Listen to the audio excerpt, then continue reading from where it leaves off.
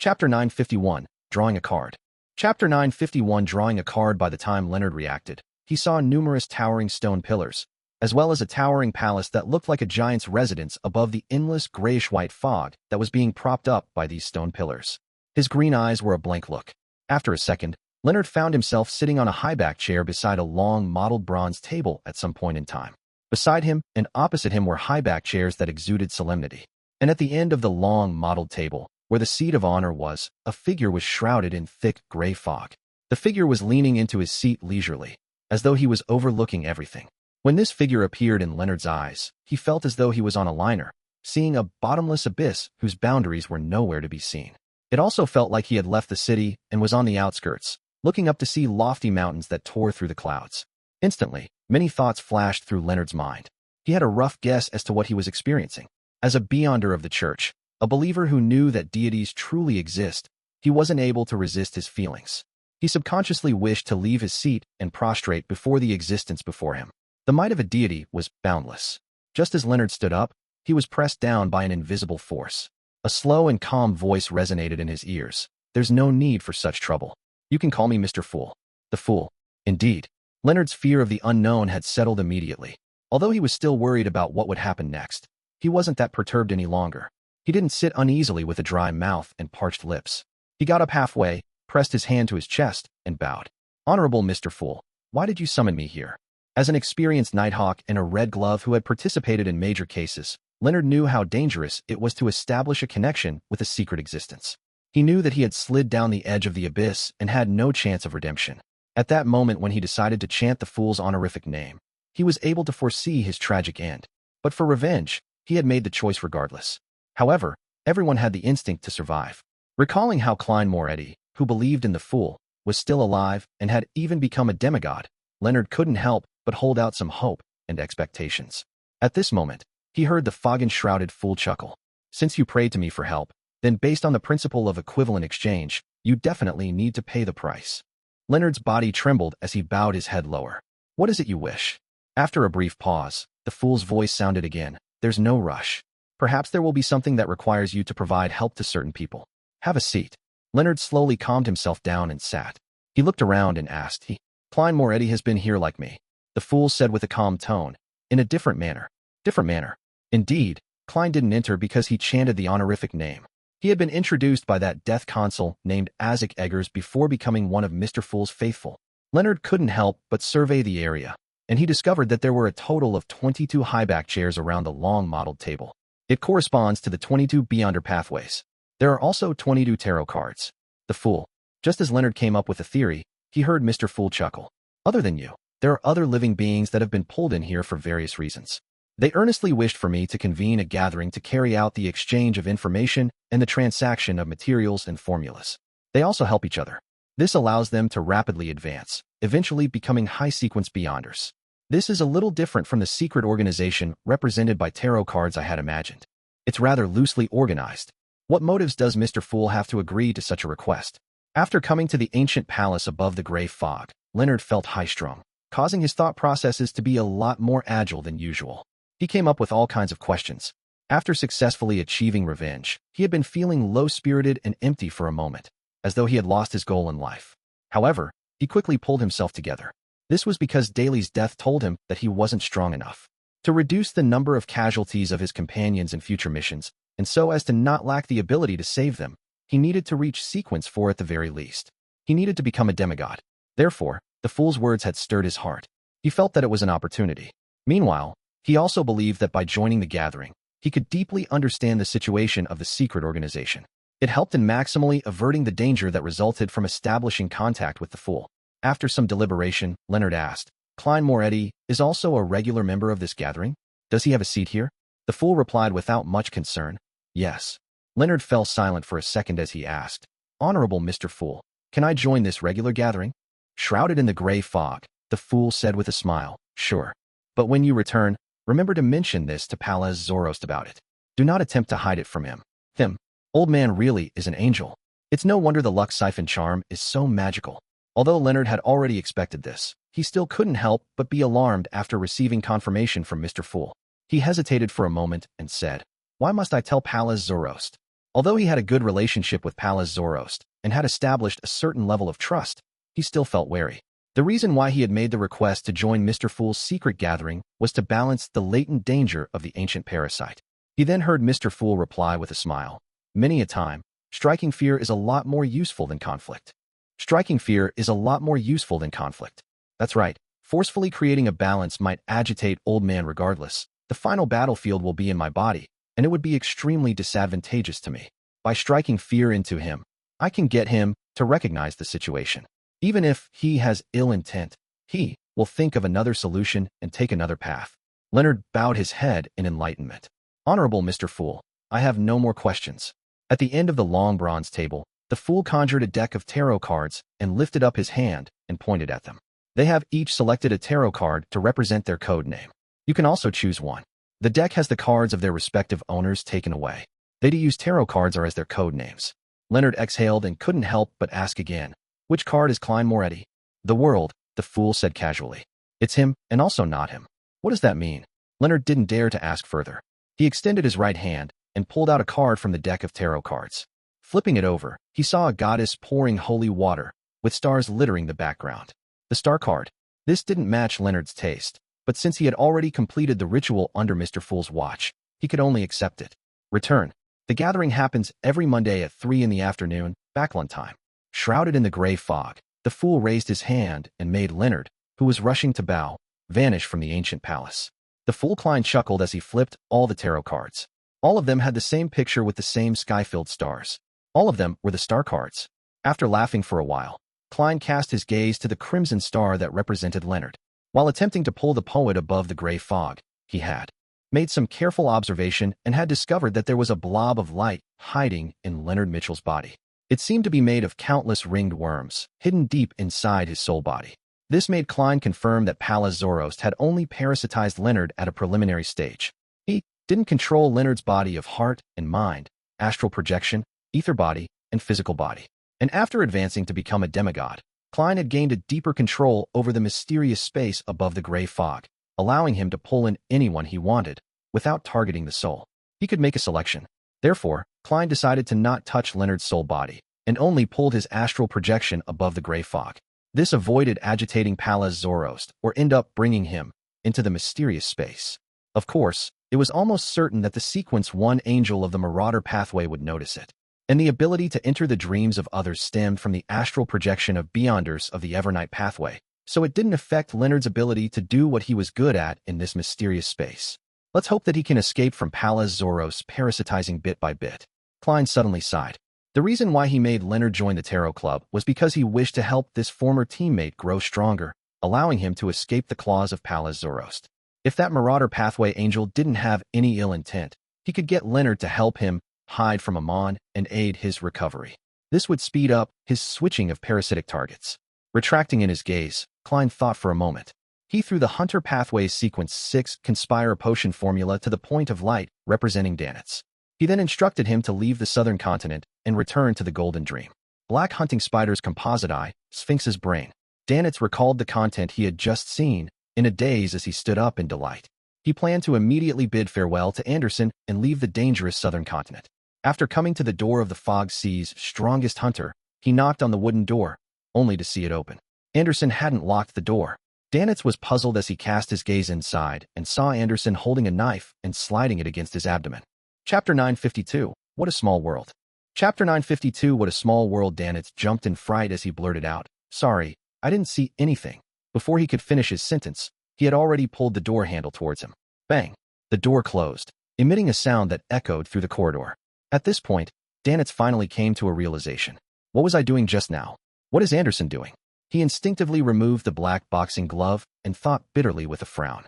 Finally, he decided to return to his room, pack his luggage, and leave. As for what Anderson was trying to do, he felt that something was amiss despite his curiosity. He had no plans on getting himself involved in it, lest he fell into a trap. Captain said that I should maintain fear and respect towards the unknown. So, I should distance myself from this. Just as Danitz turned around, he suddenly heard the door unlock before being opened. Anderson, whose buttons on the lower part of his shirt weren't buttoned up, walked out with a dull, pitch-black knife. He looked at Danitz with a mixed expression. "Aren't you going to try to stop me?"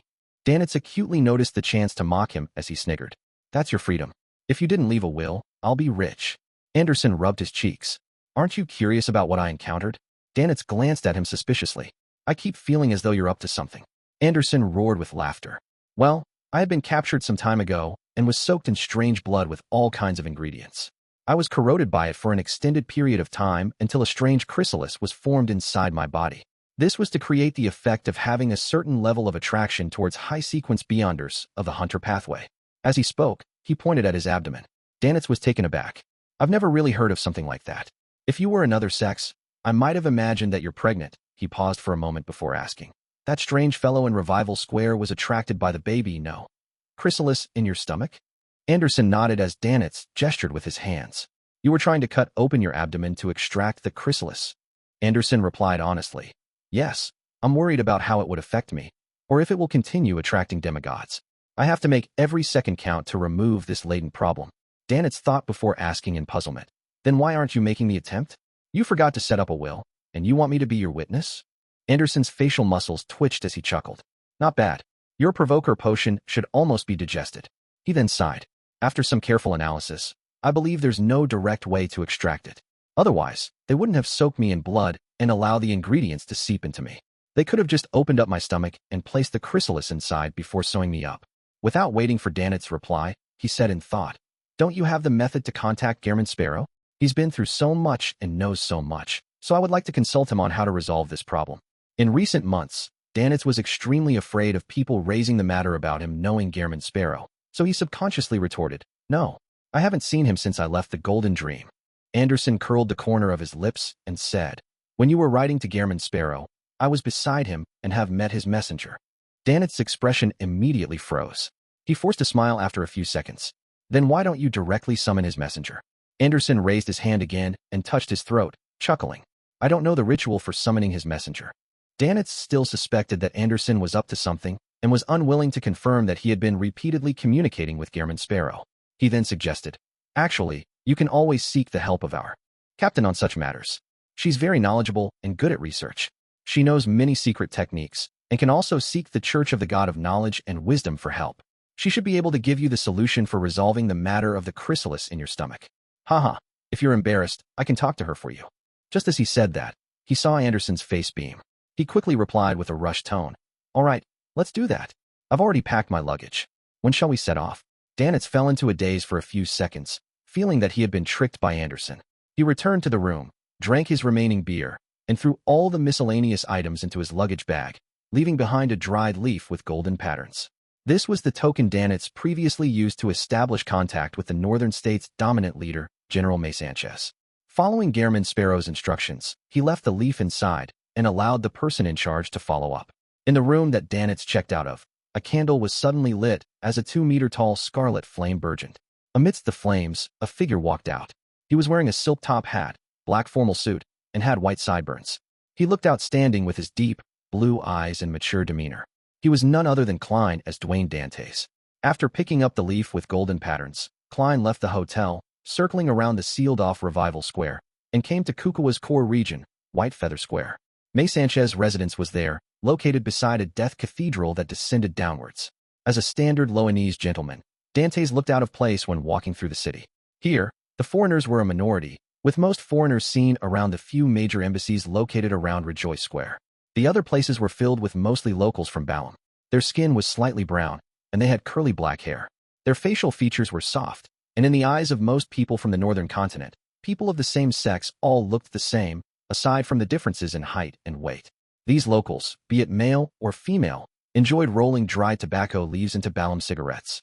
Along the way, Klein would see residents spewing out smoke alongside the road from time to time. In addition, many of them hung a fruit known as dalawa by their waists. This fruit was the size of 2 fists, with thick skin. After digging open a tiny hole and eating the flesh inside, one could use it to store water, alcohol, and other beverages. Based on Klein's observations, they mostly drank an orange-yellow water. It was sour with a hint of sweetness, good at quenching thirst and relieving heat. It was also great at keeping people awake. I didn't have a chance to try it before. Klein mumbled as he found the guard manning the general's residence and sought to meet a man named Haggis. Due to his appearance as a Loanese person and a gentleman, the guard didn't deny his request or make it difficult for him.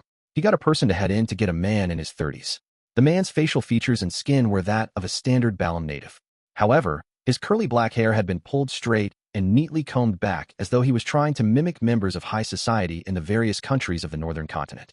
He wore a white shirt and a black vest, matched with a very formal bow tie. Upon seeing Dwayne Dantes, he said in standard Loanese, "Good afternoon, I'm Haggis. Nice to meet you." His accent was a little odd, different from any borough in Loan. Klein had lived in high society for quite a period of time, so he wasn't too surprised. He said with a smile, "Good afternoon, I'm Dwayne Dantes. I never expected to meet a gentleman who's so good at using the accent of Loanese nobles." Haggis couldn't help but smile. Many children of noble birth from Loan have one come to East and West Balam to seek out opportunities. I was fortunate to learn from them. Oh, I might know some of them. Klein wasn't in a rush to talk business as he began making small talk with Haggis like a gentleman. Haggis smiled. "My friend includes Colonel Alfred Hall, the second son of an earl." "Hall?" Klein let out a soft chuckle. "I once met Earl Hall at a charity party. He's a true noble. What a small world." Haggis nodded in agreement. Perhaps this is an arrangement of fate. Unfortunately, Alfred was transferred to East Balam last year. He didn't continue as he immediately invited Dwayne Dantes into the general's residence. When passing through the side door, Klein suddenly looked up, glancing at the embedded stained glass above. The glass shimmered like a rainbow under the illumination of sunlight, as though gazes were sweeping past. Chapter 953, Prophecy. Chapter 953, Prophecy. Klein retracted his gaze in a natural manner, held his golden-laid cane, and followed closely behind Haggis before entering the general's residence. The architecture style was completely unlike those found in the southern continent. It didn't make any use of light manipulation to make the rooms appear dark and gloomy, nor did they boldly use some human bones as accessories to produce a strong visual impact. Instead, it was more in the style of the northern continent. Furthermore, there was an undeniable hint of Intis influence. Every column was covered in segmented gold foil. The use of colors in the murals were warm, and there were sculptures embedded with gold. A beautiful spiral staircase descended from above, connecting all 4 stories before ending in the middle of the huge hall where it faced the entrance. It was extremely grand. I have to say that countries led by the Church of the Eternal Blazing Sun are really at the forefront when it comes to gold artwork. It doesn't have the feeling of the gaudy nouveau riche. Klein swept his gaze to the palm-sized golden angels that extended out from the staircase's railings and mid-sections of the columns, holding back his urge to caress them. Looking at the guards standing by the 2 sides, he casually found a topic and said to Haggis, "Colonel Alfred Hall seems to have made some significant contributions in West Balam." Haggis nodded and used a Loanese noble accent to say, "He's a determined and brave man. He once led a special forces team of more than 30 men to raid an Intis battalion with more than 1,000 people, completely crippling them. I heard that he had also made significant contributions in East Balam, therefore, becoming a colonel before the age of 30. Sounds impressive. Perhaps Miss Justice's brother has already become a beyonder with quite a significantly high sequence. In every aristocratic family, every generation should have some members taking the beyonder path. Heh.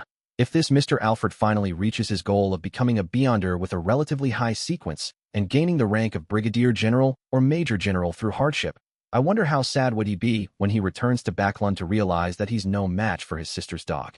Having drank his medicine before heading out today, Klein used the act of lampooning to adjust his mental state. He didn't ask further about Alfred as he asked with a curious tone, "I realize that there are some differences in the traditions of East and West Balam. Here, in many houses, there are people with human bone decorations, but it's not present in East Balam. I've been here several times, but I've never been able to bring myself to get the answer to this question." Haggis stopped and pointed to the exaggerated spiral staircase. "Mr. Dantes, the general will be here in a few minutes." After informing him of this, he chuckled. It's actually not common to see human bone traditions. Only fiefs that came under the royal family of the Balam Empire still have this tradition. To us, the death of family members doesn't mean that our relationship has come to an end. After the burial, we will take a piece of their bones and place it at home as a decoration as a way to indicate that the deceased continue being with the living. As for which bone to choose, it will be decided by the interring priest through a ritual. The best and most symbolic part is the skull. Some families will even make the skull into a vessel for drinking alcohol, using it only when entertaining the most honored guests. Mr. Dantes, if you close a deal this time, I wish to invite you home. I wish to offer finest wine in my grandfather's skull to show my respects to you. 211 Klein's expression nearly fell apart. He felt that he was incapable of accepting the local customs in this aspect.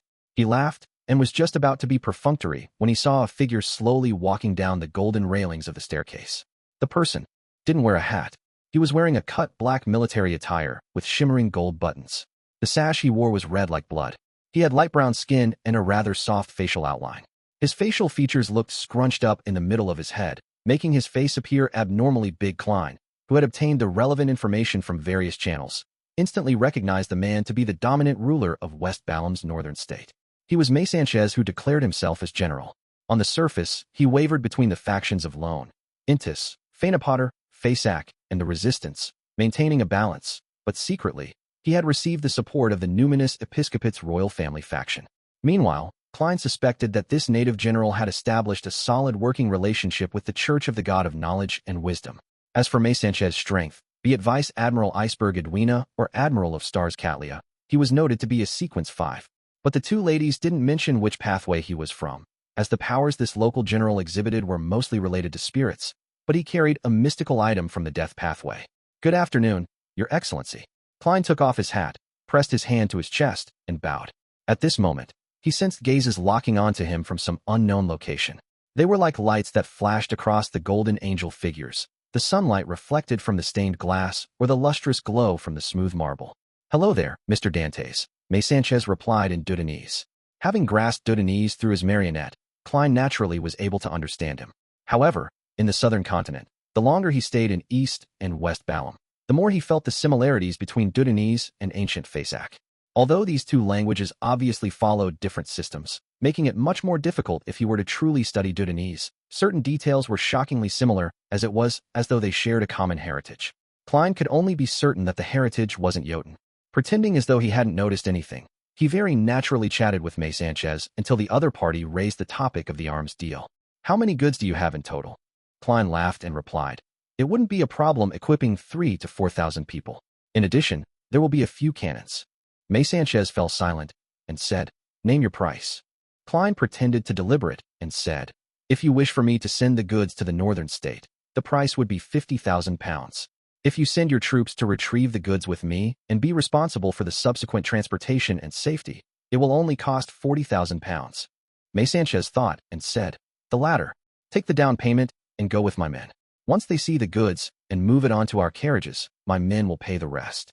He paused for a moment and then added, "However, I do not have much lone gold pounds, so you don't have enough foreign reserves." Klein surveyed the area and said with an unconcerned smile, "You can directly pay me in gold coins, or even gold bars or gold bricks." May Sanchez was rather decisive. He didn't waste any time to nod and say, "Deal. I'll get Haggis to bring my men and money to you tomorrow." "Not bad. I like doing business with people who don't haggle." Klein first heaved a sigh of relief before suspecting if his price was too low. After Klein left the general's residence, May Sanchez suddenly looked up and said to the person above, "Your Excellency Luca, is this the person you're waiting for?" One story above the beautiful staircase, a figure slowly appeared. He was an elder in a white robe with inlaid brass lines. His hair was completely white and neatly combed. His pair of gray-green eyes were so deep that they appeared bottomless. He replied with an unhurried tone, "There's no way to be certain. Although my prophecy tells me that I'll meet the person who can resolve my future predicament in the next 2 days here. That person was too ordinary. Besides being a beyonder, there's nothing worth taking note of. Of course, I can't tell the more profound truth. He might have an existence that's at least not weaker than me behind him." Having said that, he slowly walked down and, after a few seconds, said, "I'll attempt to use a dream to see if I can discover more." "Do I need to prepare a special room for you?" May Sanchez asked reverently. Luca shook his head. "I'll use the activity room here." The best time will be 4 hours later. Don't disturb me before that happens." He then entered the room, sat down, and leaned against the sofa. He relaxed himself, closed his eyes, and fell silent. Only when it slowly turned dark did the old gentleman fall asleep. In the dream, he found himself standing in the hall of the general's residence, standing at the first floor of the beautiful staircase. By the side was May Sanchez and numerous guards. The middle-aged man named Dwayne Dantes was standing opposite him when he suddenly curled his lips into a smile, revealing an exaggerated smile. Flames soared up as poker cards fell from above. Luca's green eyes instantly darkened as Dwayne Dantes' body instantly fell into a strange darkness that appeared. The old white-robed gentleman immediately spread his arms open, revealing a dark vortex at his chest. The vortex expanded and devoured Dwayne Dantes. Before Luca could confirm the situation, he felt something. He turned to the side and saw May Sanchez's face squirming and turning tall before instantly becoming another Dwayne Dantes. Almost at the same time, Haggis and all the guards present turned into Dwayne Dantes. All of them were casting their gaze at Luca. Luca was jolted awake, and under the watch of May Sanchez, who had entered at some point in time, he faltered for 2 seconds and said heavily, "I have to personally meet that gentleman from before and see the demigod behind him." Before he finished his sentence, he subconsciously turned his head to look out the window. At this moment, the street lamps lit up. It was dark outside, and the crimson moon's moonlight was strangely tainted with a bloody color. Another blood moon. Thankfully, there's Mr. Fool. I must say that there are way too many blood moons this year. It's only been 2 months since the last time. I didn't even have any time to prepare. Furs, who sat up, wiped her cold sweat, and muttered silently. She had arrived at a town near Delaire Forest and had checked into a hotel. She shared a room with Zio, and they had made preparations to do some investigations of the abandoned castle early tomorrow morning. To Furz's surprise, there was a blood moon just as she was preparing to get some rest. At this moment, she seemed to recall something as her body stiffly turned to the side. Zio, who had exhorted her to sleep early, had already woken up at some point in time. She was looking at her with her eyes open. Chapter 954, Strange Ancient Castle. Chapter 954, Strange Ancient Castle. Furz's gaze met Zio's in midair as both parties remained silent. After a while, Furz chuckled dryly. "Haha, you haven't fallen asleep?" Zio frowned and said, "What happened to you?" "Nothing. Didn't I tell you before? Whenever the full moon happens, I won't be in a good state. It's even worse during the blood moon." Furz replied as though everything was normal. Zio sized her up and pulled her blanket. "I remember that you brought sleeping pills. There's no need for that. I'm fine now." Seeing that Zio wasn't pressing further, Furz secretly heaved a sigh of relief. "Go back to sleep. We still have to head into the forest early tomorrow morning." Zio didn't say another word as she turned around, gripped the blanket, and closed her eyes. Before long, her breathing turned heavier and became more drawn out and uniform. Furz stared blankly at the ceiling as her thoughts ran wild. At some point in time, she fell asleep as well. The next day at noon, in the core region of Delaire Forest, in front of a collapsed, ancient castle covered in green vines. Furz wiped the perspiration on her forehead and exhaled. "We're finally here." Zio shot her a glance and said, "The boss at the hotel told me that we only need 2 hours to get here." They had set off before 6 in the morning, but they had spent nearly 7 hours to arrive.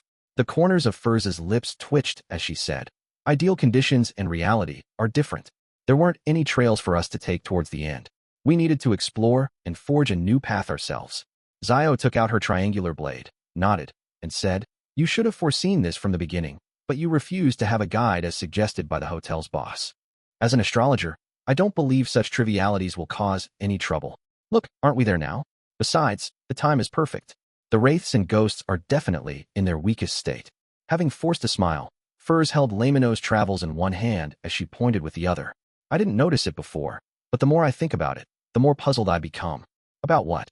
Zio also cast her gaze to the ancient abandoned castle that was covered by vines. Furz casually found an excuse. "Tell me, who would build a castle in the middle of a forest? Furthermore, they didn't open up a trail to it." Before she finished her sentence, she really found the matter a little odd.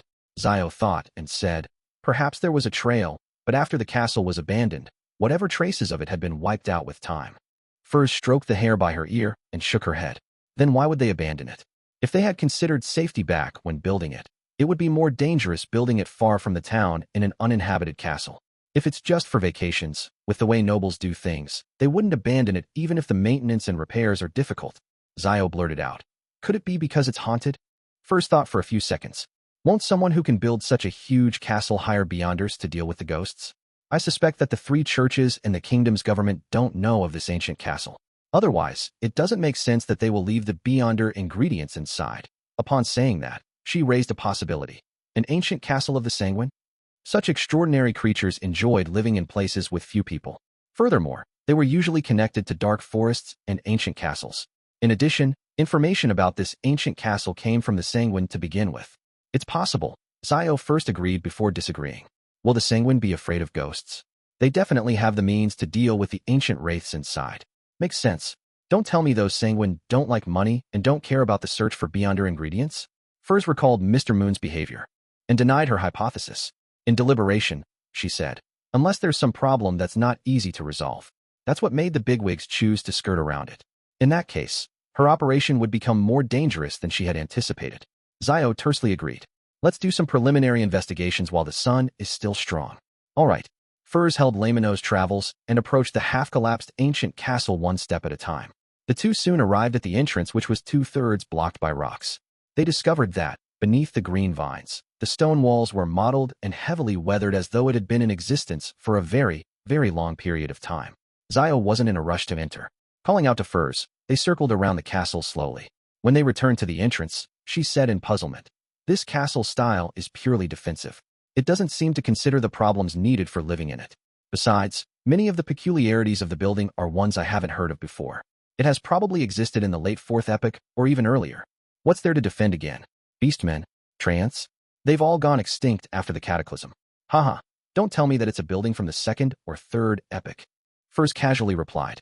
She observed the terrain and left the entrance with Zio before arriving at a relatively complete wall. She reached out her palm and pressed on it. Although she lacked combat experience, she was rather skilled when it came to the various aspects before battle. An illusory light appeared in front of her, allowing Furs and Zio to instantly enter the abandoned castle. The first thing that they saw was a collapsed staircase and layers of remnant concrete from above. There were rays of pure sunlight shining in from above, as well as masonry and rotten wood. There weren't any animal or bird feces or any green weeds on the ground. With a whoosh, the wind seeped into their bones, chilling them despite it being noon. Furs activated her spirit body and surveyed the area, but she failed to see any spirit bodies. However, she noticed that on the right of a remnant collapsed wall, there was a rather intact stone staircase. The staircase was mottled and scuffed as it extended downwards to an unknown location. "Shall we head over there to take a look?" Furs shot a glance at Zio and made a suggestion. From her point of view, everything else in the castle could either be taken in at a glance or collapsed and stacked together. If they wished to do thorough investigations, it was certain that it would take a rather long amount of time. Therefore, it was better to gain a general understanding of the overall picture to assure themselves. Zio glanced around and nodded gently. "The cold wind is gathering underground. I suspect that all the wraiths and ghosts are hidden in the area where the staircase leads to." "Yeah."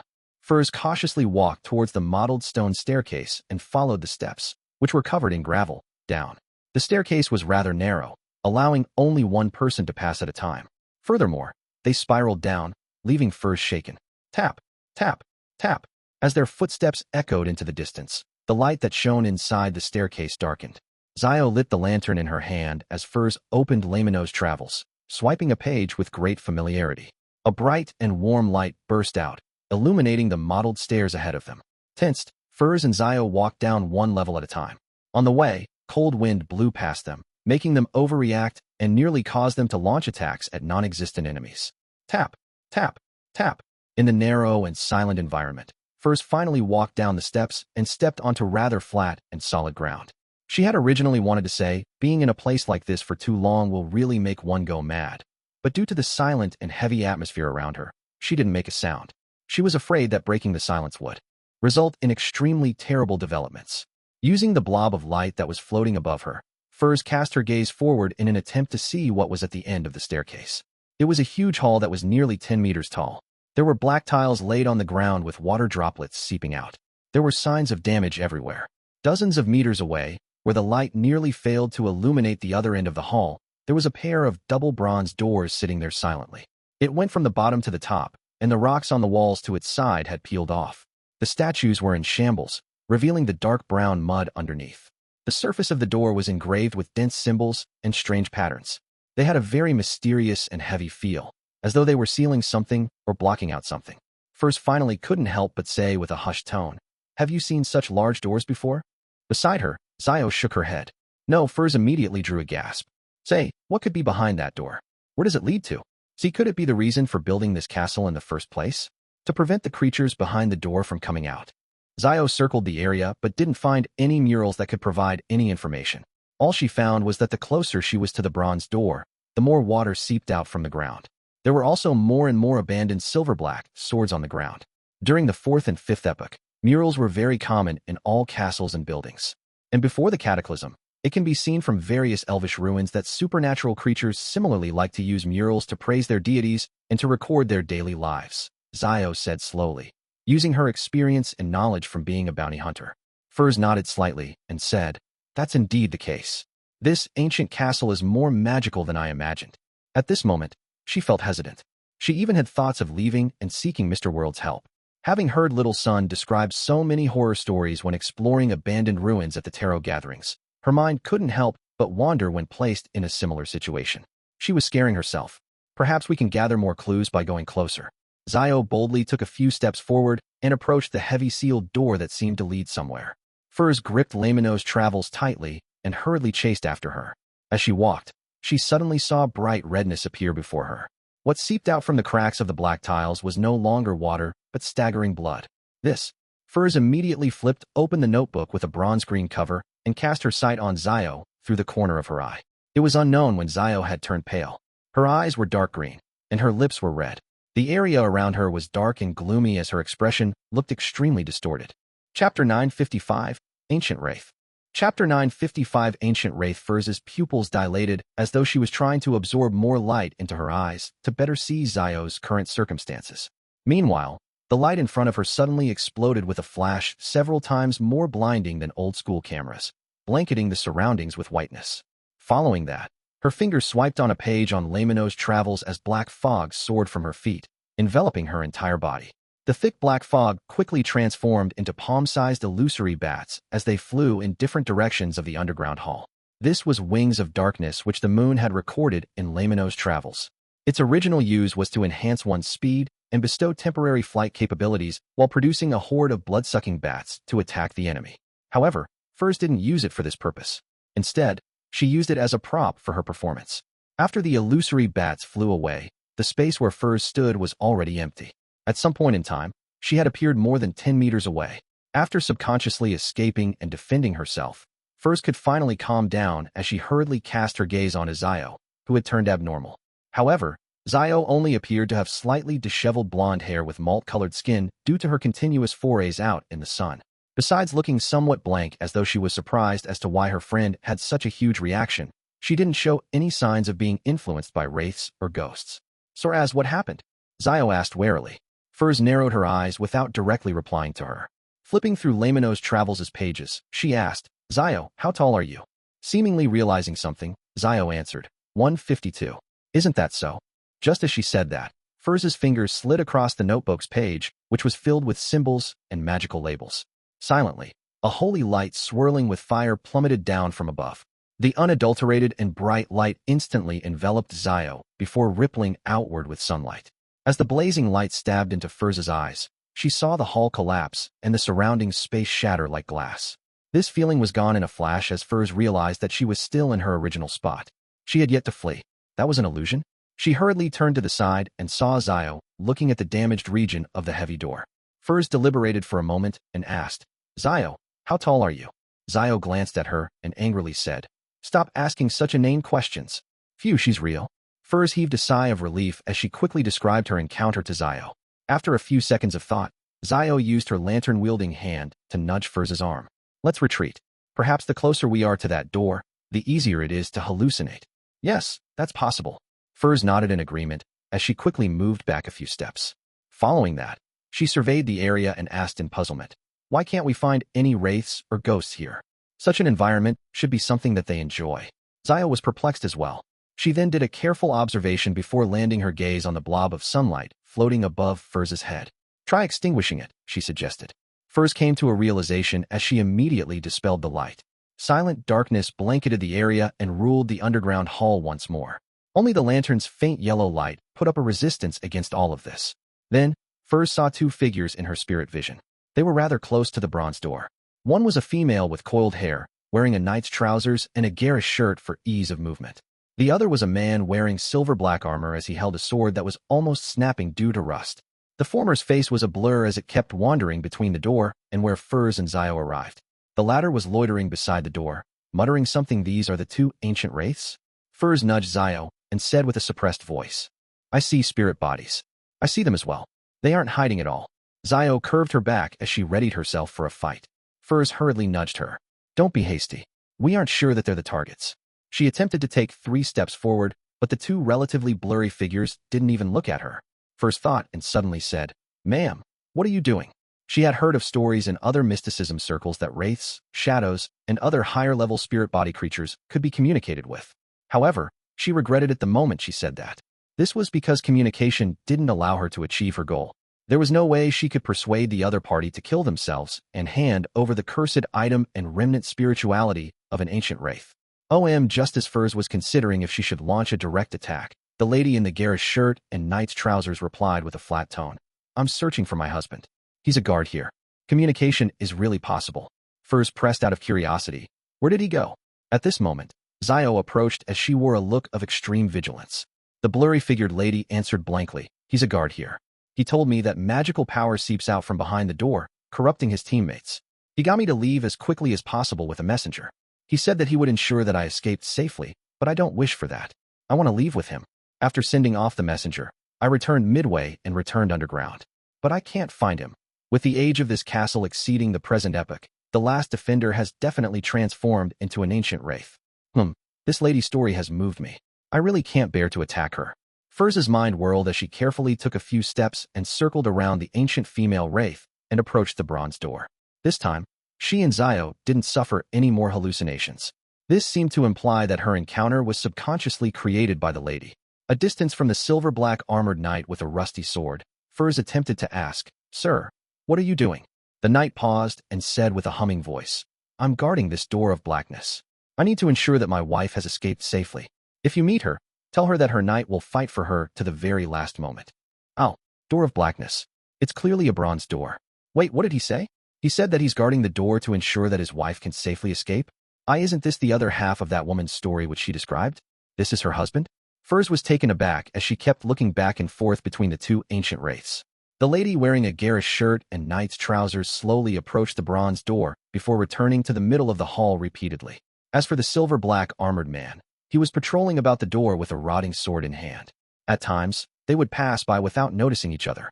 Such a scene must have gone on for at least 1,500 years, or even longer. Furs commented silently as she turned to glance at Zio. She realized that her friend's eyes were already welling with tears. What an easily touched person. Furs couldn't help it as she shouted at the female wraith. Look at the door. Your husband has been there all along. The lady slowed down her pace and first glanced at Furs before casting her gaze at the heavy door. Her blank gaze penetrated the knight, landing behind him. Why can't I find him? The wraith repeated her words and repeated her actions. Furs felt an inexplicable sense of sorrow, and just as she was about to shout again, she saw the knight turn to look at her and Zio. He shouted, Who are you? Just as he said that, the female wraith cast her gaze at Zio and Furs again. Furs immediately felt her thoughts slow down as a coldness quickly formed inside her body and rippled out, freezing her flesh and joints. As for Zio, she too was suffering from the same condition. The area around the lantern dimmed significantly. At this moment, 2 bolts of lightning lit up in Zio's eyes. This made the wraith let out a painful cry as his body turned faint. Zio instantly escaped from her frozen state and threw out the triangular blade in her hand towards the female wraith. Bolts of illusory lightning swirled around the triangular blade's tip, stabbing straight into the lady. Psychic lashing. The female wraith screamed as her body turned faint. Furs instantly snapped awake as she slid her fingers across the open Lamino's travels. Life seemed to immediately gather from the surrounding shadows, turning into a pitch-black chain that restrained the male wraith to the ground, sealing off his mouth. Abyss chains. Meanwhile, Zio rushed out, and with an illusory brand in hand, she stamped it on the female wraith. With her holding back the female wraith, Furs's actions became more composed.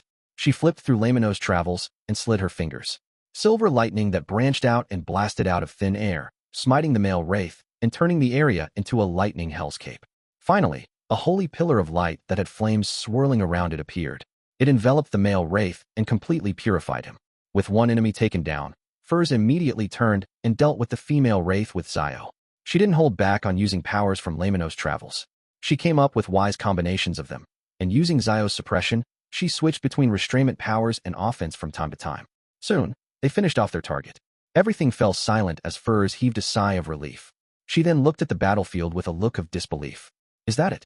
She originally imagined that 2 ancient wraiths had unique powers, and with their higher levels, they weren't something subsequent 5 Beyonders could deal with. However, she realized that everything happened rather smoothly. This made her truly realize how godly Lamino's travels was. She also began looking forward to the next sequence as a scribe. Zio was somewhat astonished as she thought for a few seconds. It's no wonder someone told me that, beneath the level of demigods, the number of Beyonders, their cooperation, and usage of powers are more important than the sequence. Just as she said that, she heard knocking sounds resonate. It broke the silence of the hall, and it came from behind the bronze door. Chapter 956, The Things Behind the Door. Chapter 956 The Things Behind the Door. Bang. Bang. Bang. Behind the bronze door, the slamming sounds continued incessantly, echoing throughout the vast underground hall as though they came from an abnormally distant past. Furs clamped up and couldn't help but tremble. Unable to help it, she suppressed her voice. What could be behind the door? I've no idea. Zio honestly shook her head, subconsciously gulping. Her right hand, which had just picked up her triangular blade, had her joints protruding out as her blood vessels surfaced. Clearly, she was gripping the triangular blade tightly. Bang, bang, bang. The slamming sounds continued without any change in frequency.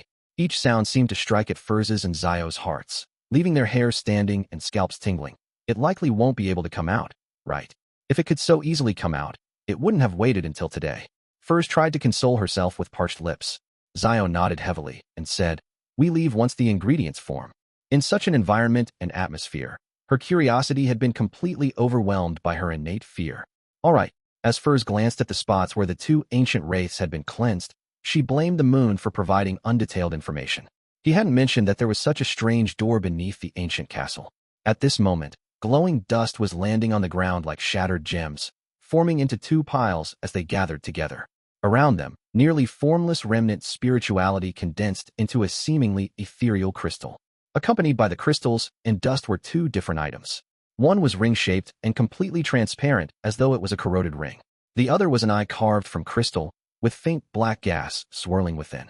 Upon seeing this scene, Furs suddenly realized something. An ancient wraith was a ghost-like creature with a beyonder characteristic mixed in. The cursed item would be related to a particular item while they were still alive, fusing with the characteristic and turning into a foundation to which they relied on for their existence. It was precisely because of this that different ancient wraiths had different corresponding cursed items in shape and form. However, they were essentially the same. And the dust was another type of characteristic. It was the source of most of their strength, stemming from remnant spirituality, slightly equivalent to the blood and ingredients of monsters. Bang, bang, bang. The entity striking behind the bronze door didn't let up at all. It kept testing Furz's and Zio's psyche. Being afraid and cautious, the duo's bodies trembled so much that they even imagined that the door was shaking slightly. Their racing hearts were in their throats, with them being able to head for the staircase at any moment. Furs finally waited until the ancient wraith's powder and cursed items took form. As she signaled to Zio to be wary, she crouched down and took out 3 square metal boxes she had prepared. After some hesitation, Furs looked up at Zio and said, "These two ancient wraiths have been waiting for each other for so long. I am thinking of separating a little of what they left behind and burying them together. In that case, I'll get a cursed item, and you'll get a pile of dust. We'll split the remaining spirituality, all right?" Zio didn't hesitate as she nodded. All right. Furs silently heaved a sigh of relief as she pursed her lips. Flipping through Lamino's travels, she slid her finger across a particular page. The 5 nails on her right hand immediately grew long and sharp, covering black patterns and symbols. This was the claw of corrosion from the sanguine. Upon seeing her palm transform, Furs grabbed at the ground, easily digging a hole and leaving behind a corrosive mark. Right on the heels of that, she placed the crystal eyeball-like cursed item and a pile of dust into the hole before filling the hole with the gravel and soil she had dug up. She lightly grazed the flattened ground with her fingernails, writing an epitaph.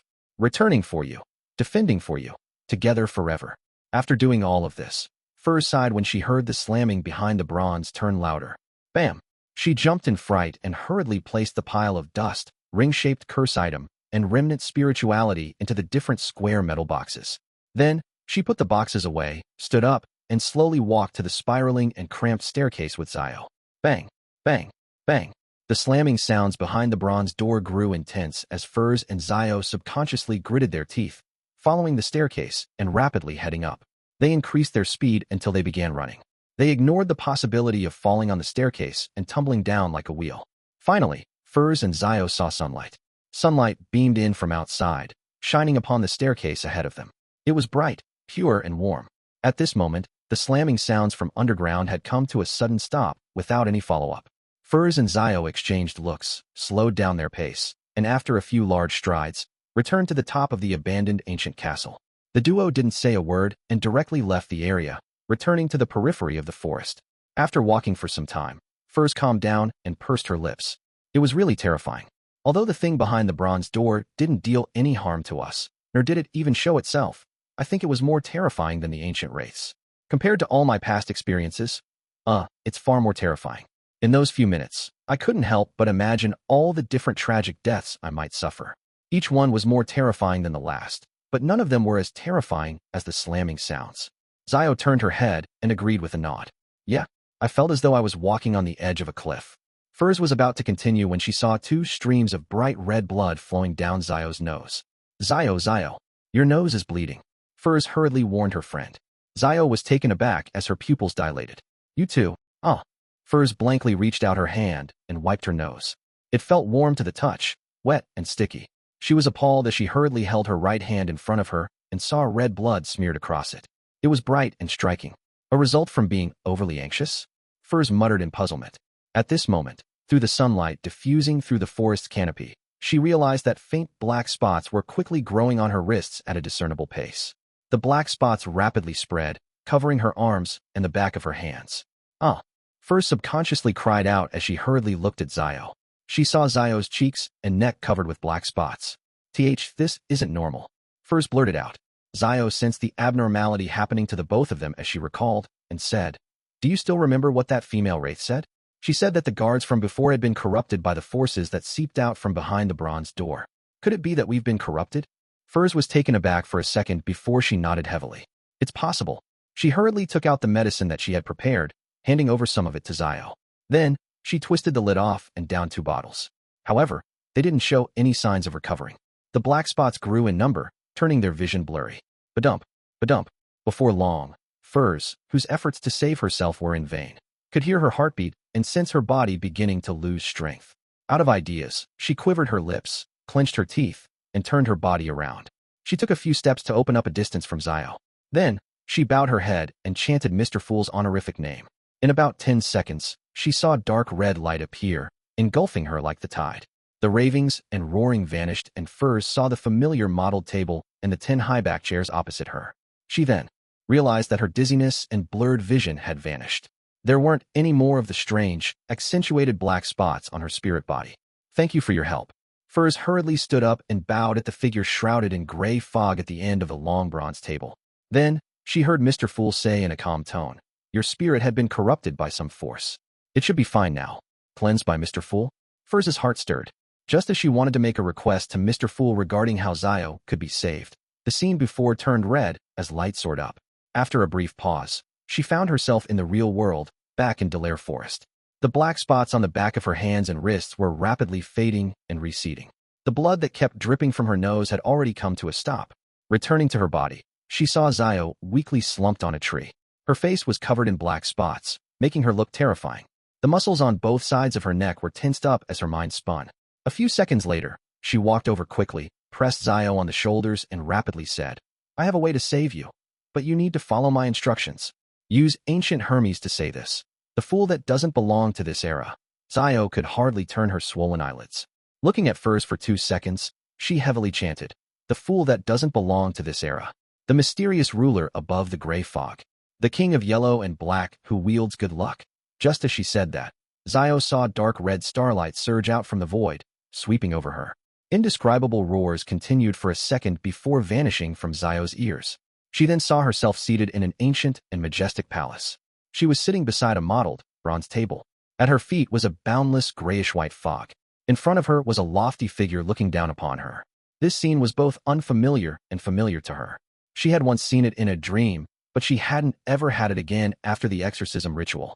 That purification was actually useless. Zio suddenly had this thought as she stood up in deliberation, bowing at the figure enshrouded in gray fog. You are the great king of yellow and black. She didn't appear too surprised or alarmed, as though she had already expected it. You can call me Mr. Fool. Have a seat. The figure with an epic aura replied calmly. Zio bowed again and sat down, confirming that she had escaped her unwell state. She looked to her sides and thought before asking, Honorable Mr. Fool, does Furs Wall have a seat here? Shrouded in the gray fog, the fool nodded gently and said, Yes. Zio fell silent for a second and directly asked, Can I join just like her? The fool chuckled. It's a gathering they organized on their own accord, but is convened by me. There's still a seat available at present. You may join. Draw a card. They use one of the major arcana cards as their code name. Zio didn't ask or speak further. She immediately nodded. Yes, Mr. Fool. On the bronze table in front of her, a deck of tarot cards immediately appeared. Zio reached out her right hand and solemnly cut the deck, pulled out one card, and flipped it over. Her card depicted an angel with a trumpet and the sleeping dead awaiting salvation. The Judgment card. Chapter 957. Getting to know each other. Chapter 957. Getting to know each other. Looking at the Judgment card in hand, Sigh was taken aback. This greatly meets my expectations. Shrouded in the gray fog, the fool nodded and calmly said, "The gathering is held here at 3 in the afternoon on Mondays, Backlund time. Be prepared. During the gathering, you can exchange information, ingredients, formulas, and knowledge. You can also pay a certain price to entrust missions to the other members." Sigh recalled for a moment before nodding in enlightenment. "Yes, Mr. Fool." Believing that this was all for the day, she heard the voice coming from the end of the bronze table. "What did you do before being corrupted by that force?" "We really were corrupted." Sigh composed herself and completely recounted her exploration of the ancient castle with furs. She emphasized the bronze door which had been named the Door of Blackness, as well as the ancient castle's guard that had been reduced to a wraith due to the corruption.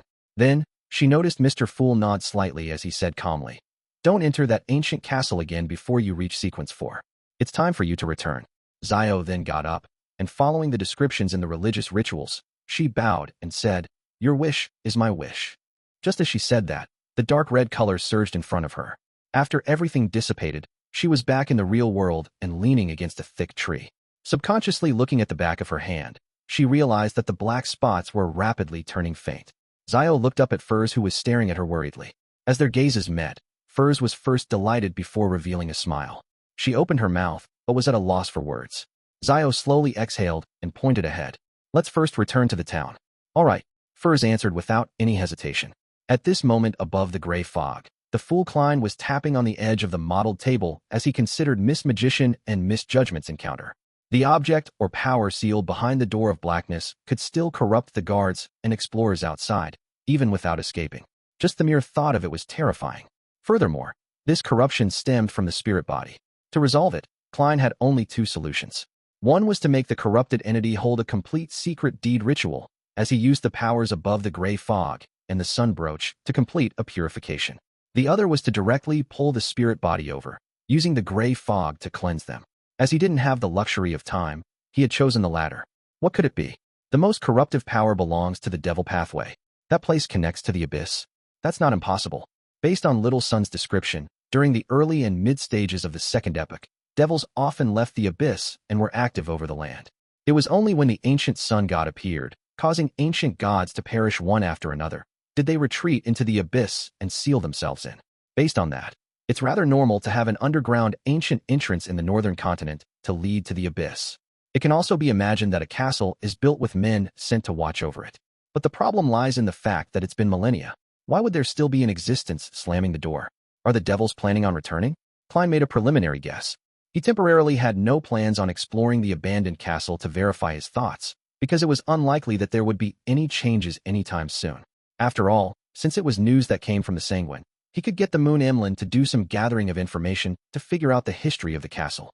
Reigning in this thought, Klein removed the topaz chain from his wrist and divined if the matter regarding the ancient castle was pressing. He received a negative answer. He immediately returned to the real world and waited for the local ruler, General May Sanchez, to send over the down payment. At 2 in the afternoon, Fainapotter time, Haggis, with his hair combed backward while dressed as a northern continent gentleman, carried a black leather suitcase with a team of guards as he knocked on Dwayne Dantes' door. "Please come on in." A warm and elegant voice sounded from the inside. It was first Loanese in a Backlund accent before it was changed to the local language of Dunese. Haggis turned the doorknob and entered. He saw Dwayne Dantes with his white sideburns and deep, blue eyes stand up from his reclining chair while pressing down the ends of his black vest. "Good afternoon, my friend." This lone gentleman with good looks and bearings took 2 steps forward and extended his right palm. This time, he switched to using Loanese. Haggis replied using the accent of a Loanese noble, "It's my honor to be your friend."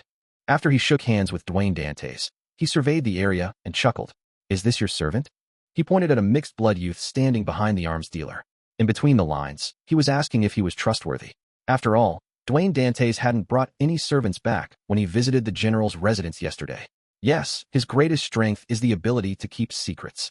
Dwayne Dantes smiled as he pointed to the leather sofa across the reclining chair. With 2 guards following Haggis, he closed the door and sat down.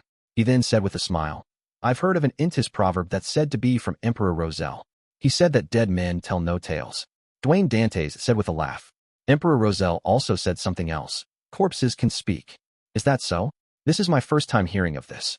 Haggis enjoyed conversing with a northern continent gentleman, so they continued their conversation for a while before he lifted up the leather suitcase beside him and opened it. At that instant, there seemed to be overflowing golden lusters.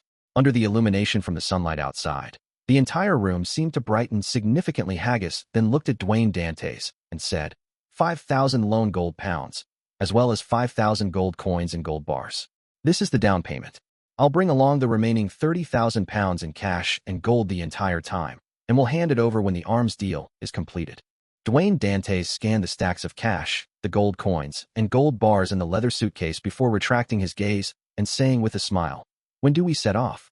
Haggis closed the leather suitcase and handed it to Dwayne Dantes' servant and said simply, tomorrow morning. He paused for 2 seconds before saying, Mr. Dantes, the general has a guest who would like to meet you. Dwayne Dantes' expression didn't change as he fell silent for a few seconds. When? Now, Haggis said without daring to show any signs of being perfunctory. He's downstairs. Dwayne Dantes nodded slightly. Please invite him up. Haggis immediately heaved a sigh of relief and left with his guards. They followed the stairwell down. Before long, Luca, in a simple white robe with brass lines adorning it, walked up. His silver hair had been combed very neatly. When he arrived by Dwayne Dantes' door, he heard a voice from the inside just as he raised his hand. Please come in. This time they spoke using ancient faceac. Luca's expression didn't change as he naturally pushed open the door. He then saw the middle-aged gentleman who had rather good looks and qualities from yesterday, standing beside a reclining chair facing him. And sitting on the reclining chair was a young man. He had black hair and brown eyes, with a thin, cut face. He had a cold temperament. Luca was taken aback as he took a step forward, entered the room, and closed the door. After he sat down on the sofa in a composed manner, his gray-green eyes clearly reflected the young man in front of him. Gehrman Sparrow? Luca addressed him with a rhetorical question. Gehrman Sparrow curled the corners of his mouth. Directly addressing others by their full name is impolite. Luca nodded and said, my apologies for my faux pas. I recall that you advanced to Sequence 5 less than half a year ago, or it might have only been 3 months. Yes, it should have been completed when you were in the ruins of the battlefield of gods. I never expected that you were already a demigod. It left me a little bewildered. Gehrman Sparrow smiled without giving any explanations. After a brief moment of silence, he said in an unhurried tone, why are you visiting me? Luca calmly replied, I don't know. The atmosphere in the room suddenly turned somewhat odd. Gehrman Sparrow seemed to forget that there was an elderly man sitting opposite him that needed him to speak again. Luca indiscernibly nodded and said, this is the thing. I made a prophecy by chance not too long ago. In that prophecy, I will be in a rather thorny situation in the future. And one of the people I met with over these few days will help me deal with it. I'm not sure if it's you, but I'd rather be safe than sorry. So I decided to meet you and get to know each other. My name is Luca Brewster, a clergyman who serves the God of knowledge and wisdom. I'm presently in charge of various matters in West Balham. Gehrman Sparrow nodded and said, not bad. I now know you. I don't believe I need to introduce myself, right? Of course, Luca thought and said, you should be a bizarro sorcerer. I recently received some intel that there has been some reshuffling among the secret order in Intis. He didn't see Gehrman Sparrow reveal any looks of shock. This powerful adventurer, who was famous across the 5 seas, said after a moment of silence, Zeratul has returned. The look in Luca's eyes changed immediately before being restored to normal. Then, he stood up and nodded. Since we've gotten to know each other, it's time we bid farewell. After saying this, he walked to the door, twisted the doorknob, and left the room. Sitting on the reclining chair, Gehrman Sparrow watched as his figure was concealed inch by the wooden door until he completely disappeared. Then, he chuckled. What a charlatan. Yes. Dwayne Dantes, who was standing beside the reclining chair, found a seat and sat down. Then, he picked up a cup of tea and sipped from it. With white sideburns and deep blue eyes, he and the thin, angular-faced Gehrman Sparrow exchanged looks and smiled in unison. On Monday afternoon, Dwayne Dantes took out his golden pocket watch, opened it, and said to Haggis opposite him, we're almost arriving at our destination. I believe you and your men need some rest. An excellent suggestion. Haggis was rather agreeable. Dwayne Dantes pointed at the street ahead. There's a hotel ahead. Let's rest there for half a day before we set off again tomorrow. Haggis didn't object to it as he turned to the front and instructed the carriage driver. After checking into the hotel, Dwayne Dantes declined Haggis's invitation for afternoon tea by using an afternoon nap as an excuse. Slightly more than half an hour later, above the boundless gray fog, Klein sat in the seat belonging to the fool. Chapter 958, Labeling. Chapter 958, Labeling. Dark red beams shot up, materializing into different figures on both sides of the long bronze table. The unchanging silence above the gray fog was broken as the eternal palace seemed to have an additional, inexplicable sense of life to it. Just as Justice Audrey regained her senses of her surroundings, she prepared to stand up to greet the existence at the end of the long bronze table. At this moment, as a senior spectator, she acutely noticed a difference. There were 2 more members than last week. One of them was a man sitting to the right of Mr. Moon. The other was a lady sitting to the left of the hermit. Audrey first felt happy that the tarot club was developing and becoming stronger, but then she kept to her professional instincts and quickly began observing due to where she sat. The man opposite her was much easier to observe compared to the lady 2 seats away from her. Therefore, she placed her attention on the man. Black hair, green eyes. He doesn't wear a coat. A vest matched with a shirt. He sits a little oddly. He's not accustomed to sitting properly. He's probably about 180 centimeters tall. He has quite a desultory temperament. He's rather tense. At one glance, Justice Audrey had read plenty of information from the rather blurry figure. She then noticed something different. The man was quickly surveying his surroundings. Such an action wasn't a problem in itself. Anyone who came to this strange and secret location would definitely subconsciously size up the other members and attempt to grasp their traits and general situation so as to calm down. But the problem was that the man was moving his gaze too quickly. His gaze had swept past the moon, the hanged man, and the other members without pausing. To Audrey, this was a very clear phenomenon. It didn't mean that the man was observing his surroundings and studying the members, but that he was finding someone. He was looking for someone he had in mind. Audrey instantly felt a little excited, as she believed that this newcomer knew one of the members present. Who could it be? She observed for another second and realized that the man sitting diagonally opposite her had fixed his gaze on the world-Gehrman sparrow. Audrey was thrilled as though she had discovered a secret. She thought in enlightenment. The newcomer is a friend of Mr. World, or it's at least the case that they know each other in the real world. He also knows that he's a tarot club member. Or it could also be said that Mr. World had inducted him into the gathering. No, that's not very possible. If that were the case, the newcomer would be much more certain. He wouldn't be eagerly searching for someone he knows. He definitely would have placed his gaze on the other members for a longer period of time. Furthermore, such an action also proves that he's not a blessed of Mr. Fool. What is his relationship with Mr. World? Audrey held on to her thoughts of continuing to observe as she stood up and turned to face the seat of honor. During this process, she took the opportunity to sweep her gaze at the new member sitting beside Ma'am Hermit. She's exchanging looks with Miss Magician. Her height. Zio has finally passed the test and joined the gathering. Upon identifying her, Audrey did a curtsy towards the figure shrouded in gray fog. Good afternoon, Mr. Fool. Just as she issued the brisk greeting, she realized something. Mr. Fool is a little different from before. This great existence seemed to be more one with the entire gray fog, palace, and space. His aura was lofty and mighty, like the sea or sky. This feeling isn't something that can be described with words. Mr. Fool has taken one more step to his awakening, allowing him to retrieve more of his authority over his divine kingdom. Audrey's eyes darted around, feeling curious and delighted, as well as a little sense of pride. At this moment, the hangman Alger and the hermit Catlia had noticed the 2 new members. They noticed that the lady was a little short and was secretly exchanging signals with Miss Magician. She was both unfamiliar but also familiar with the tarot gathering. At the very least, she was unlike the man in the white shirt and black vest. He had frantically stood up only after everyone began bowing.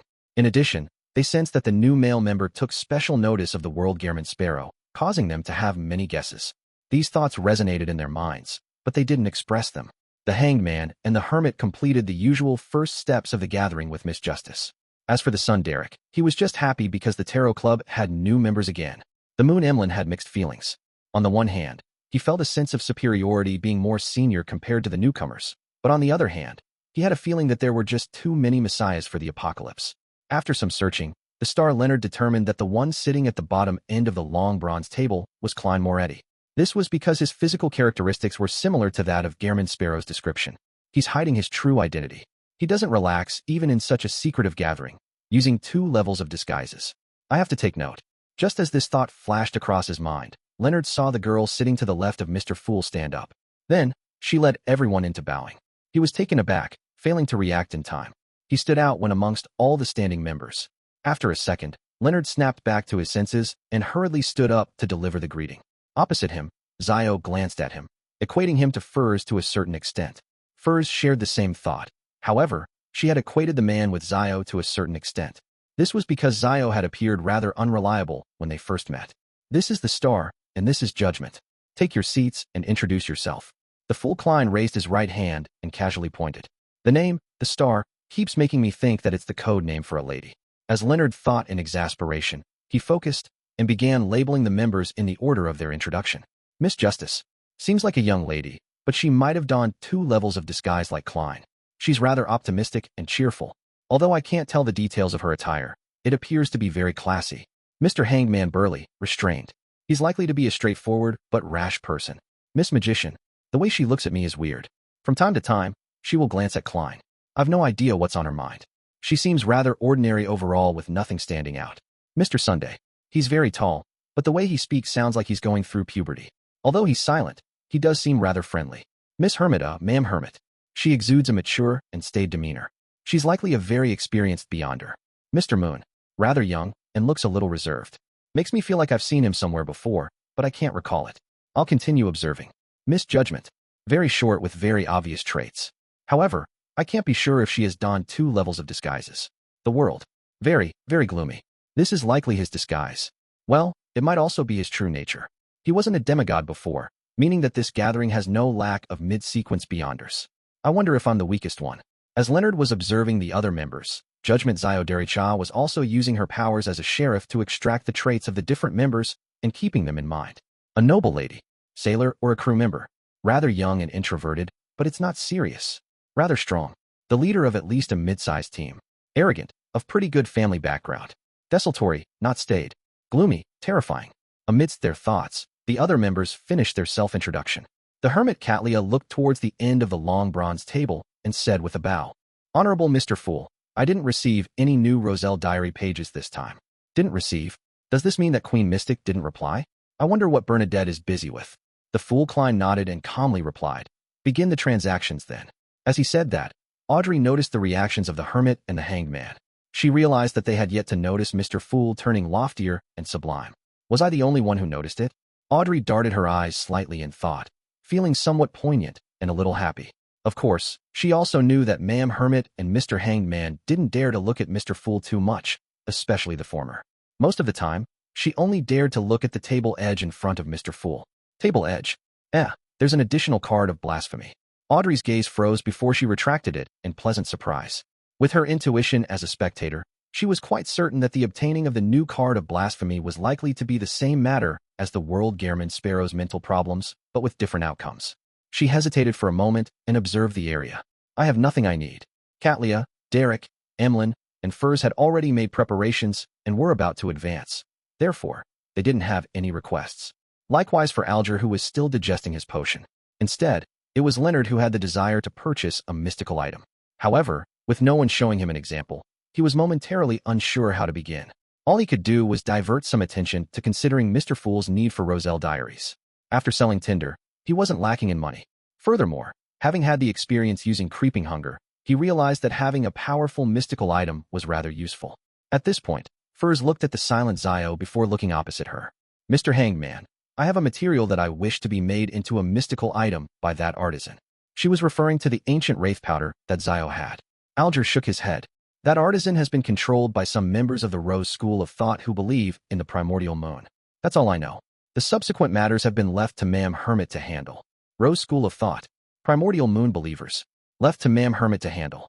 Leonard and Zio looked around and suddenly realized that the gathering they were participating in wasn't as loose as they imagined.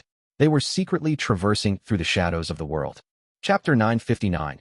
Even newcomers are different amongst themselves. Chapter 959. Even newcomers are different amongst themselves. Catlia turned her body slightly to the side and looked at the magician. It's a little complicated. I suggest that you wait for another 1 to 2 weeks. I'm unable to promise anything. All I can say is that there should be someone to help you create the mystical item when the time comes. Should be someone. It also means that it might not be the original artisan. Does this mean that she's planning on nurturing an artisan for herself? Or could it be that she's thinking of a way to turn the original artisan into a sealed artifact, using a machine to create machines? Ma'am Hermit is indeed an experienced beyonder. Leonard listened quietly while doing some analysis. It was the first time he was this serious during a meeting. No problem. Furs had the utmost confidence in Ma'am Hermit. After all, she had already obtained the mythical creature's blood and was likely to undergo a qualitative change in time. At this moment, she heard the world say with a hoarse voice, If this matter requires my help, you can get my help. To Klein, the mother tree of Desire's abnormal interest in the gray fog, as well as Emperor Rosel's warning to be careful of the moon, which made him, who was determined to figure out the secret of transmigration and the door of light, take note of matters involving the Rose school of thought and the primordial moon believers more than ever before. Furthermore, the artisan was now involved in both matters. Katlia never expected the world to offer his help. After some silence, she nodded slightly. All right, if I'm unable to handle it, I'll seek your help through Mr. Fool. She had deliberately said, through Mr. Fool, to inform the two newcomers that the Tarot Club had a magical way of contacting one another. There was no need for them to be stumped or be in a dilemma in such aspects. It was something they would understand in due time. As the pirate admiral with the highest bounty across the 5 seas, and as a pirate crew leader of hundreds of subordinates, she wasn't doing this solely out of goodwill, nor was she worried that the two newcomers would affect the progress of the gathering because of excessive questions. Instead, it was a way to assert dominance in front of newcomers. Of course, unless time was of the essence, leaving Katlia no time to set up a ritual, she would in fact rather summon Gairman Sparrow's messenger than trouble Mr. Fool. Seek help through Mr. Fool. Zio vaguely understood something and held back her urge to look at furs. Seek help through Mr. Fool? Leonard's thoughts raced quickly as he made a guess. Seeing that someone had begun, he relaxed a little and deliberated for a few seconds. Then, he said, I need a mystical item. What kind? Audrey answered at the perfect time to prevent an awkward atmosphere from descending upon the area. Leonard verbally showed his indecision and subconsciously replied, I don't know. He only had such a plan, but he hadn't thought carefully into the details. He only realized that there was this possibility after being pulled into the gathering. Doesn't know. Is he an idiot? The fool Klein, who knew Leonard's desultoriness and casualness, resisted the urge to laugh and criticized him inwardly. Seeing everyone's gaze fall on him with mixed expressions, Leonard immediately felt embarrassed as he hurriedly added, I mean, there are no limits on the type. As long as it's geared towards offense, has rather stealth-oriented attributes, and lesser negative side effects, it would be fine by me. This was to boost his nightmare's control to its full extent. At times, he could control a target by himself, while Palaz Zoroast controlled the mystical item, giving the dazed opponent a lethal strike. Once he became a spirit warlock, with a natural spirit or wraith or shadow sealed in his teeth to aid him, he could do 2 or even 3 things at a time. After Mr. Starr finished his explanation, Alger didn't harp over the details. He asked, roughly what level is needed? Somewhere around a grade 2 sealed artifact, but slightly stronger. Corresponding to sequence 5 or 6. Leonard had habitually described the item using the parlance of an official beyonder before switching to more common terminology. At that instant, a thought flashed across the minds of Audrey, Katlia, Alger, and Zio. Mr. Starr is an official beyonder, or at least he once was. From their point of view, although beyonders that didn't belong to any official organization would at times use the concept of grades when describing sealed artifacts, they wouldn't consider using such a vague description when precision was needed in expressing their thoughts and requests. One would often choose a method of explanation that was more direct and easier to understand. Therefore, the conclusion easily appeared. This way, things turned way more interesting. Mr. World is actually very familiar with an official beyonder. How did they get to know each other? Why would he rope in an official beyonder into the Tarot Club? Audrey didn't say a word as she maintained her state as a spectator while enjoying herself. At this moment, Alger tersely acknowledged. A mystical item at sequence 5 costs at least 9,000 pounds. For one that matches your request, it can typically exceed 12,000 pounds. Very frank. Leonard nodded. I understand. After hearing his reply, Klein nearly facepalmed as he sighed inwardly. Aren't you showing your hidden card to Mr. Hangman by doing so? I dare bet that if he has something suitable, the price will definitely be above 12,000 pounds. Aside from the 7,000 pounds from Tinder, Leonard still actually has other savings. With the guidance of a grandpa from the Marauder pathway, he has likely amassed quite a bit. Otherwise, he wouldn't have been able to purchase Tinder. I get it. He's not afraid of being fleeced, because he still can purchase from the Hermits of Fate. He can compare the traits and prices from both sides. But the problem is that gathering happens once every half a year. It's totally not at the tarot gathering's pace. At this moment in time, Klein couldn't help but consider selling items to the dear poet that had repeated effects or were of little use after becoming a demigod. He then heard Mr. Hangman reply in a deep and calm manner. All right, I'll keep an eye out for you. Okay. Katlia and the other members expressed their stance as well. Following that, there weren't any transactions, allowing the gathering to automatically enter the free exchange segment. Without waiting for Mr. Hangman to inquire, Derek raised his hand and said, I'm already back in the City of Silver. The chief has informed me that we will begin another round of preliminary explorations of the Giant King's Court shortly. Does he mean that I should make use of this time to advance to become a priest of light? Giant King's Court? Explorations of the Giant King's court? Leonard cast his gaze to the pubescent youth 1 seat away from him in surprise. From what he knew, the Giant King's court had already been destroyed long ago in the Second Epoch. Palaz Zoroast, as an angel, had already said that it had vanished from the rivers of time. To his surprise, the son of the Tarot Club was about to explore the area, but none of the members were astonished. Yes, not one of them. Leonard subconsciously looked at Miss Judgment, who was also a newcomer, but he realized that she was apparently aware of this and had remained rather calm. This Miss Magician has privately kept Miss Judgment up to speed. Only Leonard doesn't know anything. The fool Klein leaned into his seat and seriously analyzed himself. After he pulled Leonard above the gray fog and assigned him the star card, he had ignored him. He didn't even write to him or introduce the Tarot Club's general situation to him. Compared to women, men truly aren't meticulous with the details. Klein was just about to control the world Gehrman to explain to the star Leonard when he saw the moon Emlyn glance at the poet beside him and say with a rather faint smile, "The Giant King's court is in the forsaken land of the gods." After saying that, he ignored Leonard's reaction, and he said to the son, "Have you obtained the ingredients to Priest of Light?" He knew that someone had only received the formula just 1 to 2 weeks ago. "Yes, I've gotten it from Mr. World," Derek answered honestly, but he didn't go into the details of the transaction. At this moment, Leonard's mind was filled with the words forsaken land of the gods and Giant King's court. He had a feeling like he had walked out of a fantasy or myth.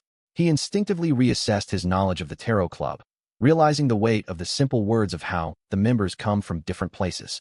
Even the churches of the 7 deities are unable to find the forsaken land of the gods, but the Tarot Club can do so. It has even roped in a member from there. Right, Isaac Eggers, who I believe wields the death card, doesn't appear at the gathering.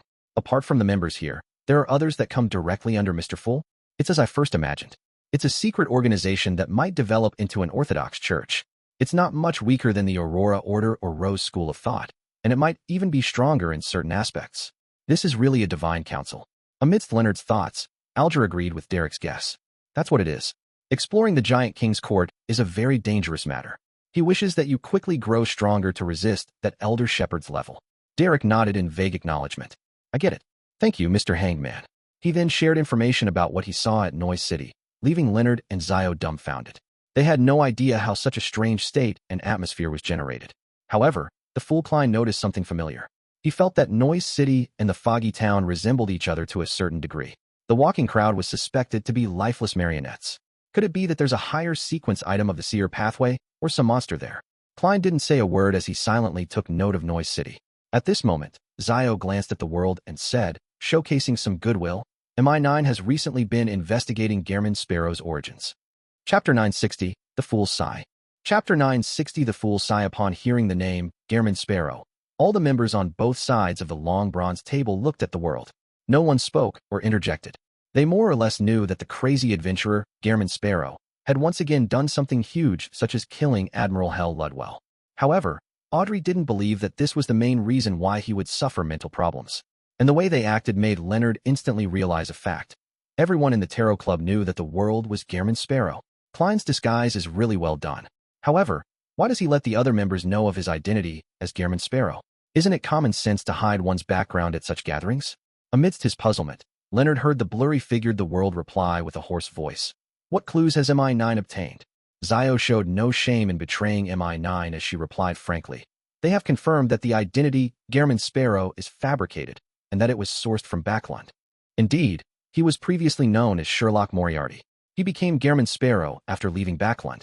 However, Sherlock Moriarty isn't his real identity either. Leonard subconsciously surveyed the area and realized that, although the other members weren't surprised, they didn't seem to show any signs of realizing it. Hence, he believed that their knowledge of Klein was only at the uppermost surface. Under Klein's control, the world Gehrman Sparrow chuckled and answered Miss Judgment's information. There's no need to bother about such matters.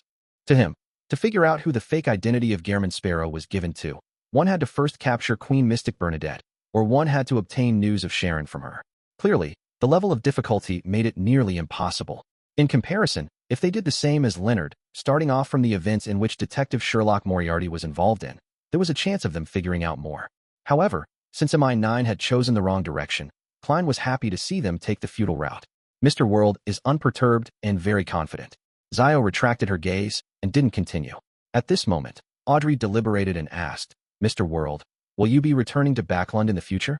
Will you still use the identity of Dwayne Dantes? As a qualified psychiatrist, she obviously wasn't going to inform the mental problems of the world to the other members of the Tarot Club. She only wanted to confirm if he would still return to the lone charity bursary foundation. That way, she could be in closer contact to him in the real world, allowing for a better checkup. She didn't conceal the matter about Dwayne Dantes, since the original members already knew of it. As for Mr. Star, he was clearly familiar with Mr. World. As for Zio, she had first to inform her ahead of time. Oh. Upon hearing Miss Justice's words, Leonard nearly couldn't believe his ears as he felt a little confused. Klein Moretti is equivalent to Dwayne Dantes? I've once asked Dwayne Dantes to his face about Klein Moretti. No, it's impossible. Dwayne Dantes is an undying creature who has lived since the fourth epoch. The way he acted is sufficient proof. Old Man said the same too. At that moment, Leonard was unable to control his tumultuous emotions. He instinctively rejected the fact that Miss Justice had conveyed. If what appeared here was his astral projection, he felt that his expressions would be rather obvious, oscillating between red and white. Opposite Leonard, Zio looked up as well, looking at Mr. World with puzzlement. He's Dwayne Dantes? Dwayne Dantes is Gehrman Sparrow? I even accepted his butler's mission. I even protected him before. I even pitied him. He can squash me to death with one hand. Zio then turned her head and glared at Furs. I don't dare to say too much about Mr. World. I could only briefly mention a little. Furs turned her eyes away in guilt as she mumbled silently. Alger and Catlia figured out something from the duo's reactions. Miss Magician and Miss Judgment knew each other in the real world. Miss Judgment had once interacted with Dwayne Dantes before, but she didn't know that he was Gehrman Sparrow. As a senior spectator, Audrey noticed the abnormalities of the Star and Judgment without a doubt. Immediately, she understood that she had made too many assumptions. Audrey, you need to reflect on this, she said to herself in embarrassment and attempted to make up for it before Mr. World spoke. Dwayne Dantes is a public identity. At times, it will be Mr. World, and at other times, it will be the other blessed of Mr. Fool. So that's how it is. Makes sense. Leonard's mind stirred as he instantly accepted Miss Justice's explanation and figured out many different matters. The Dwayne Dantes that appeared during the period before the breaching of St. Samuel Cathedral's Cheney's Gate was likely Klein. The periods before and after that was the other blessed of Mr. Fool. That death consul? Indeed, he's an undying creature who lived since the fourth epoch. Old Man's old friend. Yes, it might be other blessed I'm not aware of, but their levels definitely aren't too low. Other blessed. Does that mean Klein is also considered Mr. Fool's blessed? It's no wonder Mr. Fool said that he comes here and participates in the gathering, but the experiences are different from mine. It's because he's a blessed and enjoys the benediction of Mr. Fool, so he also has the ancient aura. It's why Old Man doesn't realize that Dwayne Dantes is played by different people. This explains my previous question. As a blessed, Gehrman Sparrow doesn't need to keep his identity a secret. But to Judgment Zio, Dwayne Dantes being a public identity, or him being Gehrman Sparrow was not her concern. The reason why she overreacted was because, after realizing the truth, she felt embarrassed at all her various thoughts back then. Seeing the atmosphere return to normal, Klein heaved a sigh of relief inwardly and controlled the world Gehrman Sparrow to answer Miss Justice's question. Yes. When the time comes, there might be certain matters that need all of your help. When he finished the second half of his sentence, the world swept his gaze across Justice, the Magician, Judgment, the Star, and the Moon. He has plans for something in Backland? Audrey instantly understood what Mr. World was getting at. She momentarily felt excited, but also a little worried. She was excited because she was about to participate in a secret operation that all the participants didn't seem to have any ties with, to the point of not even knowing each other. This was something she had always looked forward to. Her worry stemmed from whether the operation would have any threat to Backland's safety, or if it would bring harm to the innocent. As for danger to herself, she wasn't too worried. She believed that Mr. World would arrange for the mission to be held in the outskirts of the city, provide key information, or cause serious misdirection to the target, without needing any direct participation or fighting. Emlyn was the second person to read between the lines, and this was a result of his innate aversion towards troublesome matters. Will it be troublesome? He thought with a frown without saying a word. While the other members came to a realization, Alger took a deep look at the world Gehrman Sparrow and said, I recently received news that the traitor of the Church of Evernight, Archbishop in Zangwill, was killed in West Balham. Before that, he had already become a demigod. As for the sealed artifact 0-08, which he had stolen, it's unknown whose hands it's in. The only thing that can be certain is that the battlefield was cleared by the Church of Evernight. The Hanged Man is very updated on the news. It's only been a few days. The church should have kept this strictly confidential. However, there might have been other factions arriving at the square that day. Leonard was taken aback for a moment, but he didn't provide more information. This was the first time Audrey and company were learning about the news. They could only determine that the matter was rather important from the words Archbishop 0-08 and demigod. But since it had nothing to do with them and there wasn't any stimulus, they weren't too intrigued. As for Catlia, as she had a deep impression and understanding of grade O sealed artifacts, she planned on seeking out information on this via Queen Mystic and the Moses Ascetic Order after she returned to the real world. Amidst a brief silence, the fool Klein suddenly extended his hand and rapped the table's surface. He felt that he needed to warn all the members. In the coming years, the waves of the times would come flooding in. Upon hearing that, all the members straightened their backs or made them even straighter before turning to the seat of honor at the long bronze table. Even the newly joined Leonard and Zio were no exception. It was almost instinctive. Then, they heard the profound and lofty figure chuckle amidst the gray fog. The times have changed as a result. The times have changed because of this. In Zangwell's matter is key to something, although it involves a grade O sealed artifact.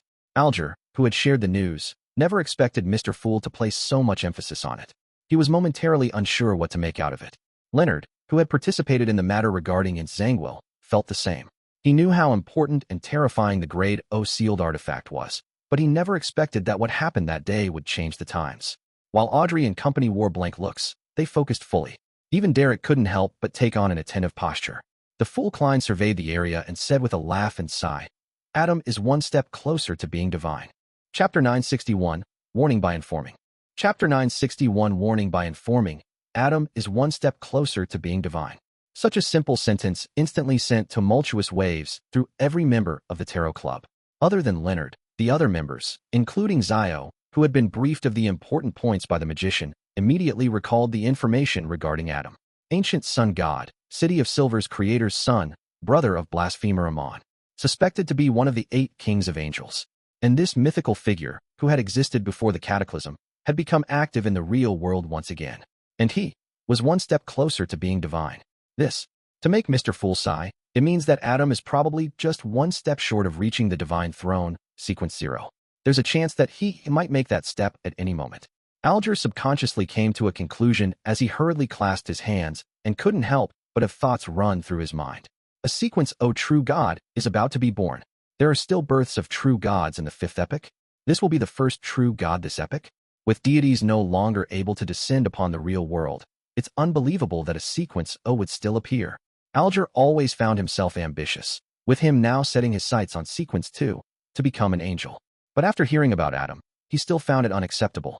One had to know that the last one to become a sequence O true god was the former god of craftsmanship, the present god of steam and machinery. And that happened in the late 4th epoch. Since the 5th epoch, over 1,300 years, there hadn't been any new existence reaching the divine throne.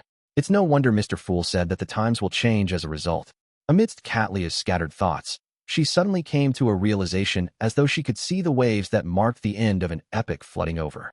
Having already gathered the ingredients and being in the process of making preparations for the sequence 4 ritual, she believed she had the chance of attaining divinity in the near future to change her existence. She was still reeling in joy, anticipation, and unease. But at this moment, she suddenly felt a baffling sense of horror. All she wanted was to communicate with Queen Mystic face to face to confirm the future. Furs, Zio, and the other members had a myriad of reactions. On the one hand, they were shocked that Adam was attempting to achieve divinity, never expecting such a matter to happen in the 5th epoch. On the other hand, they were worried for their present life. After all, be it Emlyn from the Sanguine, or Audrey who lived amongst the lone kingdom's upper class, all of them lived in the 5th epoch, living in a situation which had more than 1,000 years of history setting the foundation. They didn't dare have any sacrilegious thoughts towards true gods. Even when facing evil gods like the true creator, they still felt a deep sense of fear and awe, acknowledging their level and loftiness. Therefore, they couldn't believe that a god would soon appear. They couldn't imagine what would happen next. In their eyes, the fool was a reawakened ancient god, an existence who originally sat at the throne of Sequence O, one step closer to being divine, becoming a god. Derek was mostly excited, as though he could see hope and have a target to strive for. To him, only a Sequence O could save the City of Silver. Adam, becoming a god. Although Leonard didn't know who Adam was, just the simple words of being one step closer to being divine was easy to understand. He connected it to that ordinary priest who had appeared after the battle ended and had picked up 0-08 in front of Klein. That's Adam, or a subordinate of Adam. No, 0-08 is a grade O sealed artifact. Only Adam, who's very close to the divine throne, can do it personally with great certainty. It's no wonder the battle within Zhangwil was easier than I expected. I thought the best outcome would be me and Klein dragging ants. Zhangwil into hell together. Who's Adam? Why haven't I heard of him? Perhaps a result of being parasitized by an angel, allowing him to know some of the secrets and developments of the fourth epoch. Leonard had a deeper understanding of Adam's path to being divine. The impact he felt wasn't too great, with most of his feelings puzzlement and curiosity over Adam's true identity. And at this moment, the fool didn't speak again or give further explanations. It was as though he was simply warning the members to make preparations for the change of the times. Amidst the confusion and wandering thoughts, the world Gehrman Sparrow glanced at the star Leonard and simply said, Adam is the son of the ancient sun god, blasphemer, Amon's brother.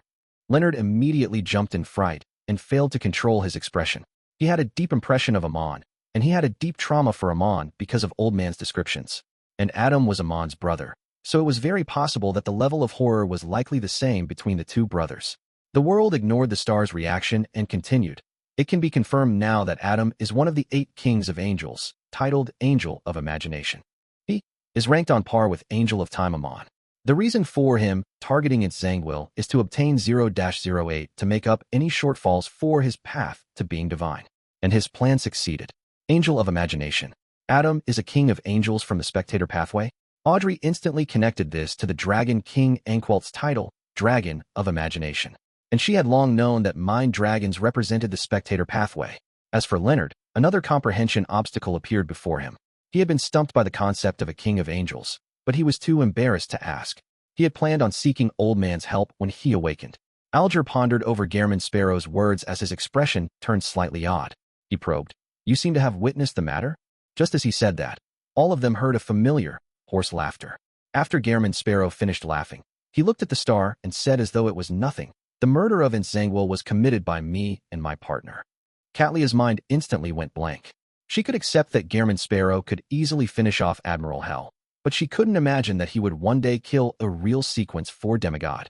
Catlia quickly calmed down because, with a king of angels involved in the battle, it was possible that a Sequence 5 could kill off a heavily injured demigod due to various coincidences. Furthermore, he had a partner. Audrey read confidence from the world's tone. She couldn't help but ask out of curiosity, Mr. World, have you already become a demigod? The world didn't give a direct answer as he chuckled. In the future, all of you can entrust matters involving demigods to me. Every member present figured out the meaning in between the lines. He had become a genuine Sequence 4 demigod. Furthermore, he was the kind who had the ability to kill peers at his level. At that instant, Catlia became abnormally calm. She tried hard to recall everything that she had seen and heard regarding Gehrman Sparrow. She was very certain that he was only a Sequence 6 before the visit to the ruins of the battlefield of gods. He relied on the glove to match a Sequence 5. As for Gehrman Sparrow's search for mermaids without hunting any of them, it implied that it was a requirement of a ritual. This meant that he had indeed advanced to Sequence 5 back then. His various performances after that proved this point. Today, it had only been about 3 months since Gehrman Sparrow stepped into the ruins of the battlefield of the gods, but he had already advanced to Sequence 4, becoming a demigod existence. This overturned Catlia's understanding of the world. She wasn't too old, with her age being less than 30, but to reach Sequence 5 and gain the title of Admiral of Stars, it took her about 7 to 8 years. It was only in the past 1 or 2 years did she have the confidence to attempt to breach the gate to become a demigod. With her starting to make preparations, she believed she was already far ahead of the pack. Mr. World is impressive. He became a demigod so quickly. Derek sincerely felt joy. His idolization for Mr. World grew more intense as he hoped that he could be like him, becoming a demigod at the fastest speed possible. Audrey was both alarmed and delighted. Following that, she gained an understanding towards the abnormality in Gehrman Sparrow's mental state. From the looks of it, his low spirits, gloomy, and depressed feelings happened after he became a demigod. These are the negative effects accumulated from potions. It's just like how I nearly lost control when I became a psychiatrist. Also, after becoming a Sequence 4 and gaining godhood, he could naturally penetrate more of reality. He then realized that he had been sleeping for a very long time. His family had passed away, making him lose his goals. How pitiful. With his warm nature, he must have had deep feelings for his family and friends. However, I'm so envious. Does being Mr. Fool's blessed make one advance so quickly? I also wish to become a demigod early. Mr. Fool's mentioned that the times have changed as a result, leaves me fretting. While Emlyn and the other members were still in shock, Alger, who also shared the same feelings and felt deep envy and jealousy towards Gehrman Sparrow, had other thoughts. As Mr. Fool's blessed, Gehrman Sparrow's embroilment with this king of angels and 0-08 matter clearly isn't an accident. On the contrary, it might be more reasonable that it's a mutual plan between Angel of Imagination Adam and Mr. Fool. That will explain it. Two mythical figures that existed before the cataclysm. One is awakening, and the other is making an advancement, the two secretly coming together. Amidst his thoughts, Alger had another idea. Since Adam had obtained 0-08 and opened the door to the divine throne, what about Mr. Fool? What benefit did he get in this matter? Subconsciously, Alger turned his body and slightly bowed his head to look at the seat of honor. He didn't dare look directly, and could only look through the corner of his eye. Chapter 962, Being Known. Chapter 962 Being Known. Almost instantly, Alger discovered that Mr. Fool was somewhat different than before. In the past, although Mr. Fool was distant and profound, making him appear unfathomable, as though he was looking down upon everything from above, that was all. It wasn't like he was now. Even though he wasn't doing anything, he seemed to have fused with the entire space, a clear expression of him being the ruler at the pinnacle level. Sweeping his gaze, Alger saw the third card of blasphemy as he felt more certain of his guess. Indeed, Mr. Fool and the Angel of Imagination Adam had cooperated to machinate in Zangwill's demise. One of them obtained 0-08, making him take one step closer to being a god, while the other obtained the various benefits in a card of blasphemy and regained a substantial amount of his strength. The times will change as a result. At that instant, Alger had a deeper understanding of what Mr. Fool had just said. The other members undoubtedly noticed him turning his head, and they realized that he was looking at Mr. Fool. After a brief moment of surprise, they made a certain realization at different speeds. Mr. Fool was aware of Angel of Imagination Adam's plot against Zangwill from the very beginning and had sent his blessed to cooperate. He had even provided a certain level of help. If that weren't the case, how could a recently advanced demigod participate in a matter that involved a king of angels and grade O sealed artifact? If this weren't the case, the world wouldn't have been able to understand the situation that well, even if he had been embroiled due to all kinds of coincidences. The obtaining of the card of blasphemy, Mr. World's advancement, and Zangwill's death, the meeting of Angel of Imagination Adam's goal, these all happened in 1 week. This means that the relationship between them is tightly intertwined. My previous intuition was right.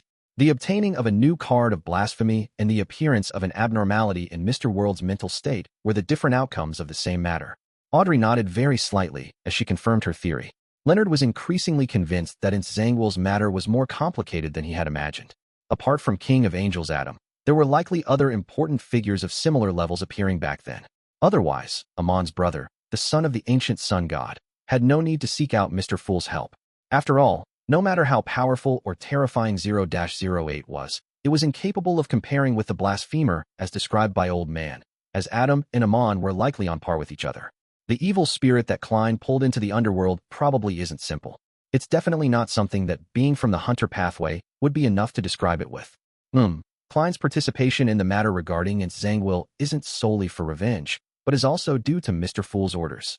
As Leonard sighed, he didn't generate any negative feelings. Instead, he was secretly relieved. From his point of view, this was a very ordinary situation.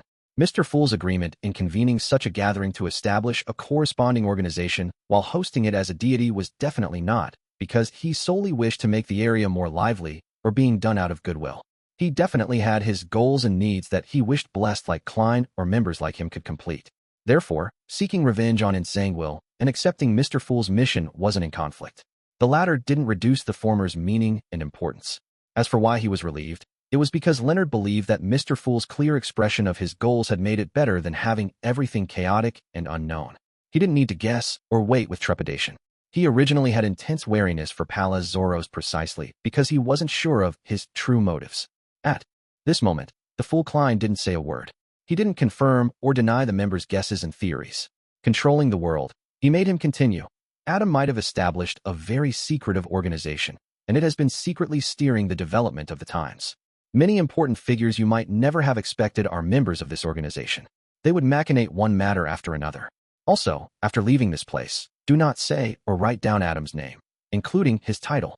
Try not to think about such matters, because he has the trait of any mention of it will be known.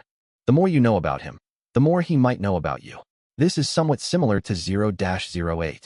After hearing Mr. World's description, Audrey instantly recalled learning of the mysterious organization from Mr. Fool, the Twilight Hermit Order. This made her quickly come up with a corresponding theory. the King of Angels Adam was the leader of the Twilight Hermit Order. The Angel of Imagination was a member of the Spectator Pathway. Likewise for 0-08. Therefore, any mention of it will be known was a beyonder power of this pathway at higher sequences. Likewise for the more you know of it, the more it knows of you. Impressive, but won't this be rather noisy? Audrey momentarily looked forward to it with envy while also feeling worried and puzzled. Any mention of it will be known. So the organization behind the assassination of Duke Negan, the one backer behind Kalangos, was established by King of Angels Adam. Alger was first somewhat enlightened before his expression fell. He began to suspect that the primitive island that he had previously explored was related to this secret organization. This was because Kalangos had once ventured deep into it and discovered several items. Furthermore, the final disappearance of the island had resembled the powers of the Dragon of Imagination as described by the Sun. Putting the two together, Alger couldn't help but come up with such a theory as he made a deeper realization that Mr. Fool's cooperation with the Angel of Imagination had started when he and Gehrman Sparrow stepped into that primitive island. He was more convinced that it was the truth because after the existence in that island's ruin awakened, the only thing that happened was a sigh. He and Gehrman Sparrow weren't stopped from leaving. So that's how it is. The way important figures set up their ploys are truly well concealed. I didn't notice it at all back then. The games between gods are truly complicated. Perhaps only Sequence 1 Beyonders, or even King of Angels are qualified to participate. Alger sighed as he felt a baffling sense of desire. Furs had already forgotten the mysterious organization which Mr. Fool had mentioned previously. Only when she heard any mention of it will be known did she recall that it was related to Duke Negan's assassination. However, she wasn't concerned about this problem, but something else. Back when she was informing Zio about the general situation of the Tarot Club and the general knowledge, she had mentioned Adam's name. Adam has the trait of any mention will be known. This, Zio and I are known by him. Furs instantly felt horrified as she couldn't help but turn her head and cast her gaze to Zio. She had learned that Adam was the son of the creator from Mam Hermit. Furthermore, she had never emphasized to not mention the King of Angels' name in the outside world. I've mentioned Adam in the real world, Furs said with a clear stammer. Zio's nerves were taut as though a venomous snake had crawled into her clothes and was sliding across her back. Katlia tersely acknowledged. No need to worry. Although not many people know of Adam and Amon, there's no lack of them. I've mentioned his name on several occasions. As long as the words you mentioned doesn't involve any secrets, I believe he will only observe you for a moment before casting his gaze elsewhere. She was rather certain when saying that because, in the Moses ascetic order that had been pursued by knowledge, Adam's existence wasn't a secret. People often mentioned him. At this moment, her mind was filled with another matter. Could it be that the secret, ancient organization that Emperor Roselle joined was the one that King of Angels Adam established? Furs hurriedly tried recalling and said somewhat hesitantly. There were mentions involving the forsaken land of the gods, the giant king's court, Amon, King of Angels, and other knowledge. Would that be a problem? She was very happy that she had never mentioned the words Tarot Club or described the other members. At most, she mentioned that the gloomiest was Gehrman Sparrow. Katlia thought and said, at your sequence, discussing knowledge at that level is indeed strange. However, if Adam were to delve deeper, he will realize that you're related to the Abraham family. It's quite normal to be aware of this information. What you need to pay attention to is that any major matters involving the Abraham family will require you to be wary of Adam. How do I be wary of him? Furs forced a helpless smile as she glanced at the seat of honor at the long bronze table. Then, she looked back at the hermit and said, thank you for your analysis. As Mr. Fool hadn't said anything, she decided to believe Mam Hermit's words. At this moment, Klein sighed inwardly. Back when Katlia mentioned Adam during the tarot gathering, he wasn't aware that Adam's name wasn't to be verbalized, nor did he know that he was related to the Twilight Hermit Order. It was only when he entered Grozelle's travels and learned from ascetic Snowman about Adam being the Angel of Imagination that he grasped this point and came up with the theory. After seeing Mr. Door's warning from Emperor Roselle's diary and gained preliminary confirmation, he ultimately lacked the opportunity to warn the various members. Furthermore, the way the Archbishop of the Church of Steam casually mentioned Adam's name made him believe that many people in the real world knew of Adam and that it wasn't taboo. Furthermore, Adam might not be his full name. He wasn't in a rush to guide the conversation towards this, but he was waiting for an opportunity. Any mention of it will be known. The organization established by Adam is really impressive. Is this the target our Tarot Club is aiming at? As Emlyn reflected over it poignantly, he gained a clear picture of the Tarot Club. He had previously been figuring out a category for the Tarot Club. He realized that it wasn't like an Orthodox church, and it was unlike the other secret organizations. Apart from being a Messiah alliance, there wasn't anything too special. It muddled his analysis. And today he finally confirmed that the early development of the Tarot Club could match Adam's organization. Knowing 0-08's trait, Leonard wasn't surprised that Adam had a similar trait. He was more concerned about the organization with many important figures participating, as well as the Abraham family, which Ma'am Hermit had mentioned. He had once heard Pallas Zoroast mention. This family's standing in the fourth epoch was very high. Chapter 963, Problem with Intelligence. Chapter 963, Problem with Intelligence. According to what Leonard knew, amongst the major noble families of the fourth epoch's Tudor Empire, the Abraham family was ranked first. It was even stronger than the Amon family, who had the blasphemer. Of course, he couldn't be certain if the Amon family didn't have any members, that it was all filled with the son of God's avatars. Miss Magician is actually an important member of the Abraham family. Everyone here isn't to be trifled with. Is this what's called a gathering of protagonists? Leonard first sighed before he made a self-deprecating comment.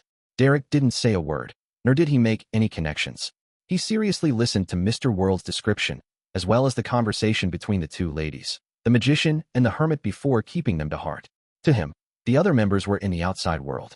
Regardless of what happened, it had little to do with him or the City of Silver. Only matters regarding the King of Angels was something to be concerned about.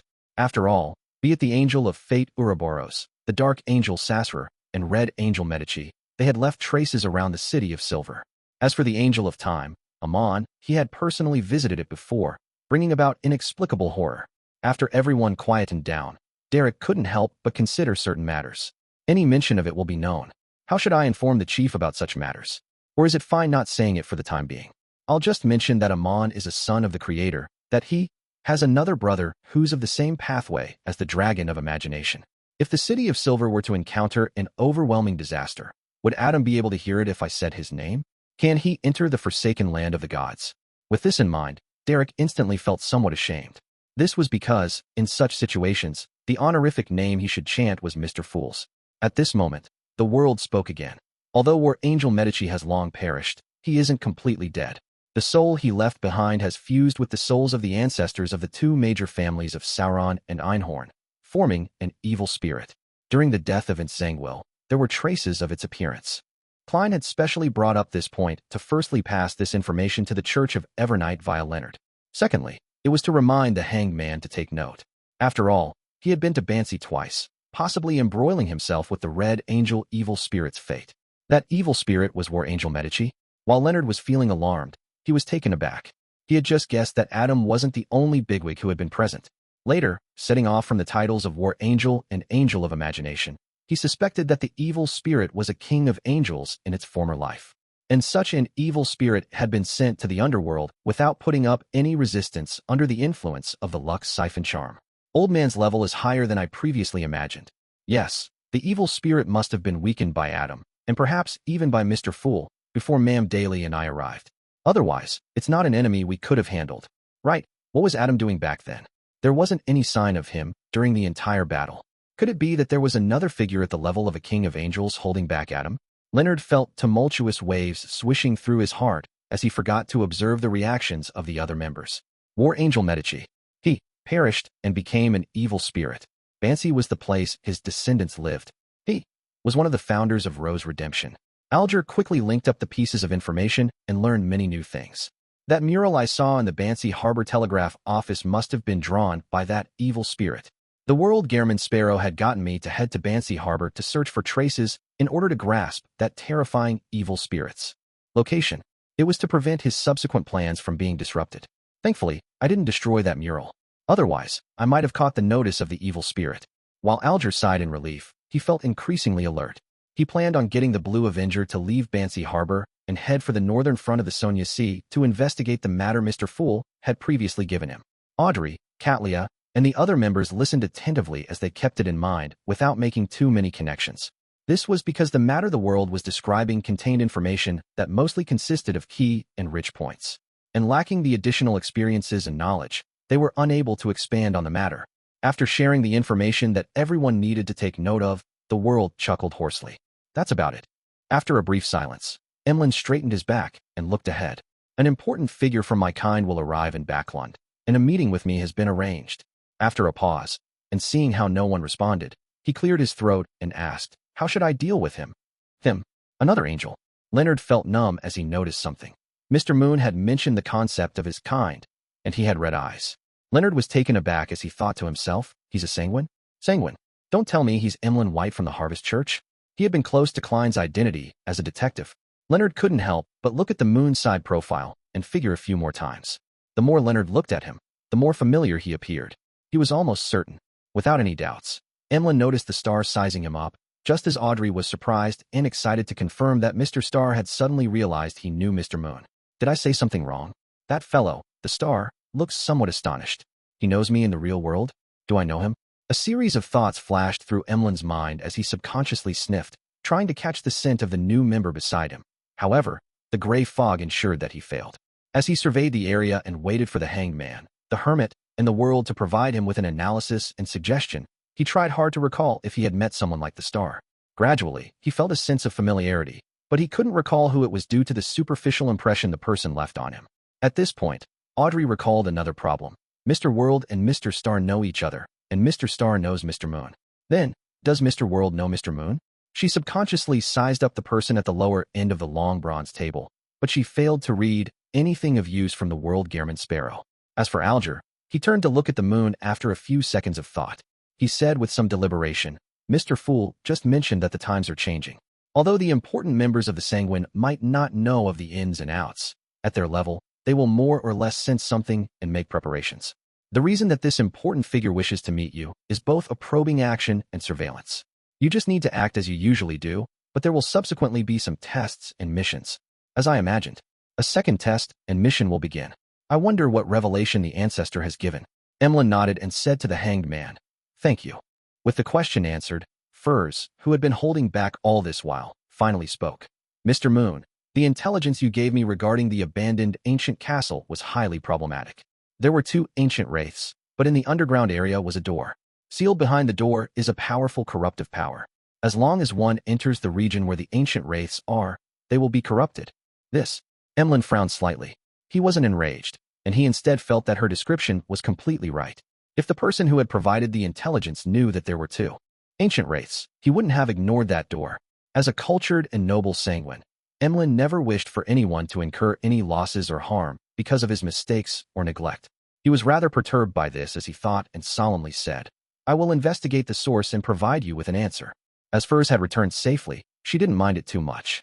She tersely answered, indicating that she was awaiting the outcome. As for being saved by Mr. Fool, with it happening once a month, or even twice a month, she had already lost count. She was prepared to do anything Mr. Fool instructed her to do in the future. After they finished their conversation, Audrey was somewhat concerned. She asked out of curiosity, Do you know what brought about that corruptive force? Furs shook her head. I don't know. With Mr. Fool not sharing any information, and how she didn't have any Roselle diary entries to exchange for the answer to the card of blasphemy, Audrey retracted her gaze and attentively listened to the conversation of the other members. After a while, the learning segment came to an end as the tarot club drew to a close. The members stood up and bowed at the existence at the end of the long bronze table to bid him farewell. This time, Leonard didn't appear too slow.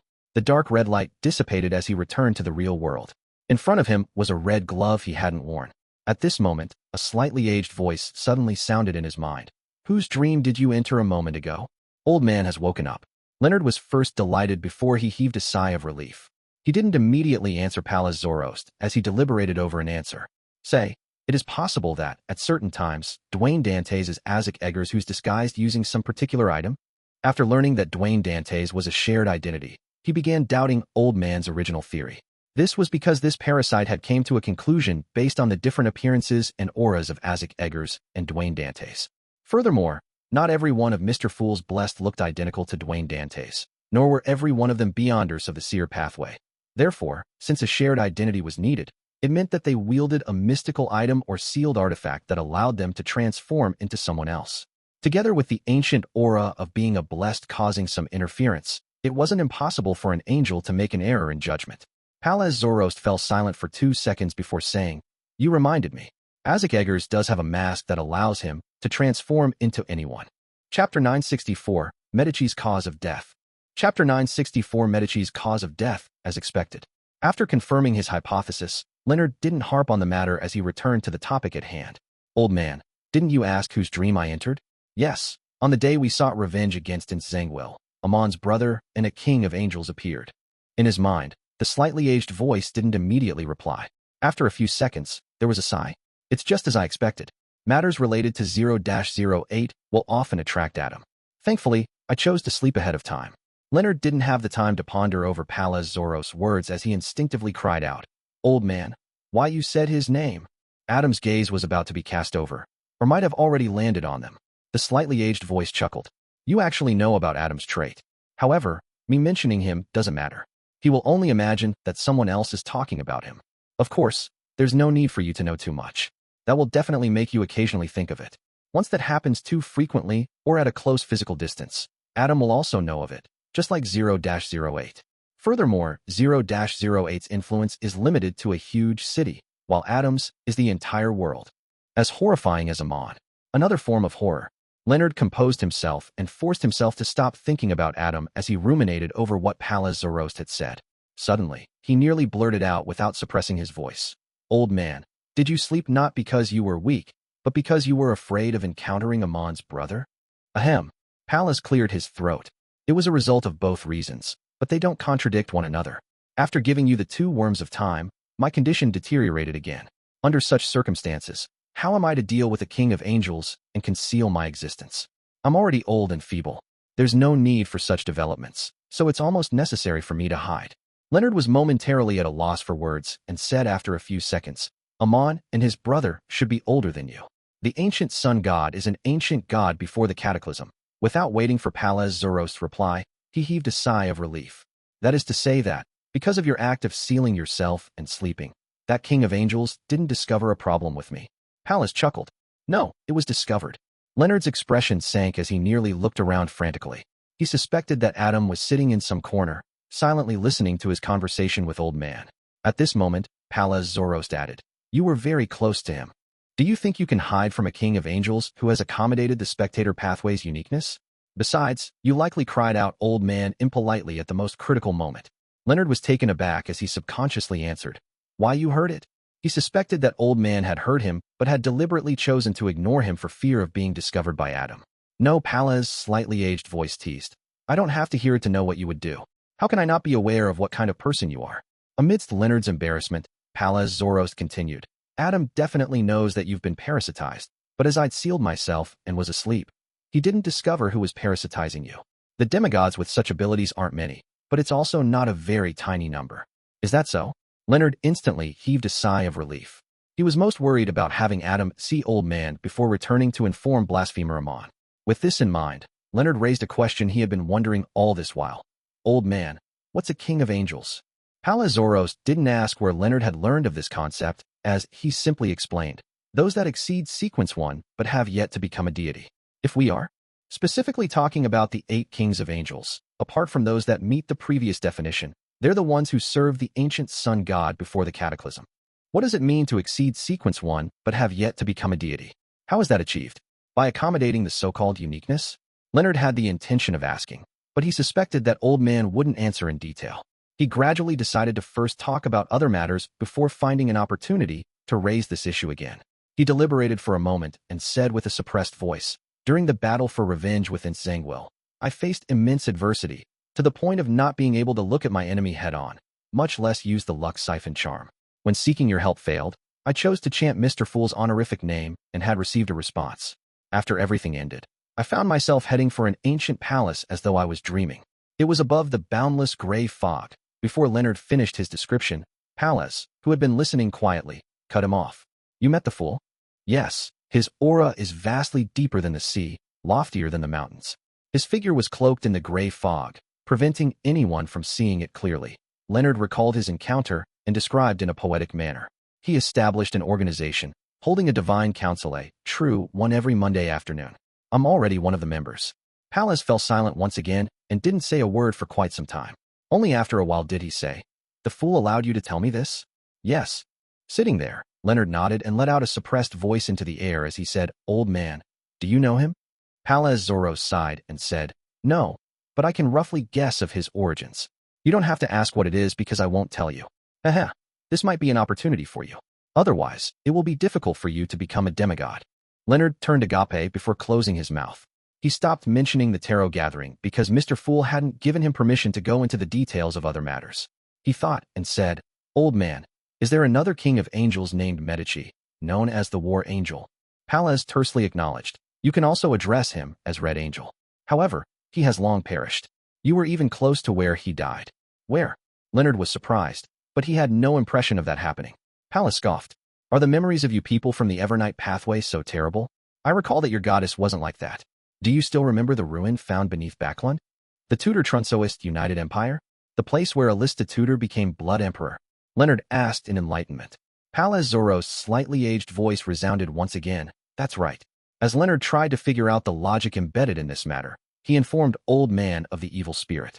The remnant soul of Medici fused with the two angels of the Sauron and Einhorn family, becoming a brand new evil spirit. Pallas repeated Leonard's words in disbelief. Following that, he couldn't hide his amusement and said, "The three of them are absolute archenemies, the kind that can't stand each other's existence. To think that they are together in death, fused as one, is truly, haha, it must be quite lively." Leonard didn't know what Old Man was laughing about as he subconsciously asked, "They are archenemies?" Pallas held back his laughter as he said, "Yes, the reason why Medici failed and was captured was because he was dealing with the Sauron ancestor who had fallen into his trap. It wasn't that he wasn't prepared, but that was mainly focused on the primordial demonist side." Surprisingly, Alista Tudor suddenly went mad. On this matter, Amon and Adam had played a rather important role. That evil spirit is an enemy of Adam. Why would the Blood Emperor want to capture Medici and the two angels of Sauron and Einhorn? The place they perished was in the palace where Alista Tudor was trying to become Blood Emperor. They were the ritual materials needed to become a true god? According to Mr. Fool, Adam is one step closer to divinity after obtaining 0-08. Is this also considered a gathering of materials? Amon is dealing with Old Man because of similar reasons? Leonard had some theories and had the urge to ask, but he ultimately held back. He was afraid that he touched on highly secretive matters, causing Old Man to react negatively. He planned on finding an opportunity at the Tarot Club to ask about such matters. After a brief silence, Leonard looked at the closed door and said with a suppressed voice, "Has Mr. Fool and the church reached a certain degree of tacit cooperation?"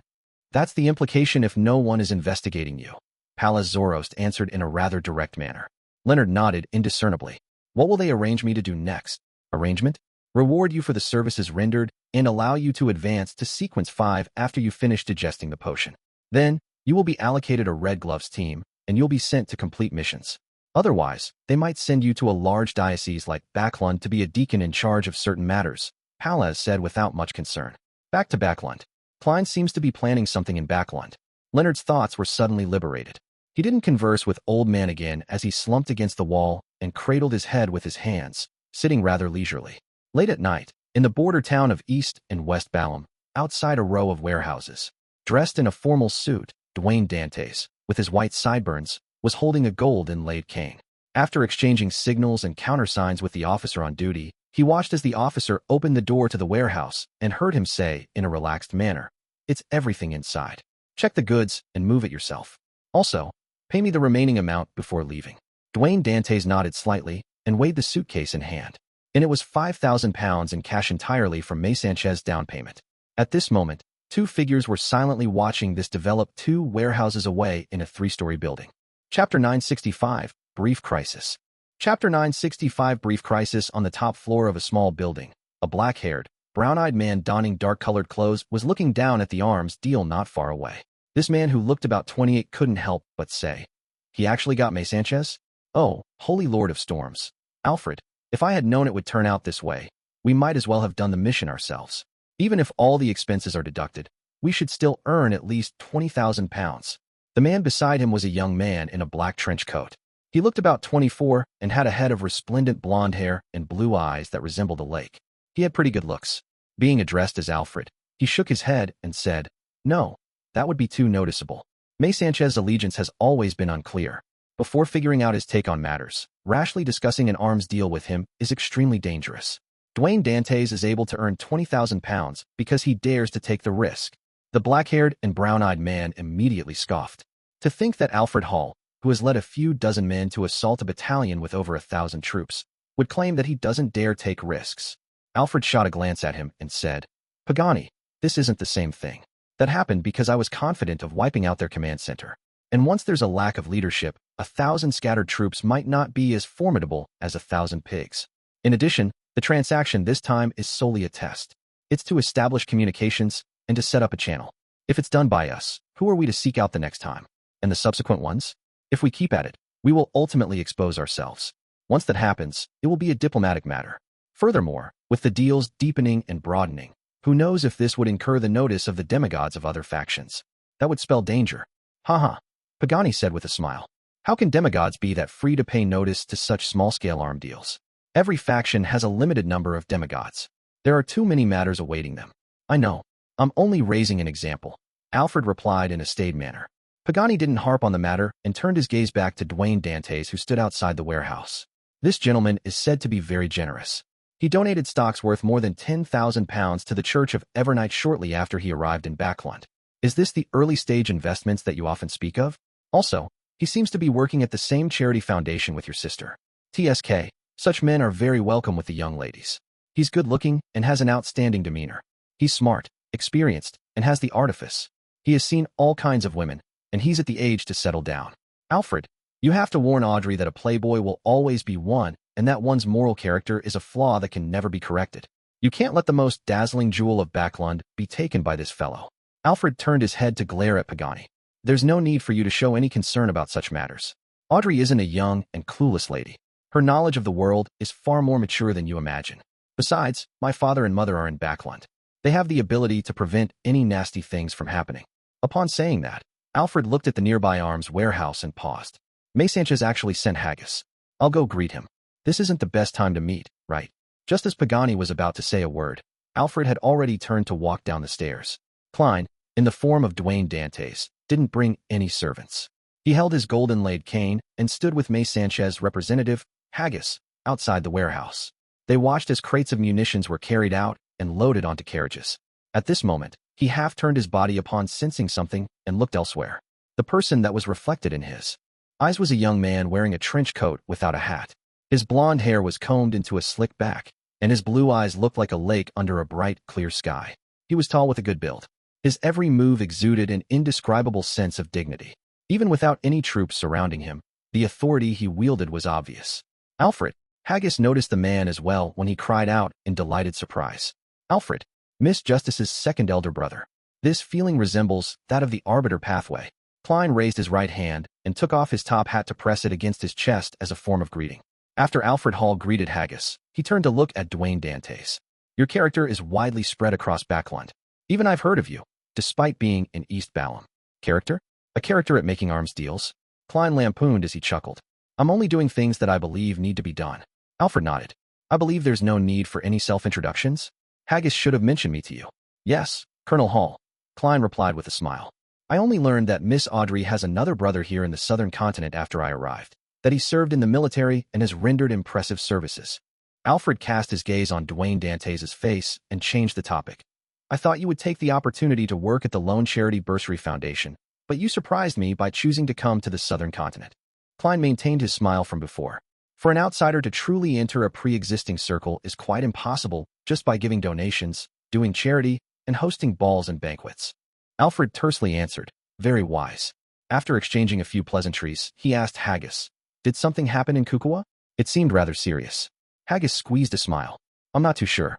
I was hiding in an underground bunker at the general's residence. I later heard that there was a lightning storm at Revival Square. Lightning storm. Alfred's gaze turned towards Dwayne Dantes again. Klein nodded and said, indeed. The hotel I was staying at isn't too far from Revival Square. I did see continuous bolts of lightning striking that area.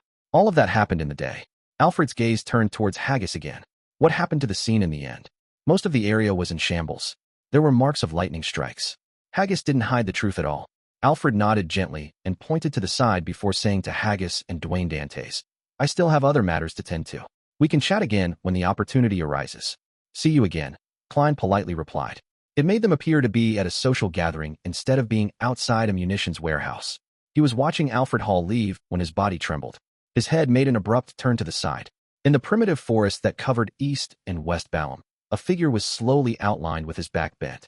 He had a fleshy face with slightly brown skin. His clothes were baggy, and he had a rapier by his waist. In his hand was a silver mask. Looking to his sides, this figure straightened his body. He was none other than Admiral Hell Ludwell, who had previously entered the underworld. However, at this moment, Two clumps of blood-red flames were burning in his eye sockets. He looked completely different from before. "I'm starving." Ludwell opened his mouth, letting out a sigh that seemed to come from his chest. He then cast his gaze in a different direction, muttering, "The owner of this marionette is over there. Fate has brought us together again. He has a hunter pathway item on him. It's perfect for replenishing myself." Just as he said that, a bloody mouth appeared on the left cheek of Ludwell's face. It opened and closed as it said, "Medici, what we need to deal with first is our survival. After this marionette loses its connection to its owner, it's no different from the dead. The remnant spirit will quickly return to the underworld and not be able to maintain the body. And without the underworld inside him, we will inevitably be weakened until we dissipate. Yes, the most pressing matter now is to find another gatekeeper." Another mouth appeared on Ludwell's right cheek. Red Angel Medici immediately scoffed. "Sauron, Einhorn, were the two of you women in the past? Your nature as angels has been left in the dumps because of you. That fellow was able to resist 0-08's arrangements several times, implying that he's definitely not simple. With a chance to lock onto him, how can we give it up? Once this marionette completely dies, things wouldn't be that simple again. Besides, the hunter pathway item on him can effectively extend our existence. Once we finish him, it wouldn't be too late finding a gatekeeper." The bloody crack on Ludwell's left cheek immediately scoffed. "Medici, have you sacrificed your brain to the true creator? That fellow has clearly advanced. In our current condition, defeating a bizarro sorcerer isn't difficult, but killing him is nearly impossible." Medici wasn't frustrated, and instead, he laughed deeply. "This isn't something unresolvable. As long as you allow me to chant my lord's honorific name, helpers will immediately arrive. A gatekeeper might even be automatically brought here." The mouth on Ludwell's right cheek immediately opened and closed. "Sauron, let's work together to stop him and search for a gatekeeper." "All right." The mouth on Ludwell's left cheek didn't hesitate to reply. Upon seeing this, Red Angel Medici laughed. "The two of you have fallen for it. My goal has been met. I can confirm that the two of you were previously women." The two mouths on Ludwell's cheeks roared. "Shut up. Humph, we've been merged together for 2,000 years. Would we not know what tricks you're up to? There's no need to struggle again." As they spoke, the colors around Admiral Hell Ludwell instantly saturated and stacked upon one another. He had entered the spirit world and began traversing it. Outside the munitions warehouse, Klein finally retracted his gaze as his premonition for danger vanished. For that one moment, he had a baffling feeling, but he was unable to project the corresponding scene in his mind. "What happened?" Klein muttered to himself. Without waiting any further, he threw the suitcase in his hand to the officer who was in charge of handing and taking over. Then, he said to Haggis, "The rest is yours. You can give me the rest of the payment." He was referring to the heavy case filled with gold bars and coins. Haggis had planned on having drinks with Dwayne Dantes after the completion of the deal to celebrate its success and to discuss any future deals. He never expected Dwayne Dantes to be in such a hurry to leave. "All right, it's on the carriage," he pointed and said. Alfred, who had already walked quite a distance, turned his head to look over, perplexed. He wasn't sure why Dwayne Dantes wasn't following the pre-designated procedure. Chapter 966, Train. Chapter 966 Train. Seeing Alfred look over, Klein returned with a smile and nodded gently. "I suddenly sensed some danger." With that said, he calmly turned around and headed for the carriage which Haggis had pointed out. "Danger?" Alfred repeated the words softly as he warily surveyed his surroundings, but failed to find anything odd. He slowed down his pace, constantly taking note of his surroundings before returning to the nearby three-story building with out-of-the-ordinary vigilance. Pagani glanced at the heavy expression wearing Alfred and asked, feeling somewhat puzzled, "What happened?" He was quite a distance from the arms deal, so he hadn't heard their conversation. Alfred walked to the window and looked down at the convoy that was prepared to leave after loading the munitions. He deliberated and said, "Dwayne Dantes suddenly left, saying that he had sensed danger." "Danger?" Pagani didn't dismiss it as he warily looked around. He didn't notice anything amiss even when May Sanchez's men left the region and vanished into the darkness. He then laughed. "Haha, Alfred, I think you're too sensitive. I believe it's solely because Dwayne Dantes is a coward and was unwilling to stay here for too long." Alfred retracted his gaze and frowned. Perhaps. After returning to his hotel, Klein made Enzo, who had turned into a mixed-blood lad, open the suitcase in his hand. He took out the gold coins and bars one by one and did the count. It was valued at a total of 30,000 lone gold pounds. "Thankfully, my previous agreement with Miss Messenger is 10,000 lone gold coins. I don't need to make any additional conversions."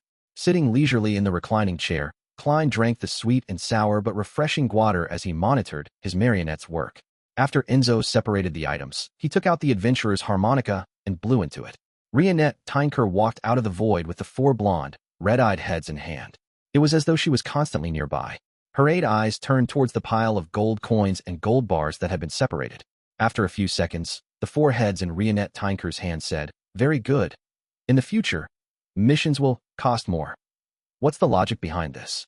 Why are you raising the price after the mission despite me paying you so quickly?" Klein was taken aback as he asked with a straightened back, "What?" Rionette Tinker's 4 blonde, red-eyed heads nodded seriously. "Mission price depends on your ability to earn money." "I never expected that." Klein turned agape, but he was unable to retort. After all, such matters were solely decided by the helper.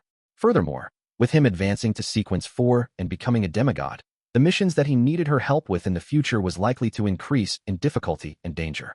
It was seemingly reasonable to increase the price. After Rionette Tinker swallowed the gold coins and vanished from the room, Klein reined in his thoughts and began doing calculations regarding his current wealth. "My expenses have been quite significant recently. I'm left with £17,275 in cash and 65 gold coins. This pile of gold bars is worth £25,000. That makes for a total of more than £40,000. It's not something to dismiss in all of the Lone Kingdom. I can already buy a manor and some land for farming. Arms dealing sure is profitable." Rionette Tinker needed gold coins, so whatever was left were gold bars. Standing up and sending the gold bars above the gray fog, Klein walked to the window and cast his gaze to the north. With the matter coming to a close, he was poised to return to Backlund. Looking at the horizon, Klein suddenly sighed silently. Backlund, North Borough, Backlund University of Technology. Audrey was touring the campus with a few staff members of the Lone Charity Bursary Foundation. She was dressed in a simple, light green dress. By her waist was a white, unadorned leather belt. Her blonde hair had a veiled hat with ribbon flowers that showed off her playful side. She didn't wear any other accessories other than a silver bangle on her left wrist.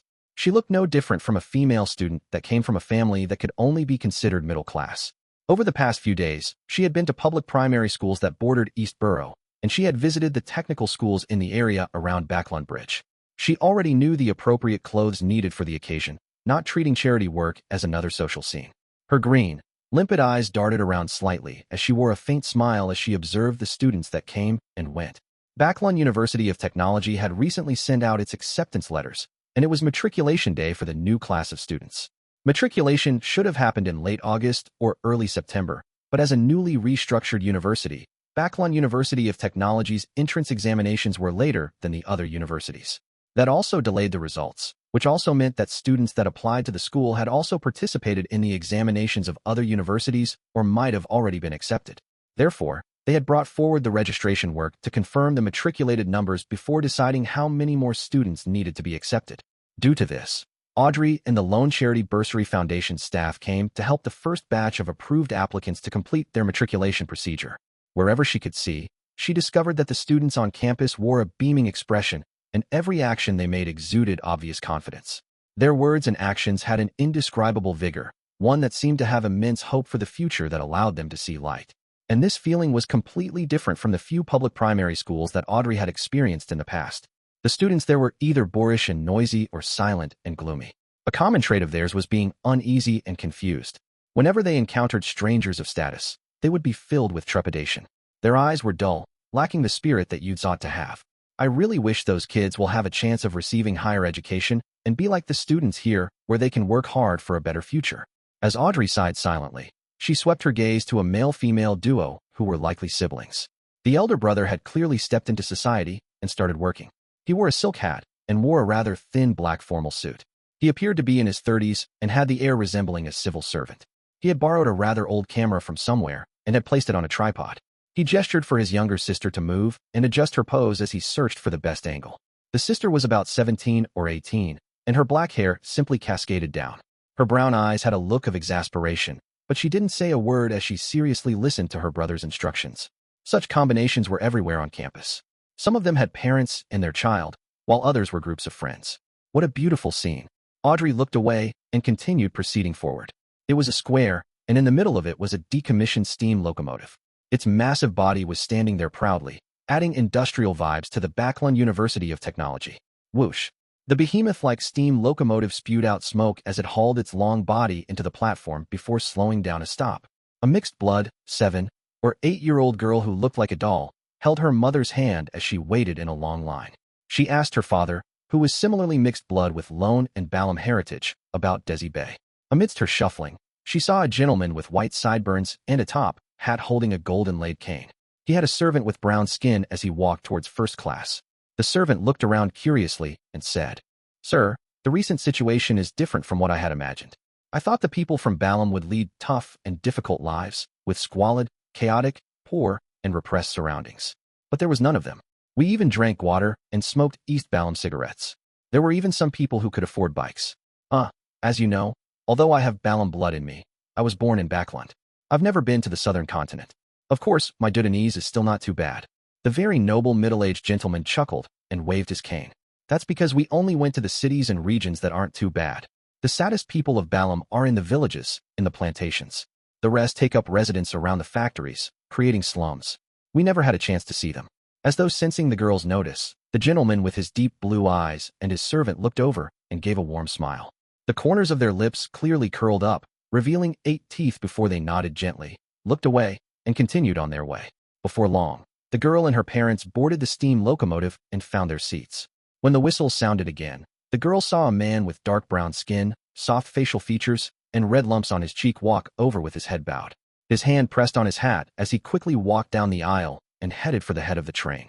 The man knocked on the partition before quickly entering the operator's compartment and said to the train driver, "All the train attendants have been swapped with our men.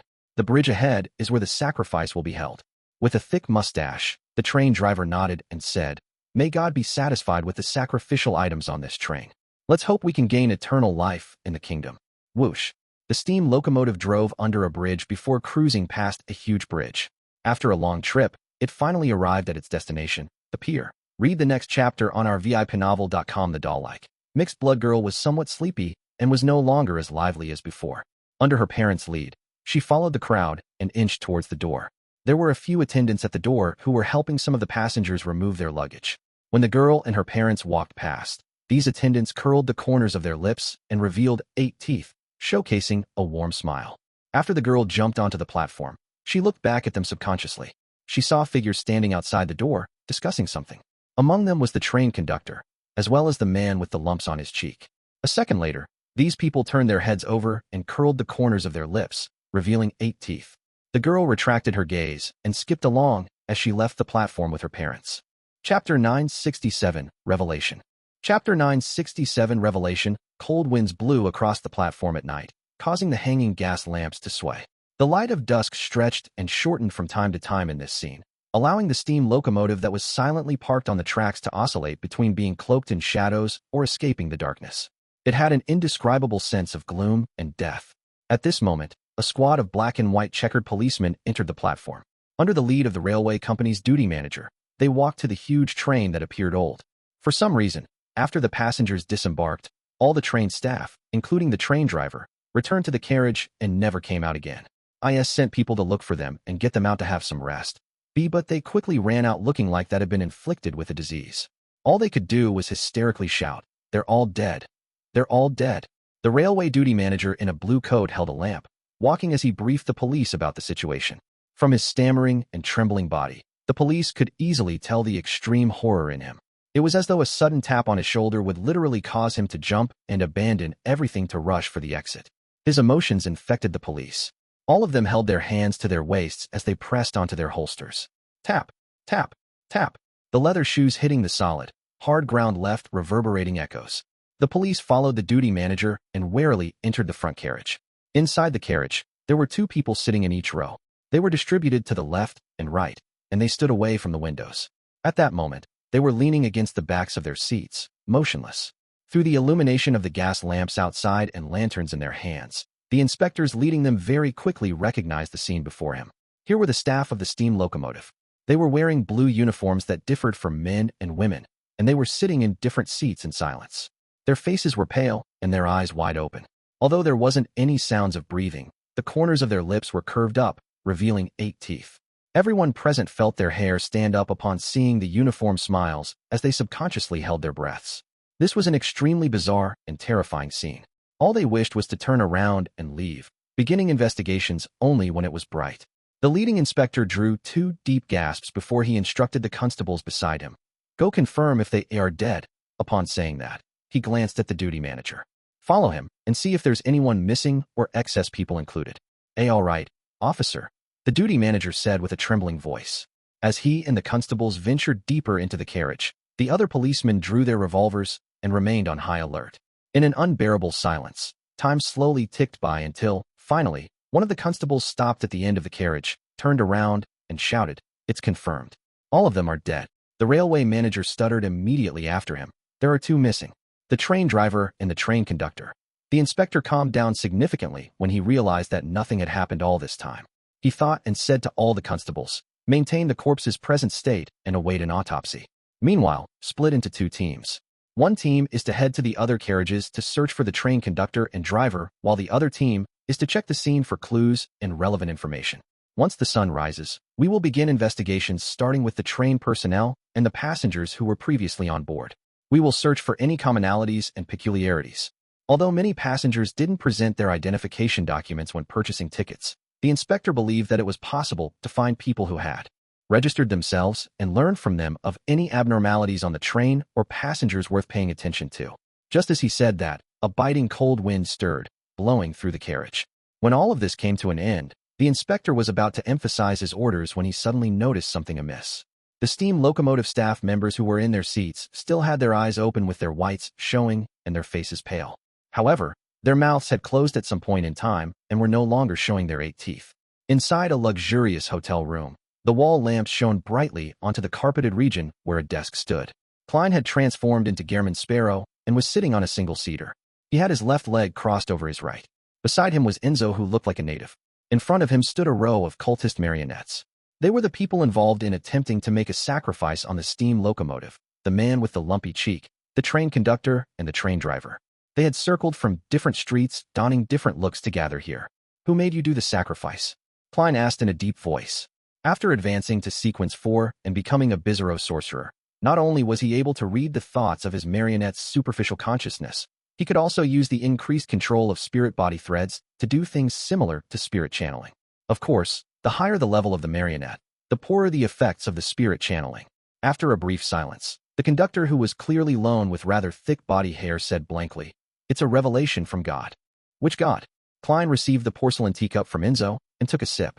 The train conductor replied in a daze, "God is God. There are no others." Klein lowered his cup and asked, "How did he reveal his revelation? What was said exactly?" The conductor instantly turned reverent. "He gave a revelation through a divine item, requesting us to sacrifice many lives to pleasure him.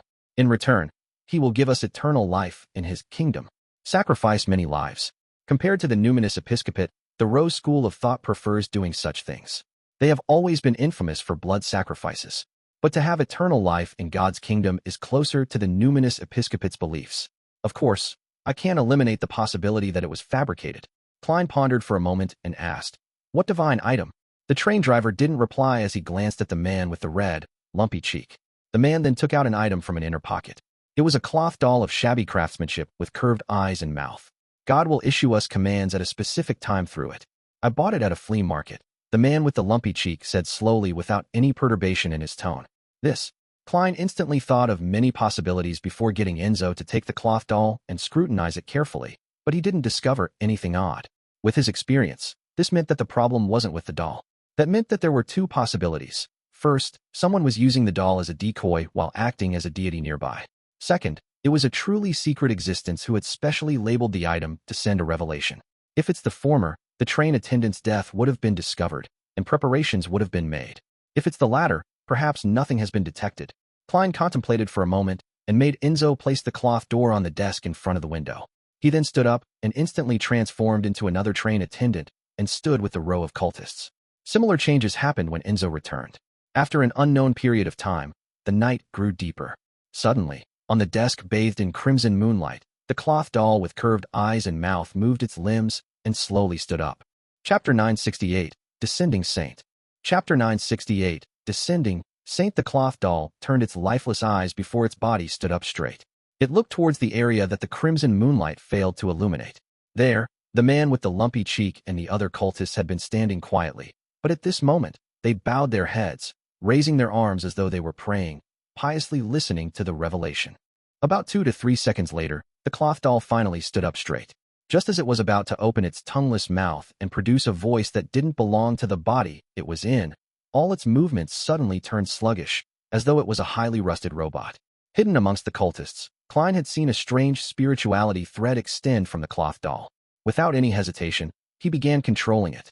Inside the wall lamp-illuminated room, the lights dimmed instantly.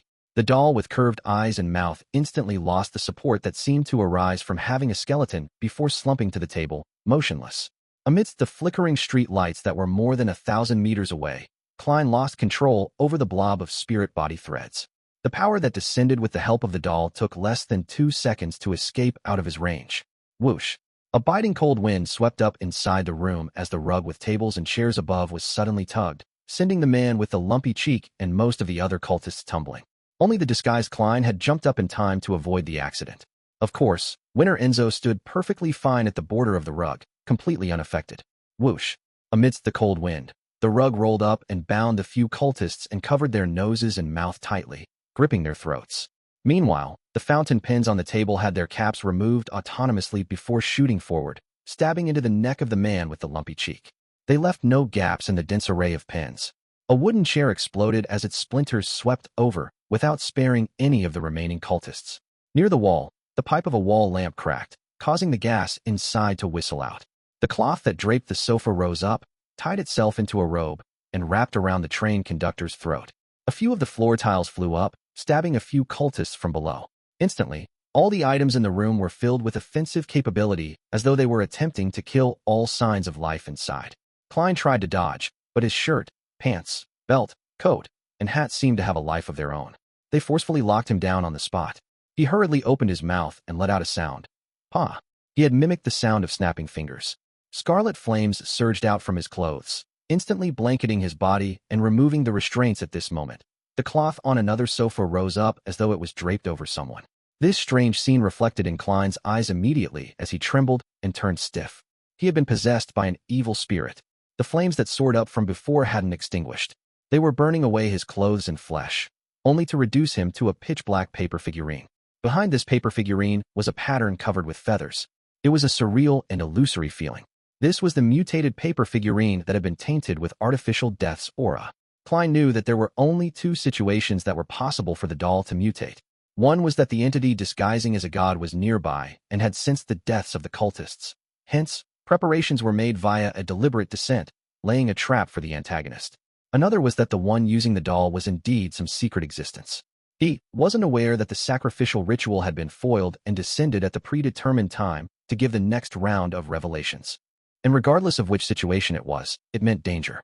Therefore, how could Klein perform unprepared? Based on the characteristics of a descent or the possession of the doll, he had already placed the paper figurine, which had mutated because of the corruption of artificial death's aura, in the iron cigar case. He had also maintained the level of his marionette at the level of an ordinary person in order to lure the target into possessing him.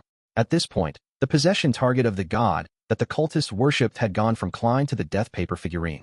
As the scarlet flames swept about, the pitch-black paper figurine ignited as a pale white color spread abruptly, tinged with a slightly dark green color. A rather painful grunt sounded as a transparent afterimage flashed across a window, tinted with the crimson moonlight.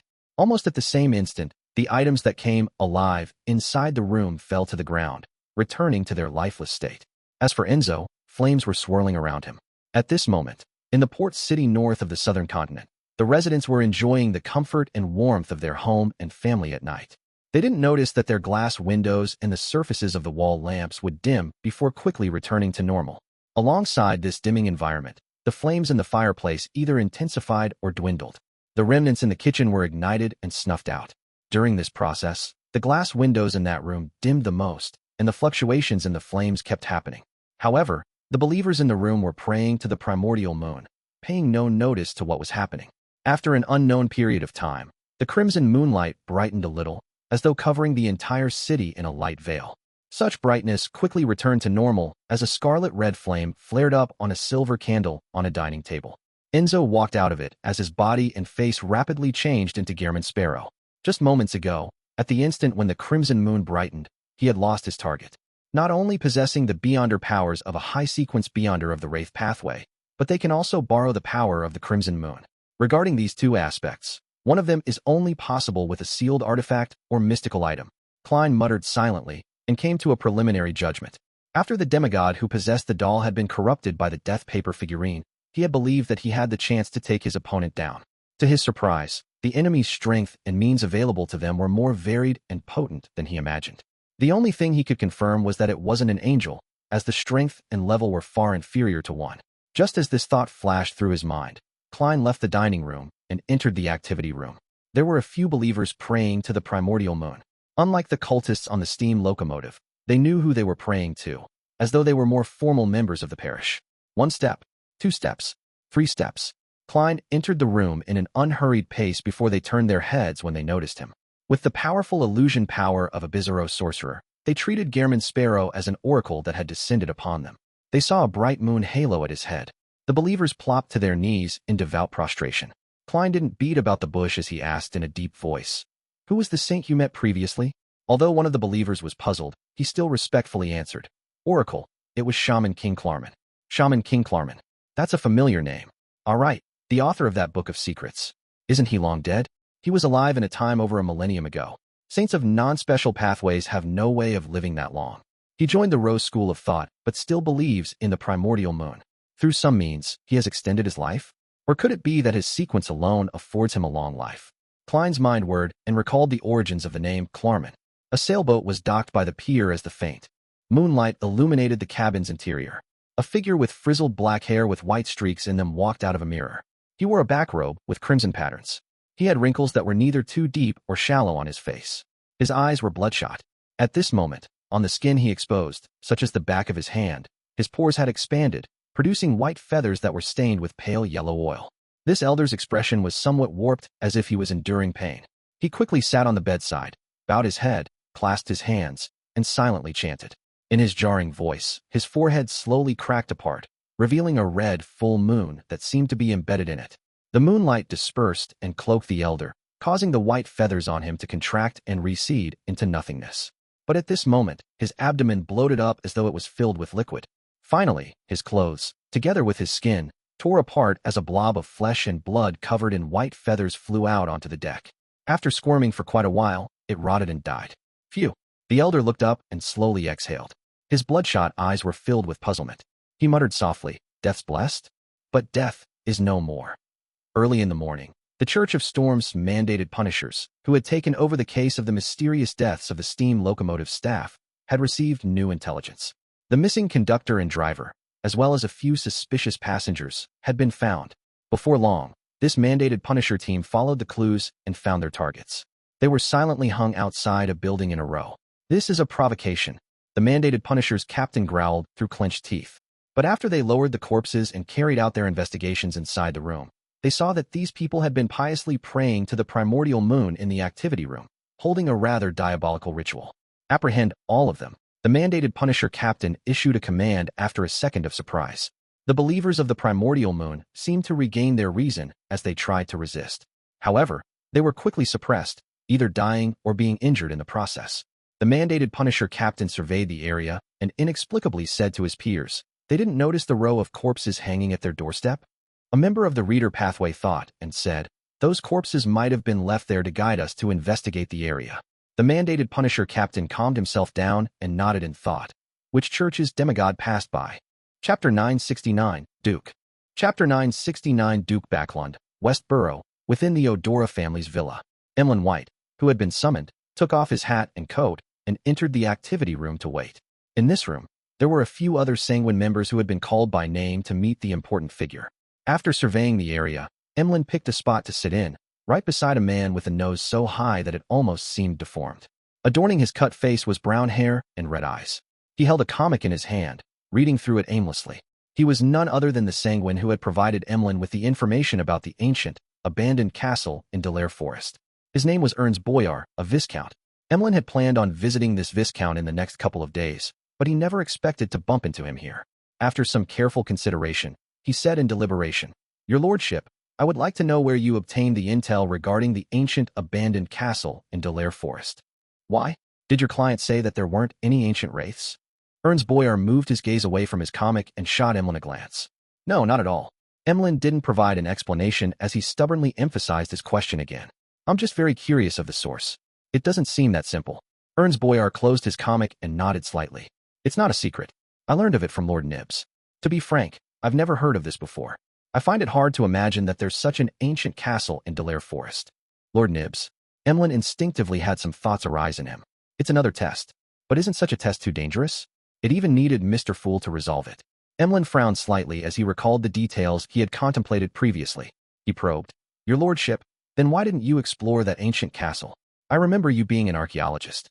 And during this process, you'll be able to obtain the corresponding beyonder ingredients of an ancient wraith. Lord Nibs told me that it's very dangerous. One shouldn't approach it unless they're at the level of Earl. Emlyn's mouth gaped as his expression fell into a daze.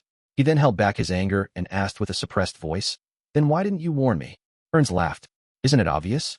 How can a location with beyonder creatures present, one that's known by us sanguine, still exist if not for special reasons? Emlyn fell into a daze as Ernst added, Normal reasoning should be like this. Ancient wraiths might exist in some place in Delaire Forest. People have encountered it before, but they were unable to find their origins. This means that finding those ancient wraiths is a very difficult and troublesome affair. The time cost exceeds their value, which allows them to live to this day. I thought you'd have easily discovered the problem with this reasoning. Likewise for your client. If they had chosen to take action, they must have had possessed the corresponding confidence. At that instant, Emlyn felt that Viscount Ernst made plenty of sense, and he could hardly rebut him. He believed that it was because he and Miss Magician were too foolish, resulting in her slamming headfirst into danger. It had nothing to do with him. The next instant, Emlyn felt embarrassed and frustrated, filled with anger towards himself. Finally, Emlyn figured out another problem. Regardless of whether the intel exposes any danger or not, Ernst Boyar should have clearly informed me of this point, because figuring out the level of danger, the source of danger, and how the danger manifested itself, it held immense importance in the subsequent exploration, one that can't be missed. He did it on purpose. Emlyn came to a final conclusion as his scarlet eyes narrowed. He raised his chin and said, Indeed. It's easy to tell, but I'm more curious about the danger lurking in that ancient abandoned castle. Ernst picked up the black tea that nearly resembled the color of blood and sipped it. I'm not sure either. Lord Nibs didn't mention anything.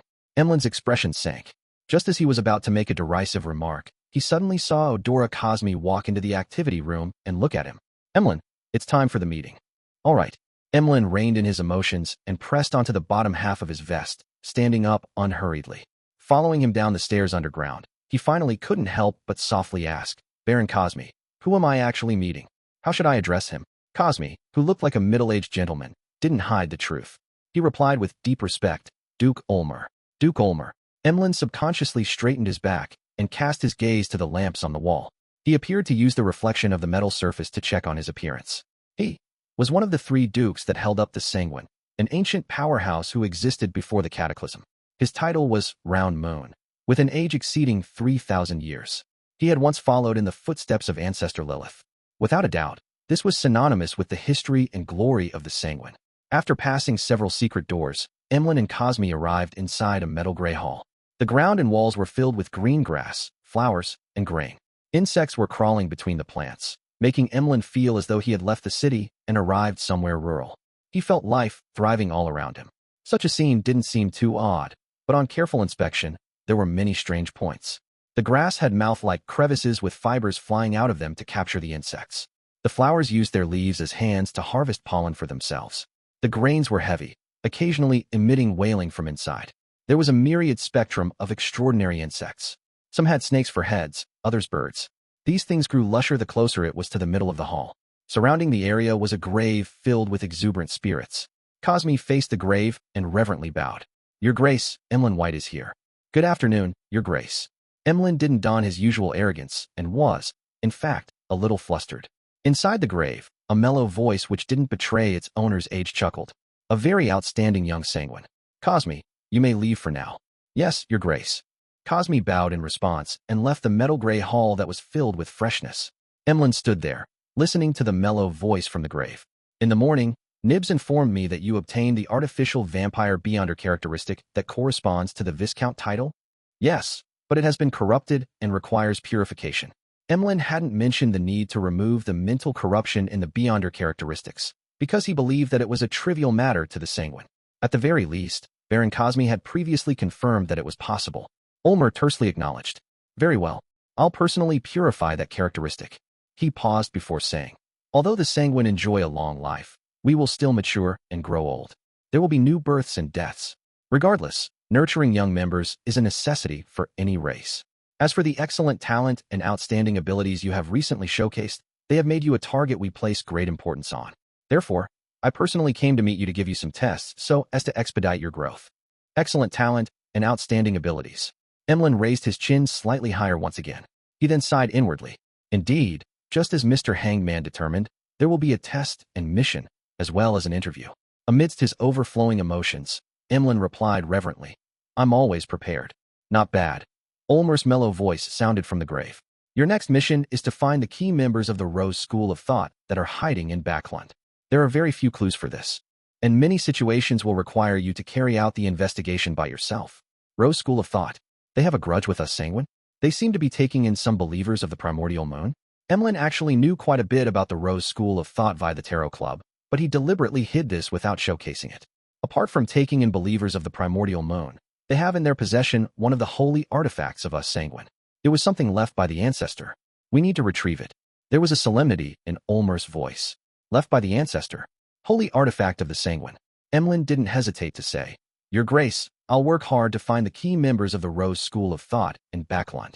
Ulmer's voice turned mellow. Very good. Get some of the intel from Cosme in a while and seek out an incisive point. Emlyn was already eager to do so, but he still restrained himself, asking in deliberation, Your Grace, do you know about the abandoned ancient castle in Delaire Forest? You wish to head there? It's very dangerous, Ulmer said from inside the grave. Emlyn didn't explain as he directly asked, What kind of danger? Ulmer chuckled. That ancient castle might be older than me, even older than Delaire Forest. I do not know who built it. I only know that there's something sealed underground, and it hides an immense secret. Any creature that approaches it will be in danger of being corrupted by the force within. We once imagined that it has something to do with the abyss, but a devil suffered corruption after being thrown into the ancient castle as well, turning crazy and chaotic from his cold and cruel demeanor. Then why didn't you attempt to open the seal to figure out the situation? Emlyn mumbled inwardly, but didn't say a word. Ulmer didn't speak further as he ended the conversation and dismissed Emlyn.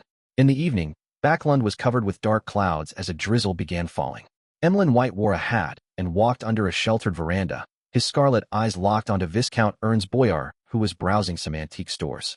He was upset that Ernst had given him incomplete intelligence, so he had subconsciously tailed him after leaving the Odora villa. But after a while, he felt lost. He hadn't figured out how to deal with Ernst or how severe a lesson he should teach him. Chapter 970, Talent at Soliciting Donations. Chapter 970, Talent at Soliciting Donations. After blankly following Ernst Boyar for a distance, Emlyn White gradually abandoned his thoughts. He glanced at the area beyond the veranda as the downpour grew in intensity. He couldn't help but think, how should I punish Ernst? Although he had done so because he likely followed orders or a cue, it's still despicable. As for Lord Nibs, I presently do not have the ability. But wait, once I become a marquis or a duke, I'll definitely make him pay the price. Miss Magician has already completed her exploration of the ancient abandoned castle. I'm not sure if Lord Nibs had sent Sanguine to monitor the area. From her tone, description, and the feedback given by Mr. Fool, there was probably no monitors. Could it be that Lord Nibs didn't send any Sanguine to the vicinity of the ancient castle? But what's the point of such a test? Or could it be that they missed it because of some problems? Amidst his thoughts, Emlyn White felt that he needed to get someone to discuss the matter of punishing Ernst Boyar. He was severely lacking in such experience. Subconsciously, the first candidate of choice that came to him was the Hangman. This senior member of the Tarot Club was shown to be extremely experienced in various matters. He was extraordinarily reliable and had never left the other members disappointed. After hesitating for a few seconds, Emlyn struck down this choice. This was because this matter involved the Sanguine's internal test. To consult the Tarot Club members before he obtained an answer damaged his pride and overall image of the Sanguine. By the same reason, he eliminated the world as a choice. Of course, he believed he could guess the suggestion that the world would give. Kill him. There's no need to go that far. Emlyn mumbled inwardly. As he aimlessly tailed Ernst Boyar, he began expanding the candidates to the real world. Then, he realized he didn't have anyone to choose from. He almost had 0 friends. Eliminating his parents who were Sanguine as well, he only had 2 or 3 people in mind. They were the Harvest Church's Father Utravsky and Detective Sherlock Moriarty, who had a mysterious background and a myriad of means at his disposal. Sherlock hasn't returned after leaving Backlund. Sigh, I can only seek out Father Utravsky tomorrow. But I can't be that direct. Emlyn quickly made up his mind. He walked past Ernst Boyar, who entered a watch shop, and headed for the end of the veranda where there were several rental carriages. Getting in the carriage, he felt the wheels turning.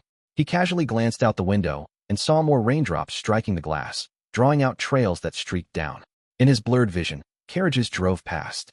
Audrey retracted her gaze from the rainy scene outside the carriage and glanced at her lady's maid, Annie, before communicating with Susie silently. The look in her eyes, her expression, and her not obvious body language said, "We're almost home. I'm a little nervous." On the ground, Susie shook her tail, raised her paw, and adjusted the gold-rimmed glasses hanging by her neck. Together with the changes in the colors of her ether body and body of heart and mind, she expressed herself, "Don't worry. That Ma'am Escalante, who's a psychiatrist on the surface, is only a telepathist. She won't be able to see through your lies." Audrey nodded gently and watched her carriage enter the Hall family's luxurious villa and stop in front of the sheltered foyer. Ever since joining the Lone Charity Bursary Foundation, she had begun spending less time at home. She had originally planned on meeting Ma'am Escalante from the Psychology Alchemists at 22, Phelps Street in Northborough, but since Mr. Dwayne Dantes had left for the southern continent and wasn't in the foundation, there was no need for that. In the study she called her own, Audrey met Ma'am Escalante Ocelica, who had black hair reaching her waist and a baby face. "I must apologize. I'd been busy meeting up with friends after returning to Backlund. My subsequent joining of the Lone Charity Bursary Foundation has delayed my meeting with you until today." After leaving Susie outside, Audrey elegantly bowed to express her attitude. In fact, this has been deliberate. By dragging out their meeting for about a month, her digestion of the psychiatrist potion and advancement to hypnotist became rather reasonable. It was the progress one would expect from a genius and nothing else. Escalante returned the greeting without much thought. "I heard that you have been busy with children who desire knowledge. Your virtues are more dazzling than diamonds." As Audrey gestured for her to sit, she walked to a single-seater and tersely acknowledged, "Those children are in situations I've never seen before. There's often a voice inside me that's urging me to do something. Ma'am Escalante, if you're free, you can join me and the staff of the Lone Charity Bursary Foundation to go visit the different schools. There, you will get to see what most children in the world are experiencing." Having said that, she chuckled as though being self-deprecatory. "I apologize. I've recently been accustomed to kickstart such topics. It's because I wish for more nobles and the wealthy to involve themselves in such charities. I hope they can donate more to help even more children." After hearing Audrey, Escalante replied somewhat uncomfortably, "I will do so. I'll also donate some money to the Lone Charity Bursary Foundation." "No, I'm not forcing you to donate. This has to be an action that comes from the heart, and something voluntary. I only wish for you to take a look and then inform the people around you of these children's plight and their possible futures. This includes the members of the Psychology Alchemists." Audrey shook her head, rejecting Escalante's suggestion. "Read the next chapter on our VIPnovel.com, all right." Escalante first nodded gently in agreement before feeling that there was something ridiculous in this matter. Miss Audrey's true motives were to solicit donations from the Psychology Alchemists. But this was a secret, extraordinary underground organization. This was no different from soliciting donations from the Aurora Order. Audrey didn't continue discussing matters related to the Lone Charity Bursary Foundation. Instead, she said, "Ma'am Escalante, I have something I'd like to inform you of." "What is it?" Escalante read the solemnity, joy, and pride from her actions and emotions. Audrey smiled and said, "I've already become a hypnotist." At that moment, Escalante suspected that Audrey had hypnotized her. Although she knew that Audrey had obtained the hypnotist potion formula previously, how long ago was that? "You should be able to determine that I'm not lying," Audrey said with a smile. Only then did Escalante snap to her senses as she asked in surprise and doubt, "You seem to have some extraordinary encounter?" "It's to have the courage to make use of matters." Audrey said things that couldn't be any truer. Escalante frowned and said with some hesitation, "You wish for the Sequence 5 potion formula?" "Yes. What do I need to do, or what price needs to be paid?" Audrey didn't hide her motives. Escalante looked at the beautiful, blonde, and green-eyed lady in front of her and deliberated. "This isn't something that's up to me to decide. I will report it and try to arrange for you to meet with Hilbert and Stephen." She was referring to psychologist and jewelry designer, Hilbert Alucard, and furniture merchant, Stephen Hampres. Clearly, in this group of Psychology Alchemist members, Escalante was in a subordinate position. Audrey wasn't surprised by Escalante's reaction, but this didn't mean that her handling of matters wasn't without a problem. A Sequence 6 Beyonder who had the wish to advance was someone that required deep importance to be attached to in any secret organization. This was even the case with the Orthodox Churches. They were people who were qualified to meet high-ranking members directly. This also meant that, after advancing to hypnotist, Audrey was already an elite in the middle-ranking members of the Psychology Alchemists. Her next goal was to become a quasi-high-ranking member. The person she needed to meet was a counselor of the Psychology Alchemist Council, and not Hilbert or Stephen. As her thoughts flashed across her mind, Audrey deliberately showed some of her displeasure. Escalante acutely noticed this and hurriedly explained, "Meeting Hilbert and Stephen is to confirm your condition before a counselor meets you. In fact, with your present level, you should be leading a team and recruiting new members. But with your identity, status, and daily environment, we have canceled that plan, afraid that it would influence your normal day-to-day life." Counselor.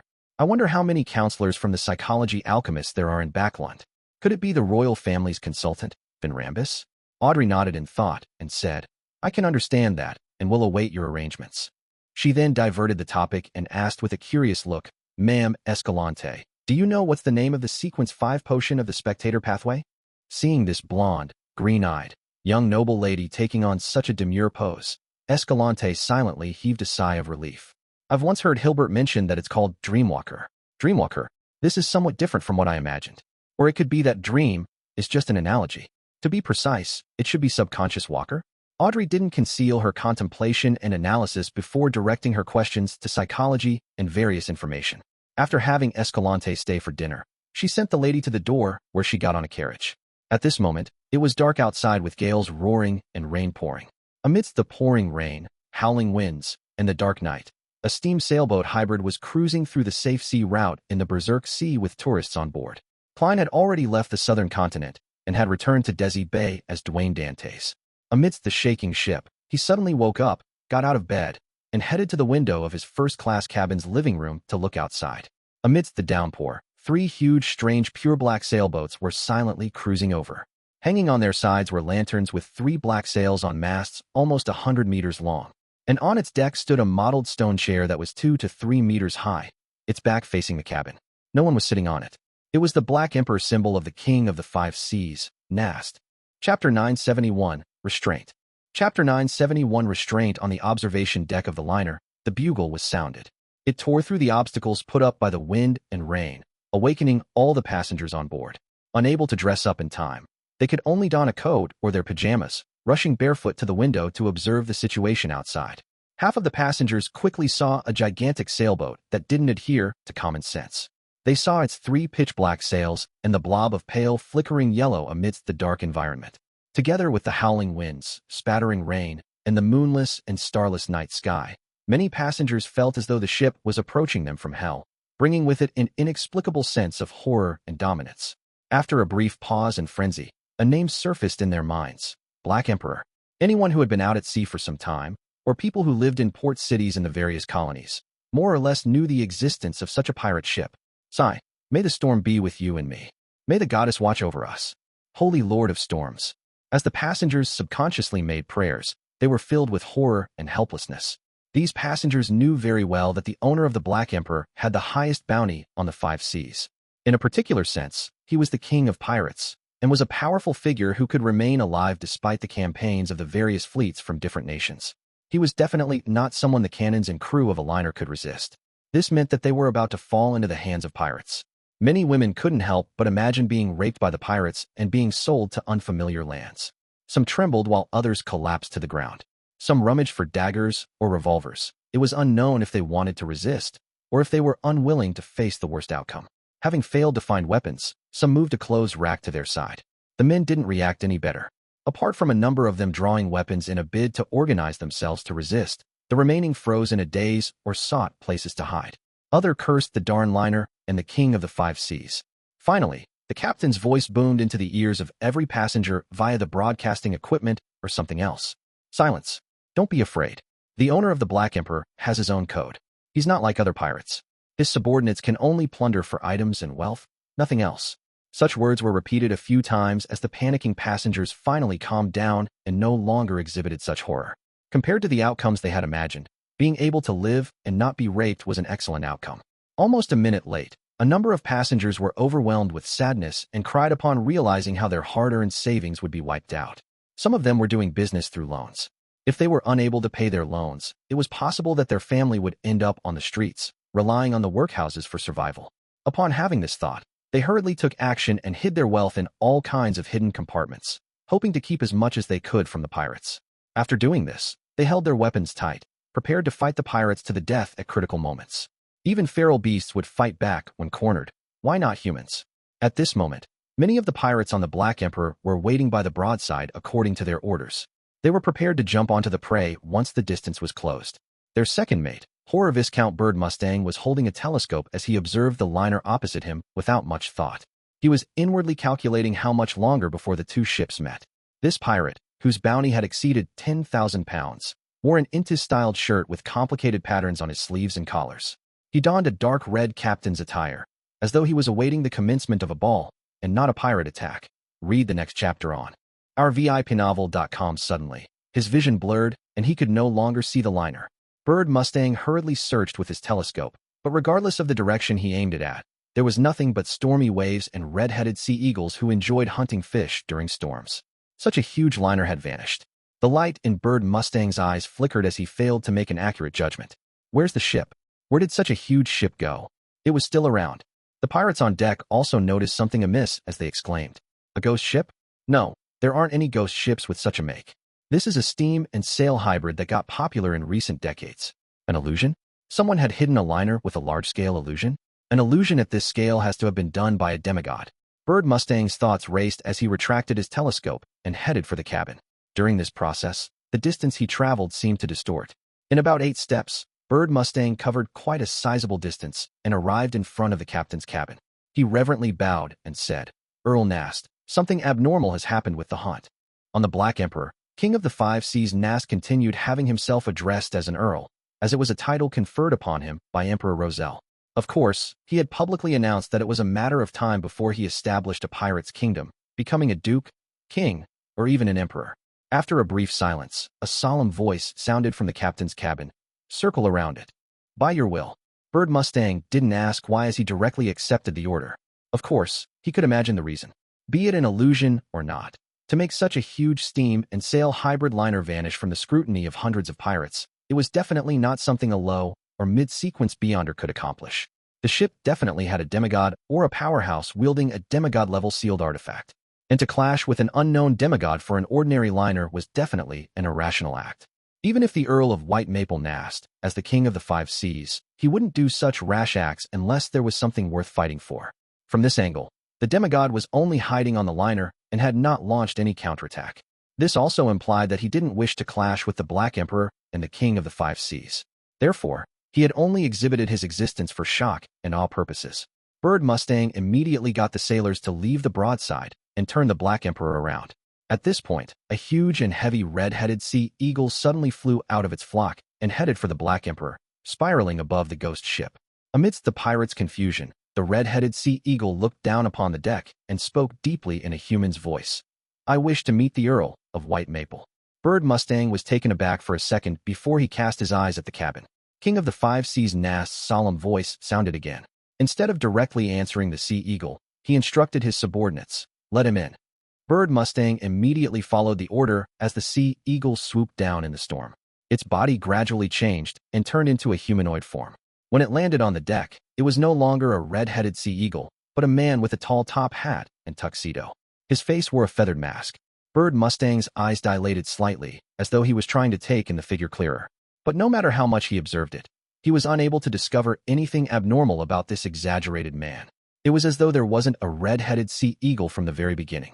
A few seconds later, Bird Mustang's pupils dilated even more because he saw the figure's side profile when it walked past him. This man, who appeared like he was an invitee at a banquet, was very thin. His side profile was about the width of 2 fingers. At that instant, Bird Mustang felt as though he was seeing a walking paper figurine, but it was also slightly thicker than one. A monster. He gulped with great difficulty as he watched the terrifying demigod walk towards the cabin. The pirates on deck quickly retreated and leaned against the shipboard as though a nightmare had just walked past them. To them, this abnormally proportioned man was something they had never seen before. It was more harrowing than the many monsters they had seen in the past. At the 3rd story of the cabin, outside the captain's cabin, Klein held the handle, twisted it, and opened the door. The reason he had made himself appear so strange was partially due to having no choice, but it was also partially deliberate. The former was because the red-headed sea eagle wasn't big enough. So after creating the clothes and mask, there was no way to create a normal human's body, even without the innards. The deliberate choice was because he was beginning to try out his theories on acting as a bizarro sorcerer. He had some ideas regarding this. The term sorcerer wasn't key. What was key was to use the methods of a sorcerer to appear bizarre. With a light creak, the dark black door opened, revealing the interior of the captain's cabin. Candle lamps drooped down from above, with 41 on the left and 40 on the right, in an asymmetrical manner. At the end of it, a black platform rose up, surrounding an iron-black chair. King of the Five Seas Nast's figure was relatively normal. He was slightly taller than 1.9 meters, unlike the non-human form, which resembled a giant that Klein had previously encountered. He was still wearing a miniaturized crown with a black robe with silver ends. He had a squarish face with slight wrinkles. He had a short black mustache underneath his chin, and his black eyes swirled with a red glow. It made one bow their heads without realizing it. "I've never met you before," Nast said in a deep voice. "Mr. Bizarro Sorcerer." Klein took off his hat and bowed. "You know me now." Nast made his voice, which made spirit bodies tremble, resound inside the captain's cabin. "Speak. Why are you visiting me?" "Emperor, I wish to know of your impression of Emperor Roselle.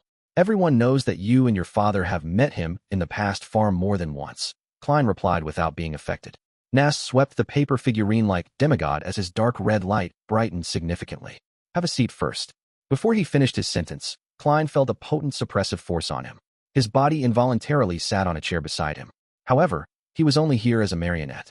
With a flick of the spirit body threads, the figure that was thin as a book had quickly restored its balance. Chapter 972, Nast's Memories. Chapter 972, Nast's Memories. With the pressure relieved, Klein casually pulled a chair over and placed it by the door, sitting opposite King of the Five Seas Nast with the entire hall separating them. Although the Pirate King was more than 1.9 meters tall and was sitting on a black platform, allowing him to look down in a domineering manner, Klein didn't play second fiddle in this encounter. He wore his tall top hat again. After a brief silence, Nast, who had the official title of Earl of White Maple, said with a solemn tone, "Give me a reason why I should answer your question." Klein's thin body casually leaned back as he said, "You will not need to hear the same request when you have something you need to trade with me in the future."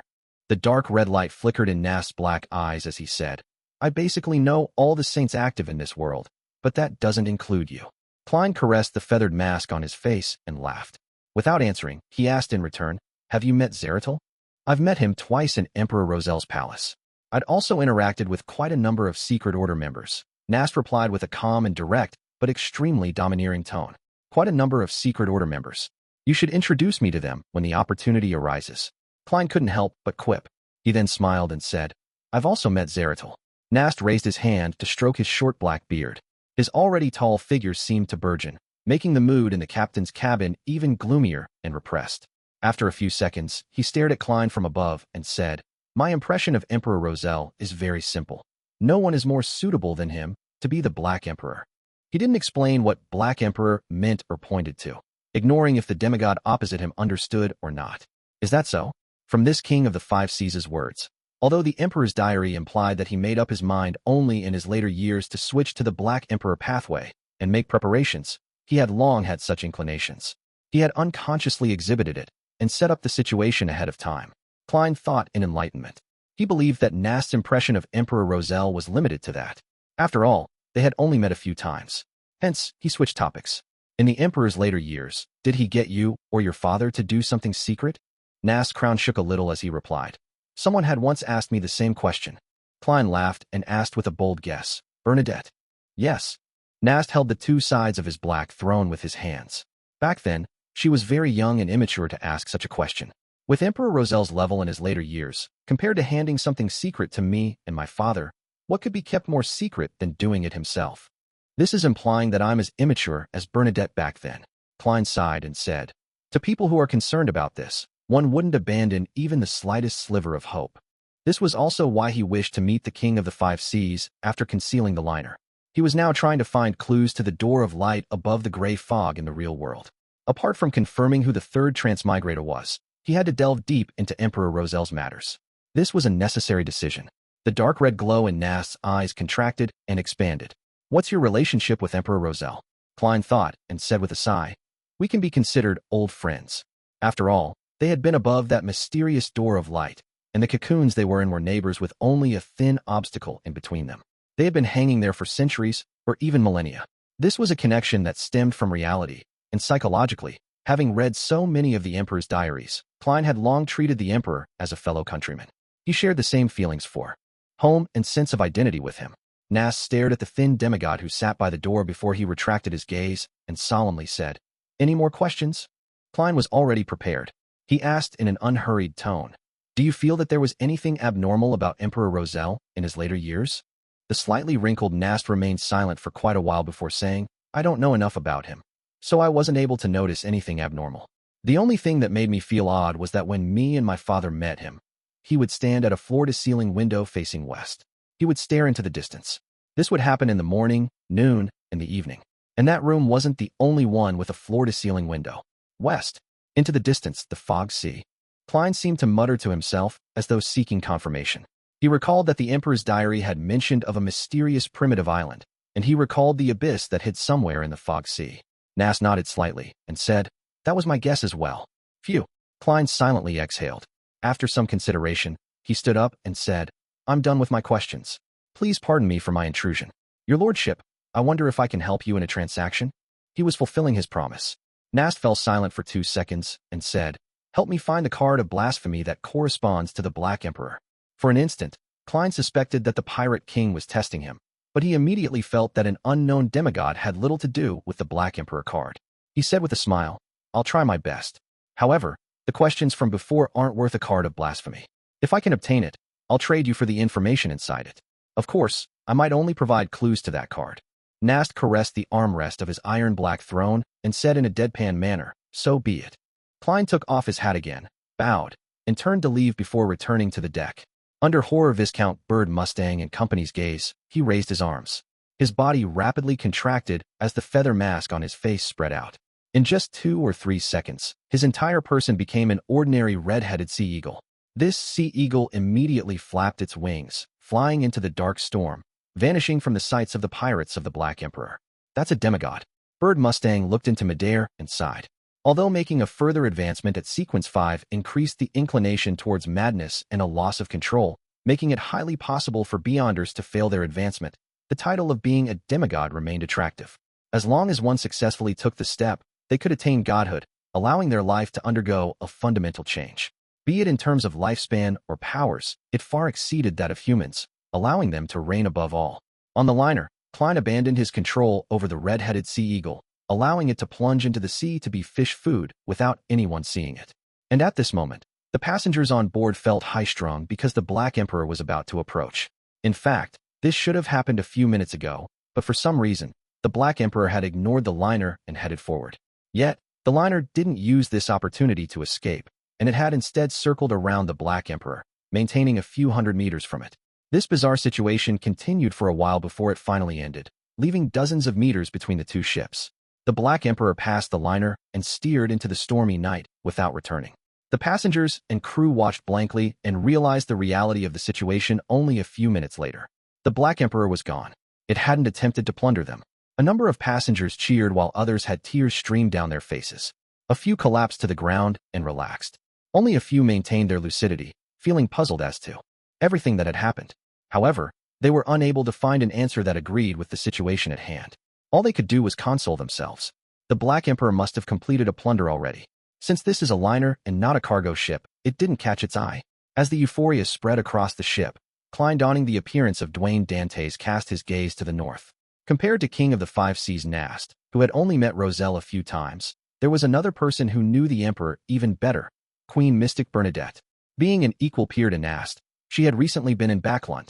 After I return to Backlund, I'll get Admiral of Stars to contact Queen Mystic and try to meet her as soon as possible. Klein retracted his gaze, drew the curtains, and went to bed. In the Rorsted Archipelago waters, on the future, Admiral of Stars Catlia finally received a letter from Queen Mystic Bernadette. She had no idea when the invisible messenger arrived, but this didn't stop her from effusing her joy. Tearing open the envelope and spreading open the letter, Catlia eagerly read the first line below the salutation. "That's indeed Seal's descendant. That artisan is really Emperor Roselle's direct descendant. I can't allow him to mix with the believers of the primordial moon. I have to bring him on board the future." As Catlia thought, she nodded indiscernibly. After making up her mind, she thought of Artisan Seal's character and morals that only spelled trouble. She felt that she had the responsibility and duty to discipline him. Amidst her deliberation, She walked to the window of the captain's cabin and cast her gaze outside.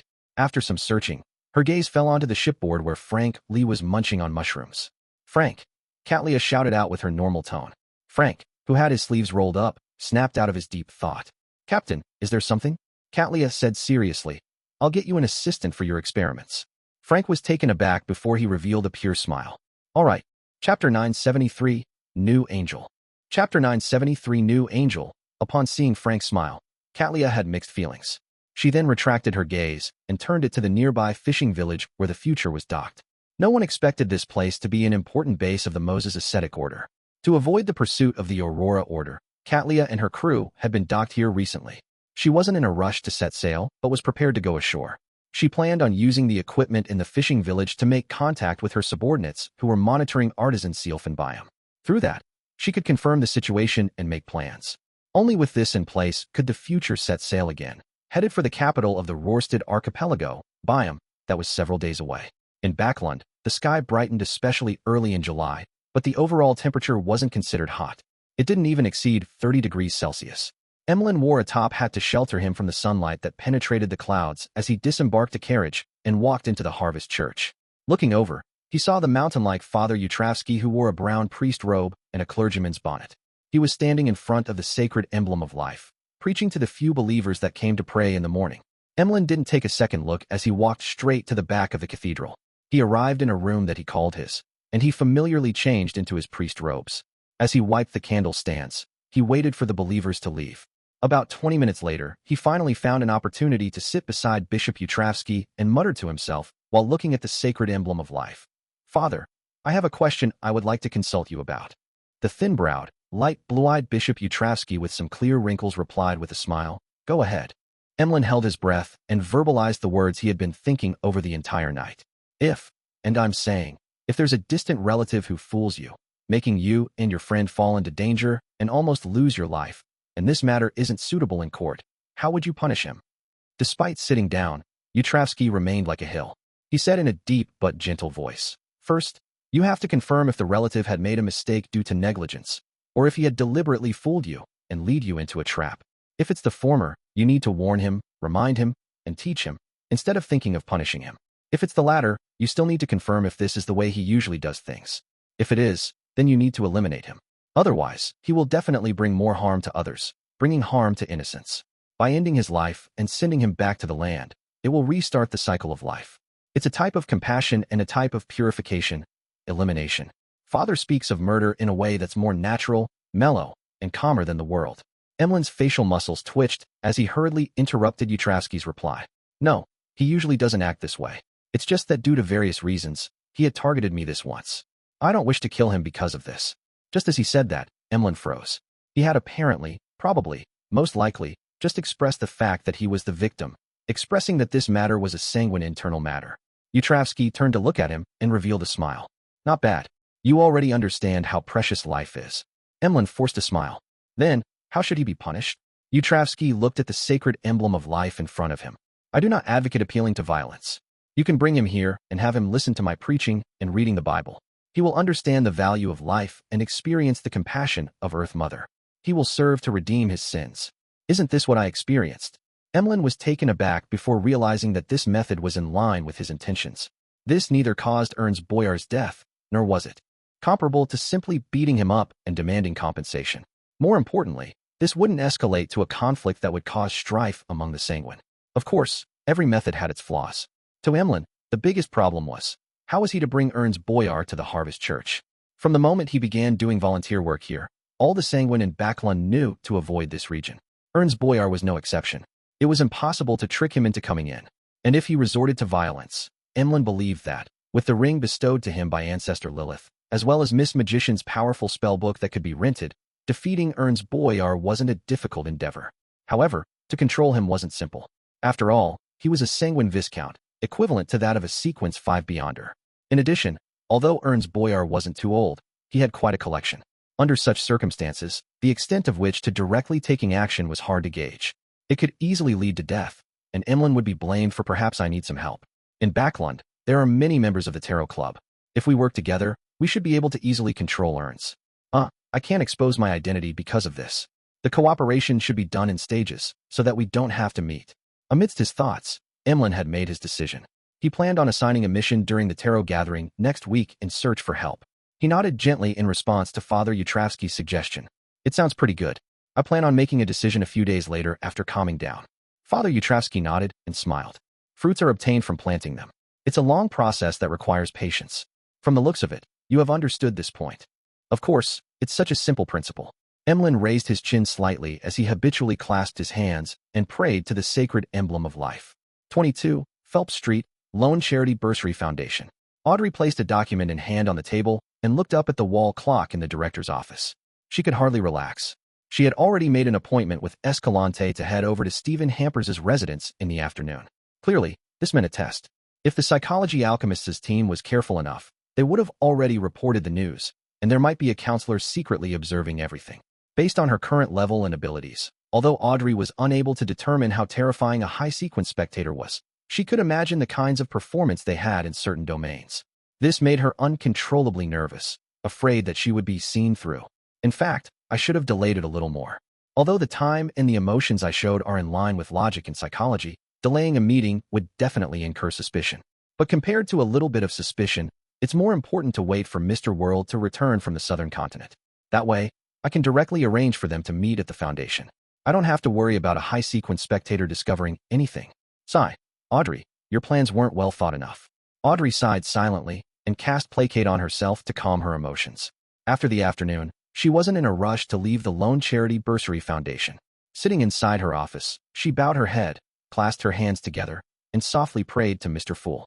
After completing this, she got onto her carriage with Annie and Susie, heading for the residence of the furniture merchant, Stephen Hampers. Just as the carriage began moving, Audrey suddenly saw a gorgeous beam of light appear. Amidst the beam of light, a 12-winged angel bathed with golden light descended. The wings, which were made of flames, had wrapped her in layers before they dissipated layer after layer. Audrey's vision quickly recovered as she swept her gaze past Annie and Susie through the corner of her eye in an unnoticeable manner. She realized that they hadn't noticed anything that had happened. It's a little different from the previous angel. With Mr. Fool's greater reawakening, his angels have also recovered further? As the corners of her lips quivered, Audrey wiped the smile from her face, her inner heart becoming abnormally firm. In less than half an hour, her carriage had stopped by Stephen Hampers's door. After passing her hand to Annie, Audrey was helped down the carriage, and she walked straight to the door. She watched as her attendant pulled the doorbell. Before long, Escalante came to open the door. Like before, she directly brought Audrey to the activity room on the first floor. Annie and Susie were brought to the living room by the servants. Upon arriving at the activity room, Escalante reached out to hold the doorknob as she gestured for Audrey to enter. Audrey had a guess, but she didn't show it. She slowly walked through the door, which Escalante had opened. Escalante didn't enter as she closed the activity room's door. Audrey looked ahead and saw that on a single seater facing the activity room's door, there was an elder sitting there quietly. The elder wore a shirt, vest, and a jacket, matched with blue-gray trousers with lines adorning it, as well as a dark red bow tie. His hair was completely white, but remained thick and lush. He had a warm and elegant bearing. He had a pair of blue eyes that seemed to hide wisdom and knowledge. Apart from the wrinkles on his forehead, he didn't have any wrinkles elsewhere. Audrey knew him. He was the royal family's consultant Vin Rambis.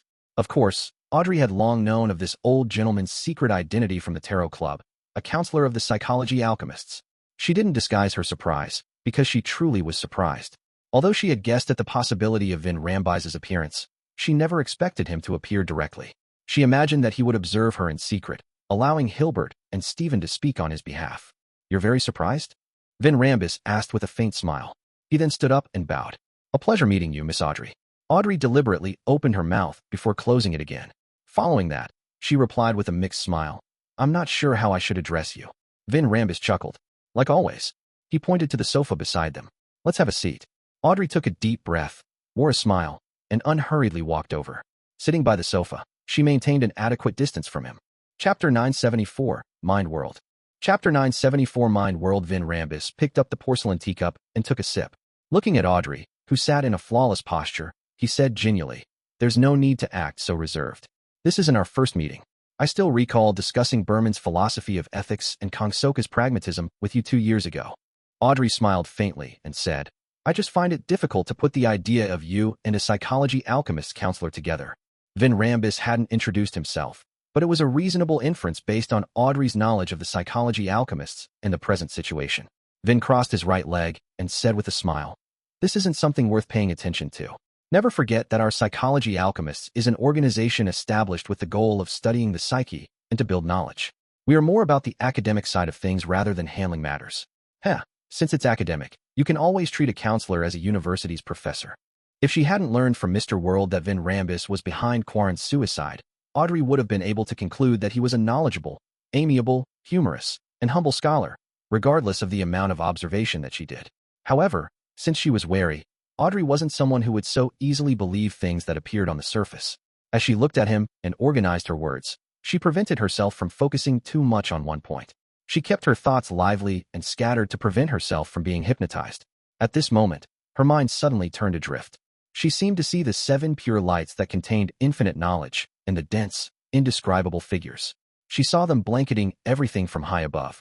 This was the spirituality sky, the reflection of the spirituality in one's mind.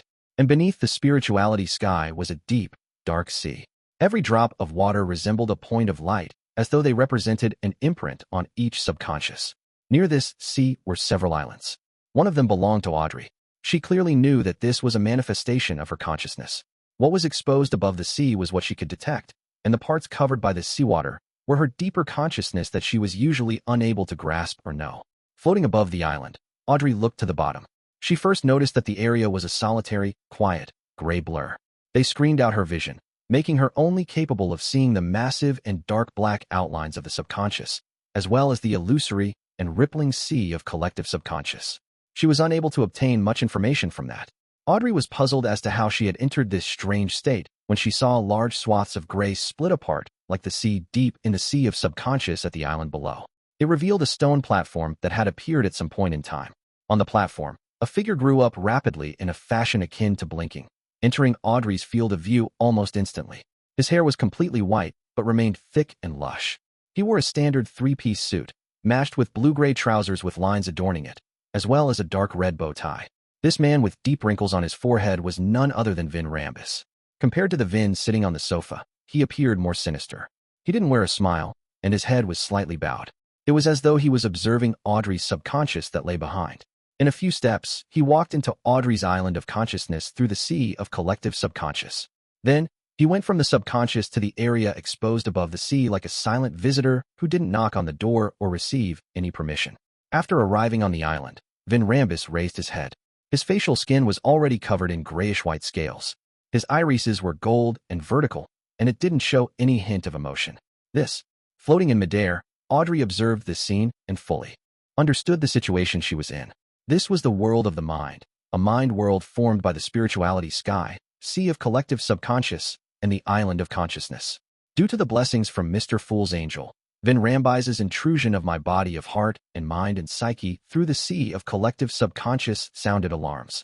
That force has separated my most fundamental part of my self-conscious, allowing me to control everything on the island from the spirituality sky. Thus, I'm able to truly resist true forms of telepathy. How magical. No, how despicable of Vin Rambis. He's not polite at all.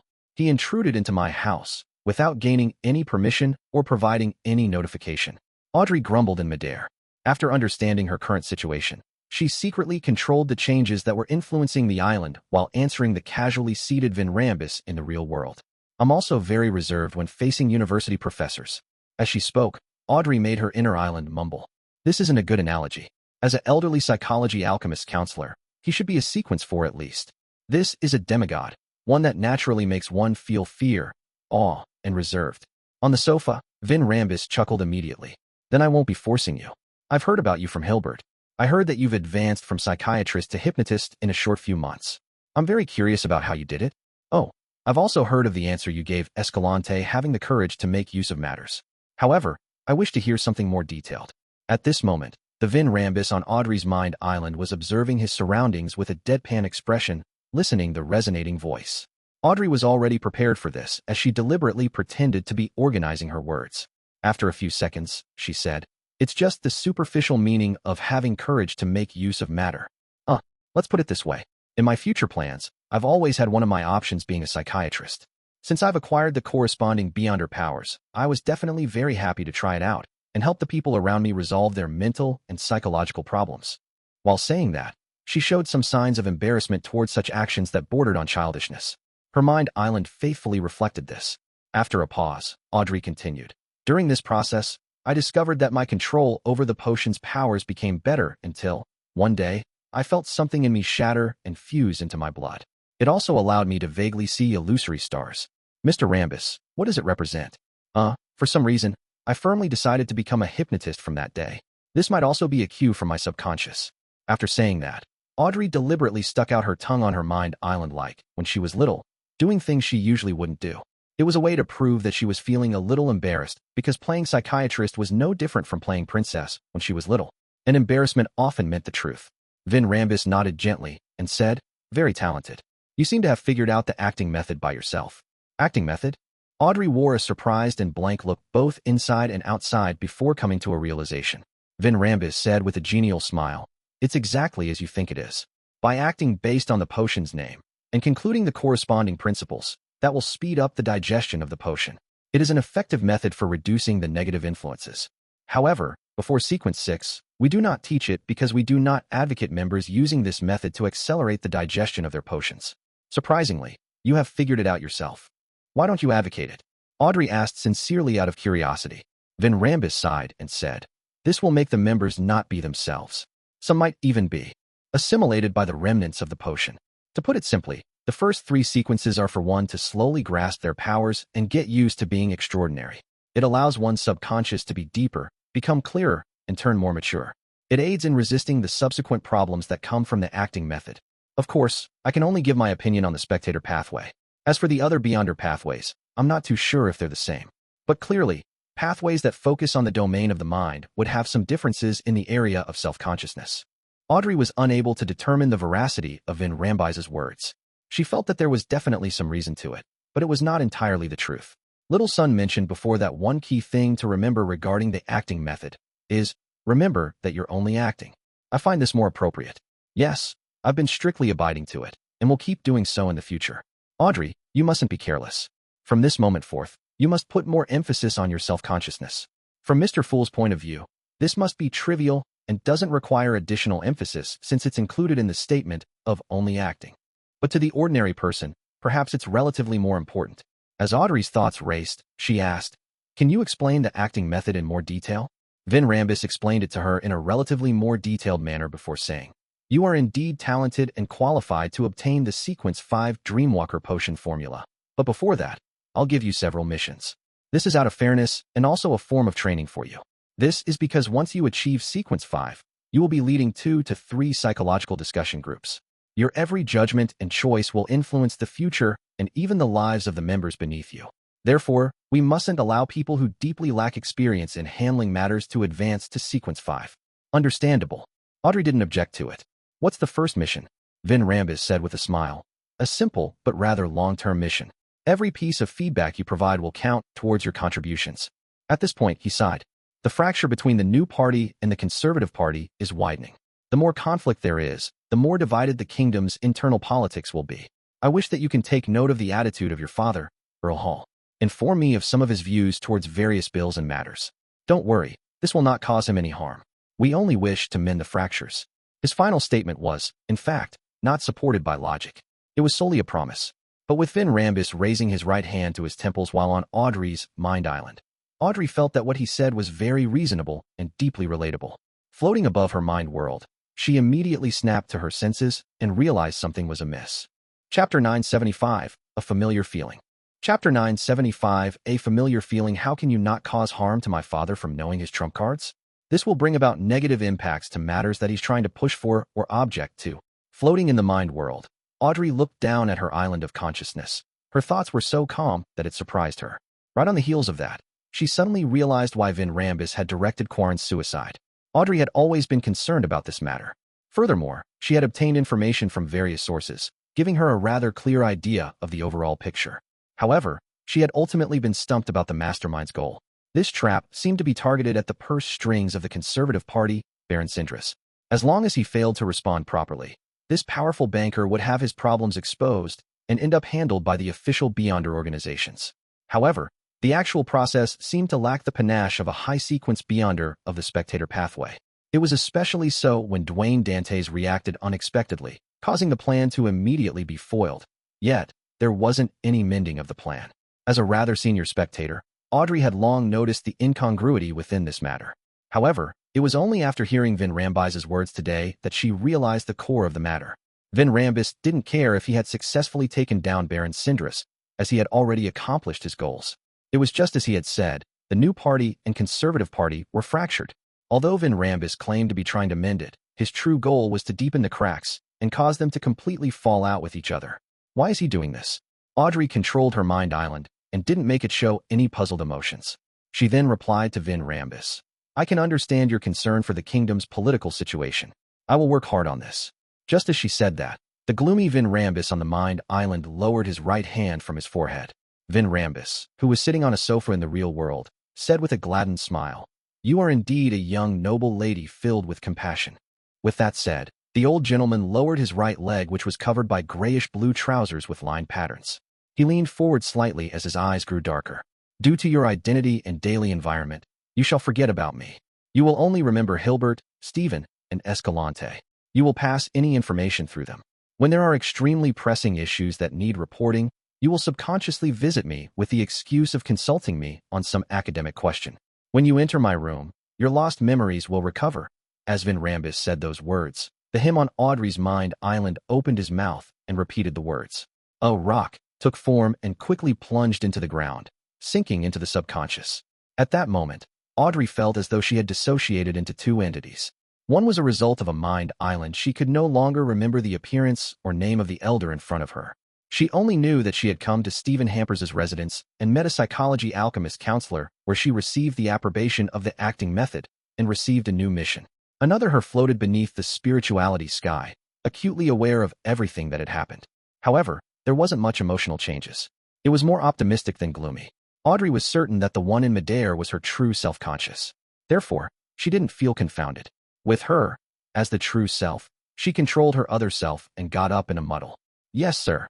After answering him, she rapidly straightened her body, and like a puppet who was being controlled by invisible strings, she walked to the door and left. At the instant she closed the door, the her in the mind world sky and the her corresponding to the island of consciousness fused as one. There were no longer any differences. The two entities with certain memory discrepancies instantly fused together, giving Audrey a few seconds of confusion.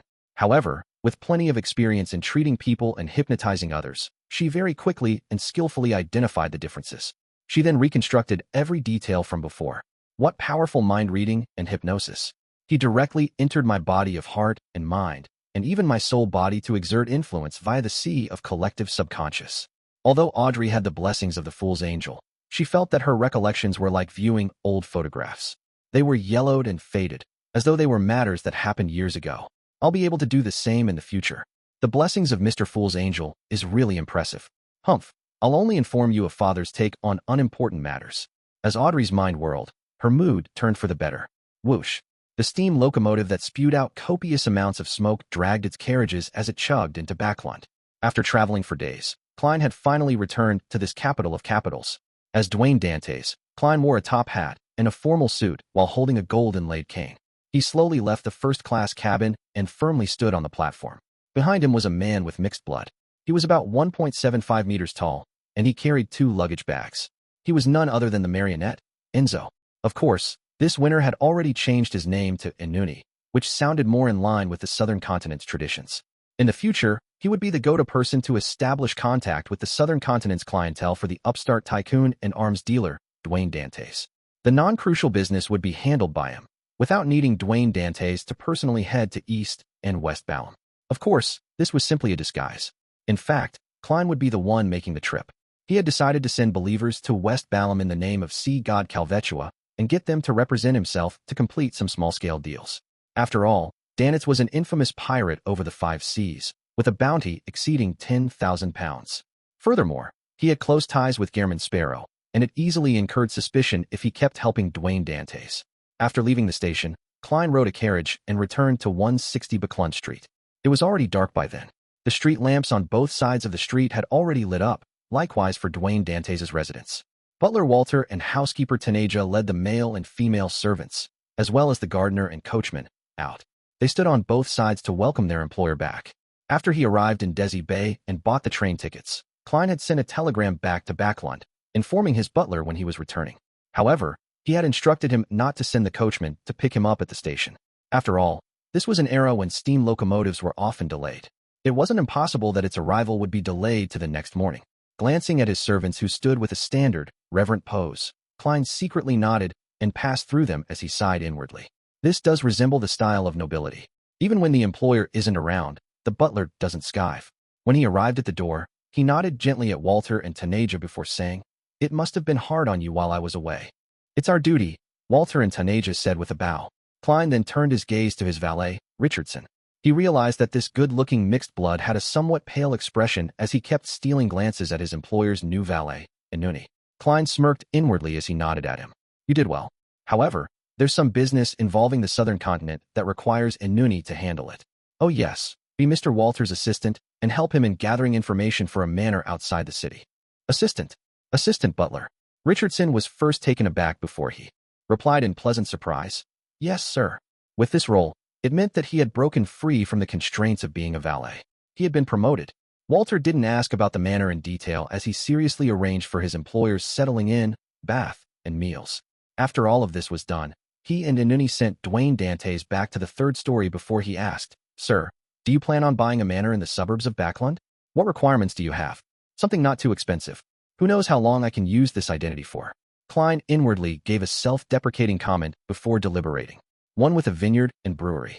After completing the arms deal, he had already established himself in Backlund's high society and had earned a huge sum of money. Therefore, it was necessary for him to own a manor.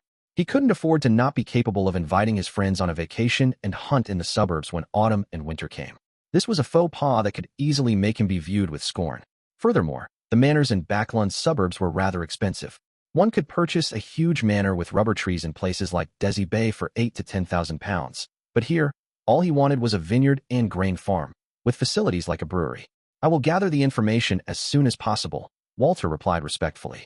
He knew his employer was exhausted from his traveling, so after briefly informing him of the recent developments, he left the third story and busied himself on other matters. With the new valet's help, Klein changed his clothes and washed up. During this process, Klein, who had gotten accustomed to his godhood, couldn't help but lampoon. "If it wasn't because a marionette cannot be more than 1,000 meters from me, would I have changed valets? Despite being a tycoon, I still have to serve myself." Sigh. Amidst his sighs, he dismissed Winner and Nuni to the adjoining room and walked to the window. He looked at the lamp-lit Backlund, which resembled stars, as he allowed his thoughts to wander. "Next, my goal is MI9's Deputy Director, Brigadier General Conas Kilgore. As for the Captain of the Royal Guards, Viscount Stratford, I can leave him to the Demoness, Trissy. She has vanished for quite some time. I wonder what he has been busy with. I wonder if she has come up with a way to approach that Viscount. I had previously informed her that I have other matters to tend to and wasn't free via the method she gave me. I'll later have to confirm that I'm free now and can continue our previous cooperation effort." After a while, Klein reined in his thoughts and got into bed. Without the help of cogitation, he fell deep asleep. After an unknown period of time, he suddenly opened his eyes and sensed that someone had entered 160 Backlund Street. "Here it comes again." Klein couldn't help but raise his hand to rub his temples. On the first day of returning to Backlund, he had been awakened in the middle of the night.